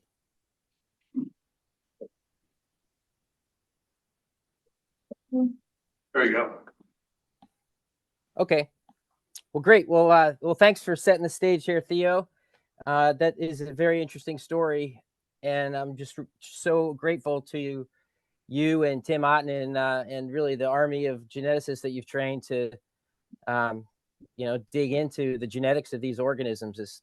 It's something that was sorely needed. So as part of this collaboration, we're really trying to understand what makes these phytoplankton tick in Detroit Lake, and so as part of that, we have some of these key questions here, and really looking at the potential for shifts in the cyanotoxins that Theo is demonstrating. Really interested to see what types of changes in the phytoplankton may have taken place, and looking at the overall population as well as the species composition or the relative percent biovolumes in this case, and then also really start to look at the potential drivers here. We're still in the midst of some analysis, but it seems to come together. Some of the questions embedded in this are how the different years compare. We've got 10 years of data, and so over that period of time, we've got high snowpack years, we've got drought years, so it really provided a pretty good breadth of conditions to evaluate. And then of course over the last number of years, it's been quite warm.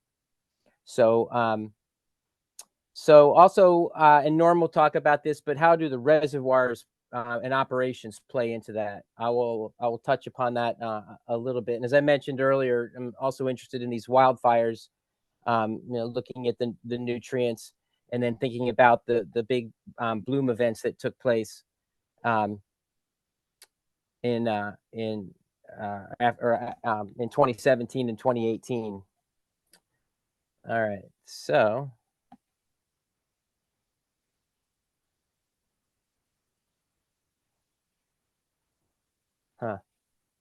Trying to advance here. Let's see. Doesn't seem to want to. Can you guys hear me still? Yeah? Yep. Well, this is.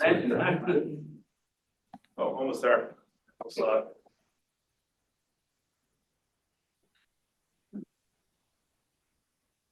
Can you see that? It hasn't moved, good. Okay. Just slide. There we go. There we go. So, got the second slide there? Yeah. Okay, sorry about that. So looking at different analyses, Norman and I have each taken some slightly different approaches to trying to understand this. I'm looking at a multivariate statistical approach where I'm looking at the patterns in the whole assemblage. So, there's lots of different cyanobacteria and algae and flagellates, as Theo mentioned, in the lake, and looking at the overall pattern, the different analyses, and some of you might be familiar with this, and I probably don't need to go through all this, but it's basically the suite of multivariate analyses that you would do in primer. So basically doing ordination analysis, these NMDS scaling ordinations with bubble plots, and then looking at the patterns over time to see what might be responsible for, say, differences in the different years or the groups. And then this third one, the biota environment, is a way, it's called the best analysis. And this is linking up the assemblage data with the different environmental data. And I'll talk a bit more about the data sources here. Also did some analyses looking at the global test for change over time. And that was significant, just to cut to the chase. And this is an iterative process. We've probably done dozens of analyses to try to find out what variables are the best, and it's a bit of a process, but I think have got some good results here. They're fairly consistent from the different approaches. So definitely a lot of data. The survey and the Army Corps have operate a lot of stations with continuous water quality and stream flow, and we've got information on dam operations and, of course, temperature. There's a temperature string that the survey operates at Detroit Lake. Every meter, there's a temperature sensor, so we have really nice detailed information on temperature. As Theo mentioned, City Salem is out there, at least once a week, or if not more frequently in the summertime when it's blooming, with their boat-based sampling. We're really leaning on that data heavily, and just thank Elijah and Brandon and other folks over the years that have collected those data. And they've got phytoplankton data, density and body volume. There's cyanotoxin data that Theo showed. A little less detail with the nutrients, but still have a nice data set there. And then SON parameters. And then what was unique here is we're also combining these data with the different meteorologic data, so precipitation and solar, wind. So all of these different data pieces are being looked at. Some of the details I've got here, and I think these presentations will get shared, but we've got the 3 different sites that Theo explained, and we have some inconsistencies over the years, as you might imagine. And some of the earlier years, there wasn't as many samples collected. And so we ended up combining samples and getting an average over each week in order to make samples comparable across the time frame, really focusing on the bio volume and also the percent bio volume to look at the character of the assemblage and the time frame. Even though Salem is out there in November some years, we restricted our analysis to April through October. And it's pretty good number of sites. You got over 250 sites at just the log boom. And some of the graphs I show you in a bit here will be just from the log boom. And then there's also the two arms, the heater and the Blowout Creek arms. And when you put all the sites together, you get 632 samples. So a pretty robust data set as far as these types of analyses go. Data were harmonized and consolidated, as Theo said. It took, you can see I did this kind of late. I got some typos in my my slide here, but harmonized the data, had to do a bunch of combining and rearranging a little bit. I think there was some taxonomic changes, and so we ended up combining the Rhodomonas and the Plagiocelamus, probably the same organism. And then the Delicospermum, as Theo mentioned, there's some a Lemmermanii type of species that has a certain configuration of the cells, and then more of a floss aquae. Earlier in the record, we had differentiation of those species, which was great, but kind of right around 2017, 2018, the contractor BSA changed it up and started to only identify to the genus level, and so that was a real shortcoming of these data. And I would encourage folks to press their taxonomists to get that information, because it's a pretty distinct looking organism, and it would be helpful to be able to pick out what these different things look like so we can understand the toxins. But at the end, we ended up combining all the different species within a genus to the genus level. We had 48 different genera, and then running those the patterns in the phytoplankton, comparing it to the environmental variables. You see the list of parameters there, and I won't go through all those, but there's hydrology, the solar data, and wind, temperature, things like that, nutrients. So this has been a real fun analysis to conduct. Quite certainly no shortage of data, although I can always use more information. But all in all, it was really quite good. So here's two ordinations here. Some of you may not be familiar with ordinations, but it's basically each of these points represents a sample. And in this case, they're color coded by the year grouping, either the earlier years, the 2011 through 16. And then in red, we've got the 2017 through 22 years. And on the left, we just have the log boom. And then on the right, we see all of the samples combined. And what you see is that we see a nice separation in these groups. There's some overlap. These few points over here are kind of low biomass samples. All the high biomass samples are crunched over into this set here. But what changed? What happened in 2017, as Theo showed, where we start to see the Delicospermum really jump up. So this table here shows and kind of lists by the abundance. This shows and again, we're looking here at percentage of the biovolume now. So now we're shifting over towards the quality of the population. Not so much the abundance, it's the relative abundance amongst all the different groups. But between the different groups, you don't really see a big change. Delicospermum, actually, the average biovolume for that group went down actually from 32% to 29%. So the quality and the character of the population hasn't really changed. In some cases, you see some increases here. The Fragillaria crotonensis, and that's this diatom over here, that went up about doubled in its biovolume on average, along with Alcocira, filamentous diatom.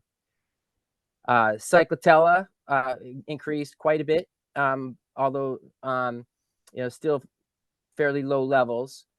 And then as Theo mentioned, Gliotrichia shot up there. So it doesn't look so much like it's a change in the character as much as it is just in the straight biovolume. So now back to the biovolume, and this shows a bubble plot that scales the size of these individual points. And so this is basically the same. It is the same ordination, but now instead of just showing you the years, I'm showing you the abundance of Delicospermum according to the size of these circles. And you can see here that going from the blue to the red, you definitely get bigger circles in the red. And then these over here are really the big high biomass. These are mostly, especially the later years, we have confirmation from Elijah that these are scum samples. So these are samples from the arms that produce scums like this, where you have high concentrations at the surface. So then linking these data up with the environmental data, and this table, I'll just go through really the main points, but most of the high row variables are temperature related here. So the number one single variable, and then in this table, I have two columns here. One is for the log boom and the other is the log boom plus the two arms. And the top single variable for both data sets is the surface water temperature, plain and simple. This is very solid data based upon continuous temperature data from USGS temperature string that we operate there with the core at the log boom. When you bring in other variables, you can start to get some higher row values. So in this case here, you bring in the depth to the spillway, which is an interesting variable. Also, the wind can play in, and as Norman helped tease out, maybe you'll talk more about the wind. But these are the main variables. It's interesting to see the temperature show up like that. Oh, I mean, not too surprising for probably most of you. Some of the other things that we were looking at here this is the same ordination, those same 632 samples. And now the samples are coded according to the month which the samples were collected. And what you can see here is there's a lot of overlap. This is like a shotgun blast. There's a little bit of a separation over here with the April samples, but lots and lots of overlap. And what this tells you is that it's not really a seasonal difference that we see between the different years. Each year is so different in and of itself. And ask me if you didn't follow the logic there, but that's what I think is happening. And then this again goes back to, and I've repeated this table for some silly reason, but again here, looking at all of the samples, we see a lot of overlap in the relative abundance now, again, going back to the relative abundance, and then not really a huge change. So to conclude here, ordinations are pointing to a possible change in the assembled structure at Detroit, really kind of before and after 2016, with the notable increase in the Delicospermum biovolume and then other algae as well. It's not just the Delicospermum. Even though the phytoplankton populations are larger in the later years, we didn't see a dramatic shift in the species composition. We didn't see a whole lot more of other things. For example, it was just there was more of Delicospermum, more of Fragillaria, or in some cases Asterianella, which is, this is a pattern that we see a lot where you have these cyanobacteria and then these planktonic colonial diatoms that kind of join them. High similarity here amongst the different biovolumes from the arms and the log boom suggests there's exchange and mixing. I mean, they're very different environments, but at least when you look at the phytoplankton populations, they don't seem real distinct in the arms, other than higher levels, and then also the occurrence of scums. I don't think we had any scum reports from the log boom. And if you've ever been out there, there's almost always a little bit of a breeze that kind of keeps the population kind of mixed down. A couple more bullets here, and then I'll wrap it up and pass it to Norman. But the bio-ENV analyses was pointing to water temperature and then other factors that relate to water temperature as an important driver, along with, as I mentioned, the wind speed and direction. And then again, with the operations, which I'll let Norm talk about, but the depth to the spillway turns out to also be important in a lot of these models.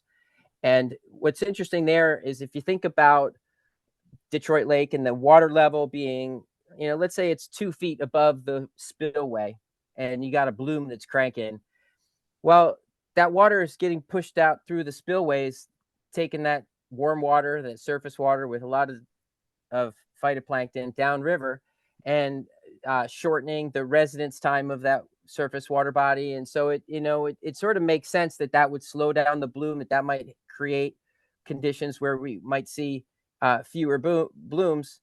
But temperature, we've seen temperature increases, and I'm sure that's something that we'll be looking at in more detail as we finish up the analyses for this paper.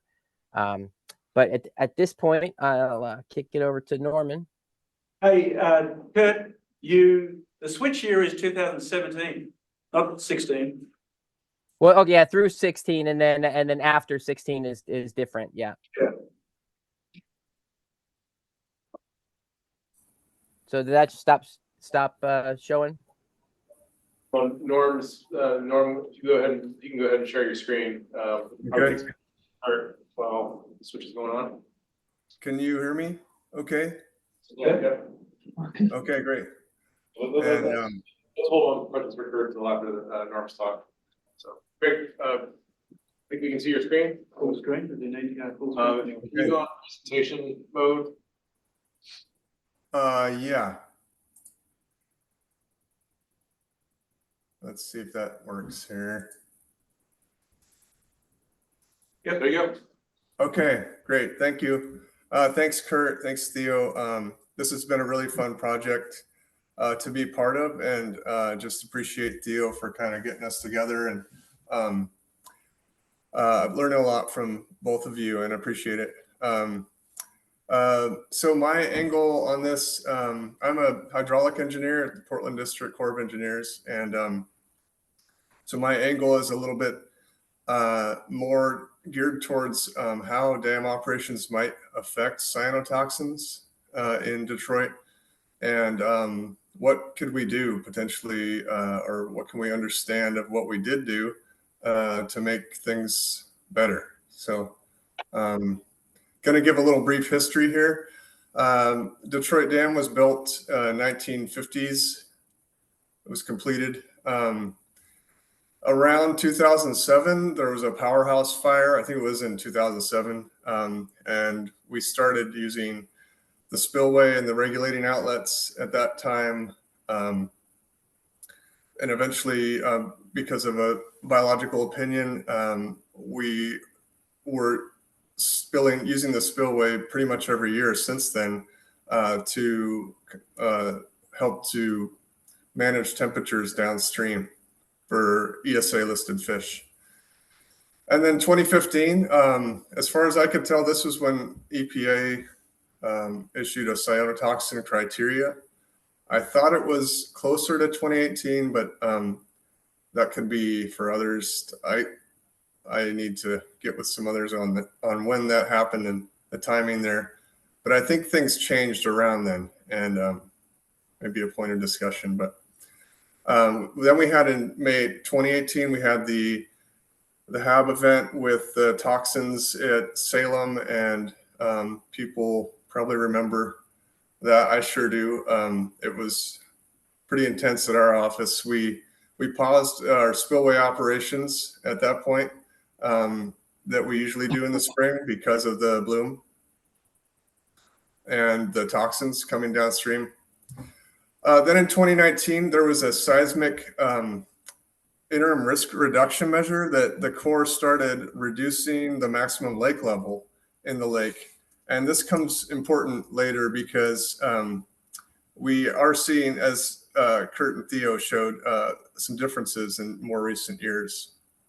We had the wildfires in 2020, but what's interesting is we haven't had significant concerns about toxins since that 2018 event. And so what's going on there? What happened, and what did we do right or wrong, kind of thing. So I'm going to skip over this slide because Kurt and Theo did a great job about showing that. A little bit about some of the variables that we're looking at. Surface temperature, Kurt mentioned that. I've got thermocline depth, depth to spillway, spillway flow, And then this QDIF, this is a kind of a lake storage variable. So inflow minus outflow, wind velocity, wind direction, nitrogen, Delicospermum biovolume, Cylindrospermopsin, Microcystin. These were weekly average data that I'm going to talk about more here. And I first want to talk about wind because it really has come up over and over again in this analysis. And so I've split up the wind data here. Predominantly, the wind is coming from the northwest at Detroit. So it comes up the river, up the valley here. And so that tends to push that surface water near the dam upstream into these arms. And so if you split up the data from 2011 to 2016 and 2017 to 2022 here in these two columns, and then on the top row, I've got spring, April, May, June, and then below that's July, August, September, so summertime. And what we see is in the more recent periods, we haven't had these easterly winds as much. And there's really been very few of these instances. Whereas before we did have a number of these events coming from the east winds. And so that's an interesting point, I think, here that may be important as we look at this split of the more recent data. This is just to also show these east winds versus the west wind events. And I don't want to dwell on this one too much, but this top row has Cylindrospermopsin, and it's showing that in 2017 we had a big event that Theo mentioned, and that was an east wind event. And then in 2018, this Microcystin event that we know about, that was a west wind event that is associated with that time frame. So just kind of interesting to note. Moving on to sort of looking at what Kurt started to look at is changes from pre-2017 to post-2017. And so this table here is showing which variables that in the data set that had a significant change, a statistically significant change as calculated by the Wilcox rank sum test. And so orange values here are increases in the more recent time, and then the blues are decreases in more recent times. And so big reduction in Cylindrospermopsin, and then some other of the operational variables. I think the big message here is that we have had wetter springs in more recent times and drier summers, as this, which agrees with what we see in the climate models, you know, looking forward, that we would see a sort of shift in the hydrology moving sort of backward in time. And so, what's that? Somebody asking something? No? Okay. I'll keep going. So we worked on using random forest models, and those were mentioned earlier by Lara. If you want to know more about those, we can talk later. But it provides a good way of showing you which variables are important to predicting things. And so this is to show that we split these timeframes and. Okay, yeah. Sorry, Norm, sorry. Can you unmute, please?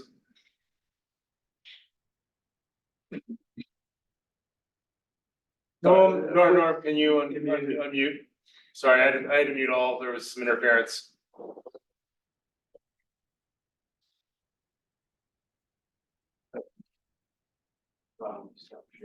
Sorry, Norm, we had to unmute everybody because of interference and now you're muted. Oh, okay. You can just share your screen again. Can you hear me now? Yep. Yeah. Okay. Can you see that still? Yep. Okay, good.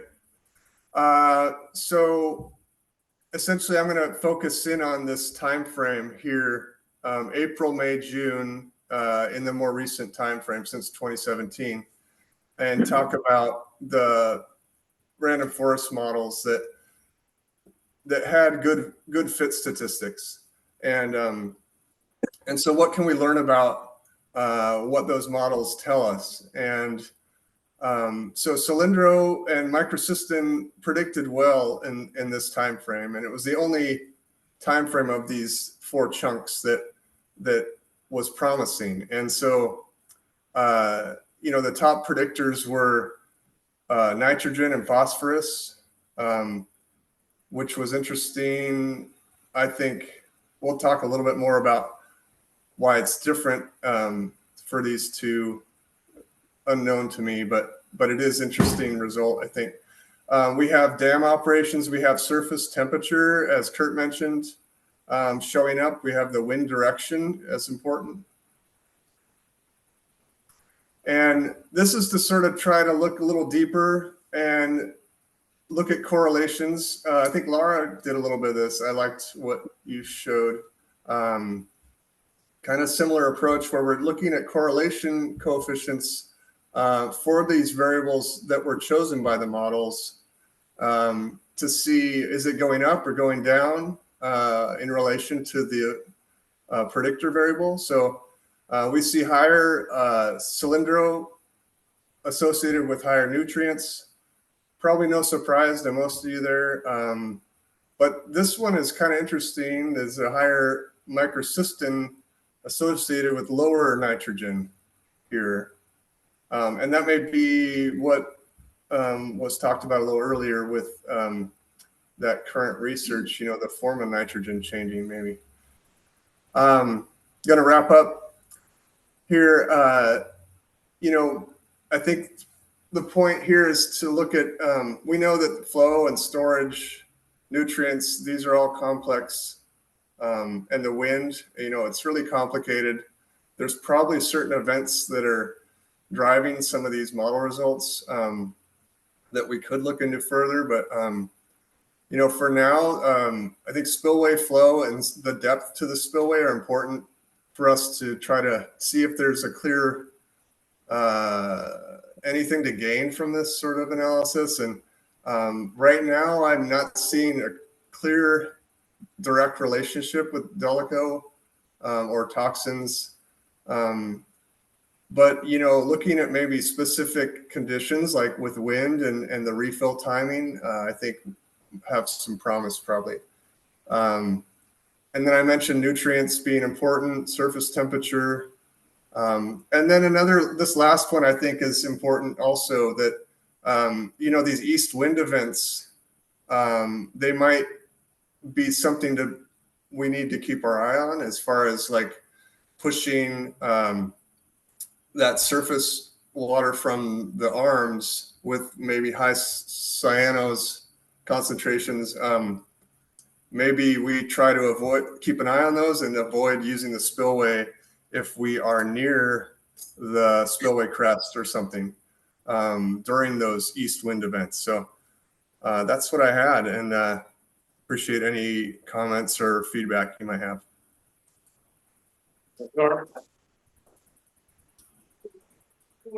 Thanks, good. Well, what I would suggest is that we have questions after our last talk for the group, so we can catch up. So please make up a little bit of time. So while I'm switching this around, our next speaker is Amalia Handler from the US-EPA. I'm going to get her presentation up here. Awesome.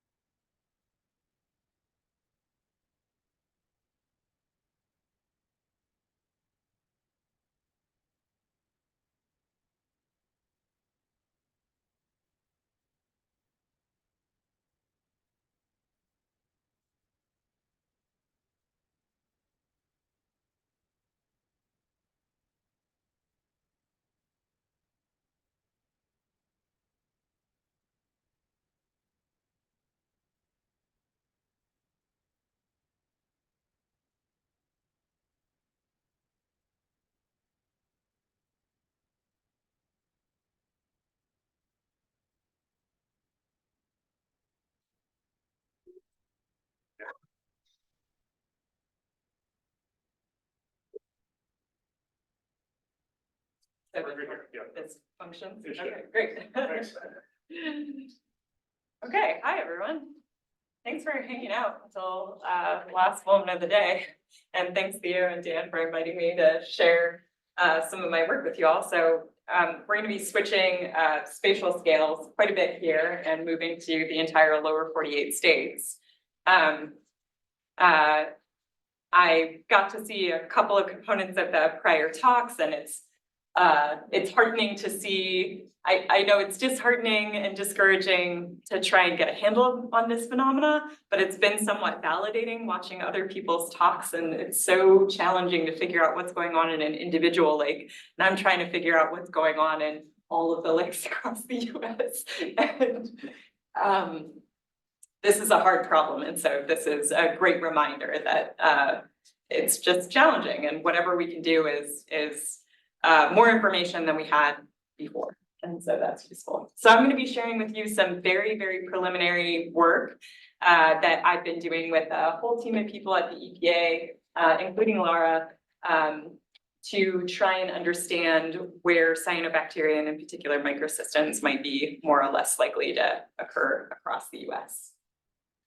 So our motivation for this is basically that CyanoHABs data is really difficult to come by. And there are a lot of lakes and water bodies more broadly across the US that are potentially at risk for these types of things. And we want to try and leverage the data where we have it to try and understand where risk might be higher or lower in other locations where we don't have data across the US. So our conceptual framework for this project is a pretty simple one. We think that the climate and watershed factors and some information about the lake influences the conditions in that lake, and that gives rise to CyanoHABs. And so for this project, we're just focused on building these relationships in space so that wherever we have this information about what's going into the lake watershed or what the watershed looks like or its climate, hopefully we can say something about the CyanoHABs risk for that location. So here's the data that we put into these models. They sit in kind of these 4 different buckets. The first bucket is information that we pulled from the National Lakes Assessment, which is a program run by the EPA. Happy to talk about that more, but runs on a 5-year cycle. About 1,000 lakes are sampled each summer for a whole suite of information, and that includes some algal information that's relevant to CyanoHABs. And then there's also a bunch of water physical and chemical information that's included in that, in addition to some derived data. So we also have some information about how much evaporation is happening in those lakes and inflow. The next bucket is nutrient inputs, and so we're thinking about proxies for these, including land cover, but also we're drawing from the National Nutrient Inventory to try and give us some information about kind of the longer term nutrient exposure in these systems. Then we have some climate and what I'm calling setting information. So your typical temperature and precipitation. We're looking at 30-year climate normals in addition to some information about the month in which the sample was collected. And then we also are looking at eco-regional differences across the US, places that have sort of similar climate and vegetation conditions, and then also base flow conditions, kind of a measure of how much precipitation, runoff versus evaporation do you have. And then a couple of things from the lake morphology front, including depth and fetch. And most of our variables come through LakeCat, which is a geospatial framework for processing data that's available continuously across the US at the scale of a watershed for an individual lake. It's a really useful data set. Can talk more about that if folks are interested. And then we also pulled in some of the lake information from the National Hydrography data set. So here's what our approach looked like. Our 2 response variables was cyanobacteria abundance, trying to work on biovolume. The biovolume data for the National Lakes Assessment is a bit trying to figure it out. And then we're also building a model for microcystin detection, and the detection limit for this process is 0.1 micrograms per liter. This is just, we're doing a regression framework where we're looking at the variables in those buckets for the cyanobacteria abundance model. That's a linear model. versus the microcystin model, that's a logistic framework. So we're looking at the probability of detecting microcystin in any given lake. And then in addition, we're using a spatial modeling approach for this work. So that means that there are basically two error terms associated with our model, and one of them has spatial dependence associated with it. And so that means that if there are similarities in lakes in space that aren't captured by one of the covariates that we have in our model, that can be partitioned into this spatial dependence term, and that will be separate from our independent error term, which is sort of acknowledging that we may not have all the variables in space that we hope to characterize what's going on. So I'm going to get into it. First, we're going to talk about the cyanobacteria models, and I'm going to share these results with you in kind of like 2 slides. So this first slide is going to be a table that includes all the covariates that ended up in the model on cyanobacteria abundance, the direction of the relationship between that covariate and the response variable, in this case cyanobacteria, and then the p-value associated with that, which just gives you a sense of kind of how important is that variable to this particular model. And so right off the bat, you see total nitrogen, recurring main character, energy in this whole storyline that has a positive relationship. One of the things that I want to emphasize is that this is the total nitrogen concentration at the time that the sample is collected, and that includes all of the phytoplankton biovolume in there. So not entirely surprising that total nitrogen would be really high when cyanobacteria is high. Probably a lot of that nitrogen is in the cells itself. So here are kind of the first set of variables in the cyanobacteria model. That's a lot of things. I've partitioned them up into these buckets that I've shared with you on previous slides. So looking at this first set of variables, right under total nitrogen, you see nitrate and ammonium concentration, and those have a negative relationship with cyanobacteria abundance. And that's kind of interesting, but again, this is a sample that's collected at the time that the cyanobacteria is collected. And so if there's a really active bloom happening, it's likely that a lot of the reactive nitrogen is bound up in the biomass of what's in that sample currently. The pH is likely another marker of when an active bloom is occurring. If you have a lot of productivity, you can really raise the pH of the system. I know that this is a recurring issue on ODEQ in particular.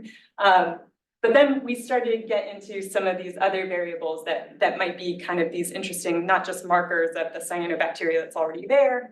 So we have this evaporation component. And so water that sits for a long time in a lake situation has more opportunities to become evaporated.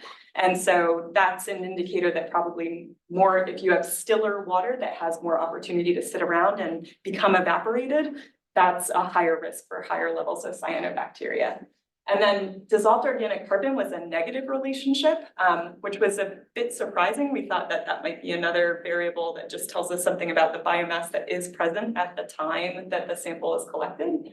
But looking at the actual data, we have some lakes that are really, really high in dissolved organic carbon. And so this may be starting to see some of this effect where if you have very high carbon and kind of a lake browning situation, you can actually be reducing light penetration to the lake and suppressing potential phytoplankton growth.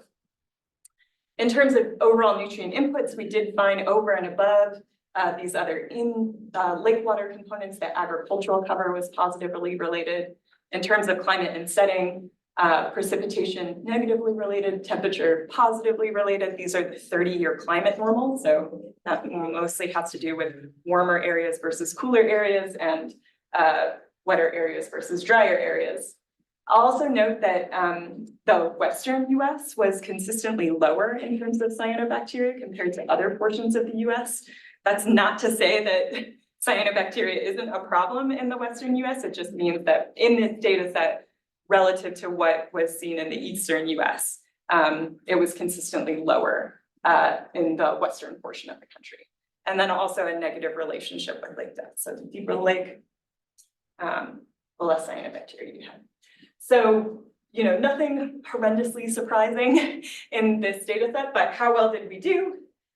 So that's what this figure is showing. I have the fitted versus the observed values for cyanobacteria abundance. And then I also have the spatial R squared on the screen, which is 0.48, which doesn't sound horrendously encouraging, but to give you a point of reference, many of the studies that have worked with the National Lakes Assessment data in the past have been flirting with R squares of somewhere around 0.05 to 0.25. So we've improved on what's been done so far with these data sets quite a bit. And also as a point of reference, I ran these models with and without that spatial dependence component. And that gives us quite a bit of a bump in terms of how well we're doing at predicting in these locations. And so we're pretty excited to see that even if we can't characterize all the covariates in space that are explaining these differences among lakes, maybe that covariance can be absorbed by the spatial component of the models.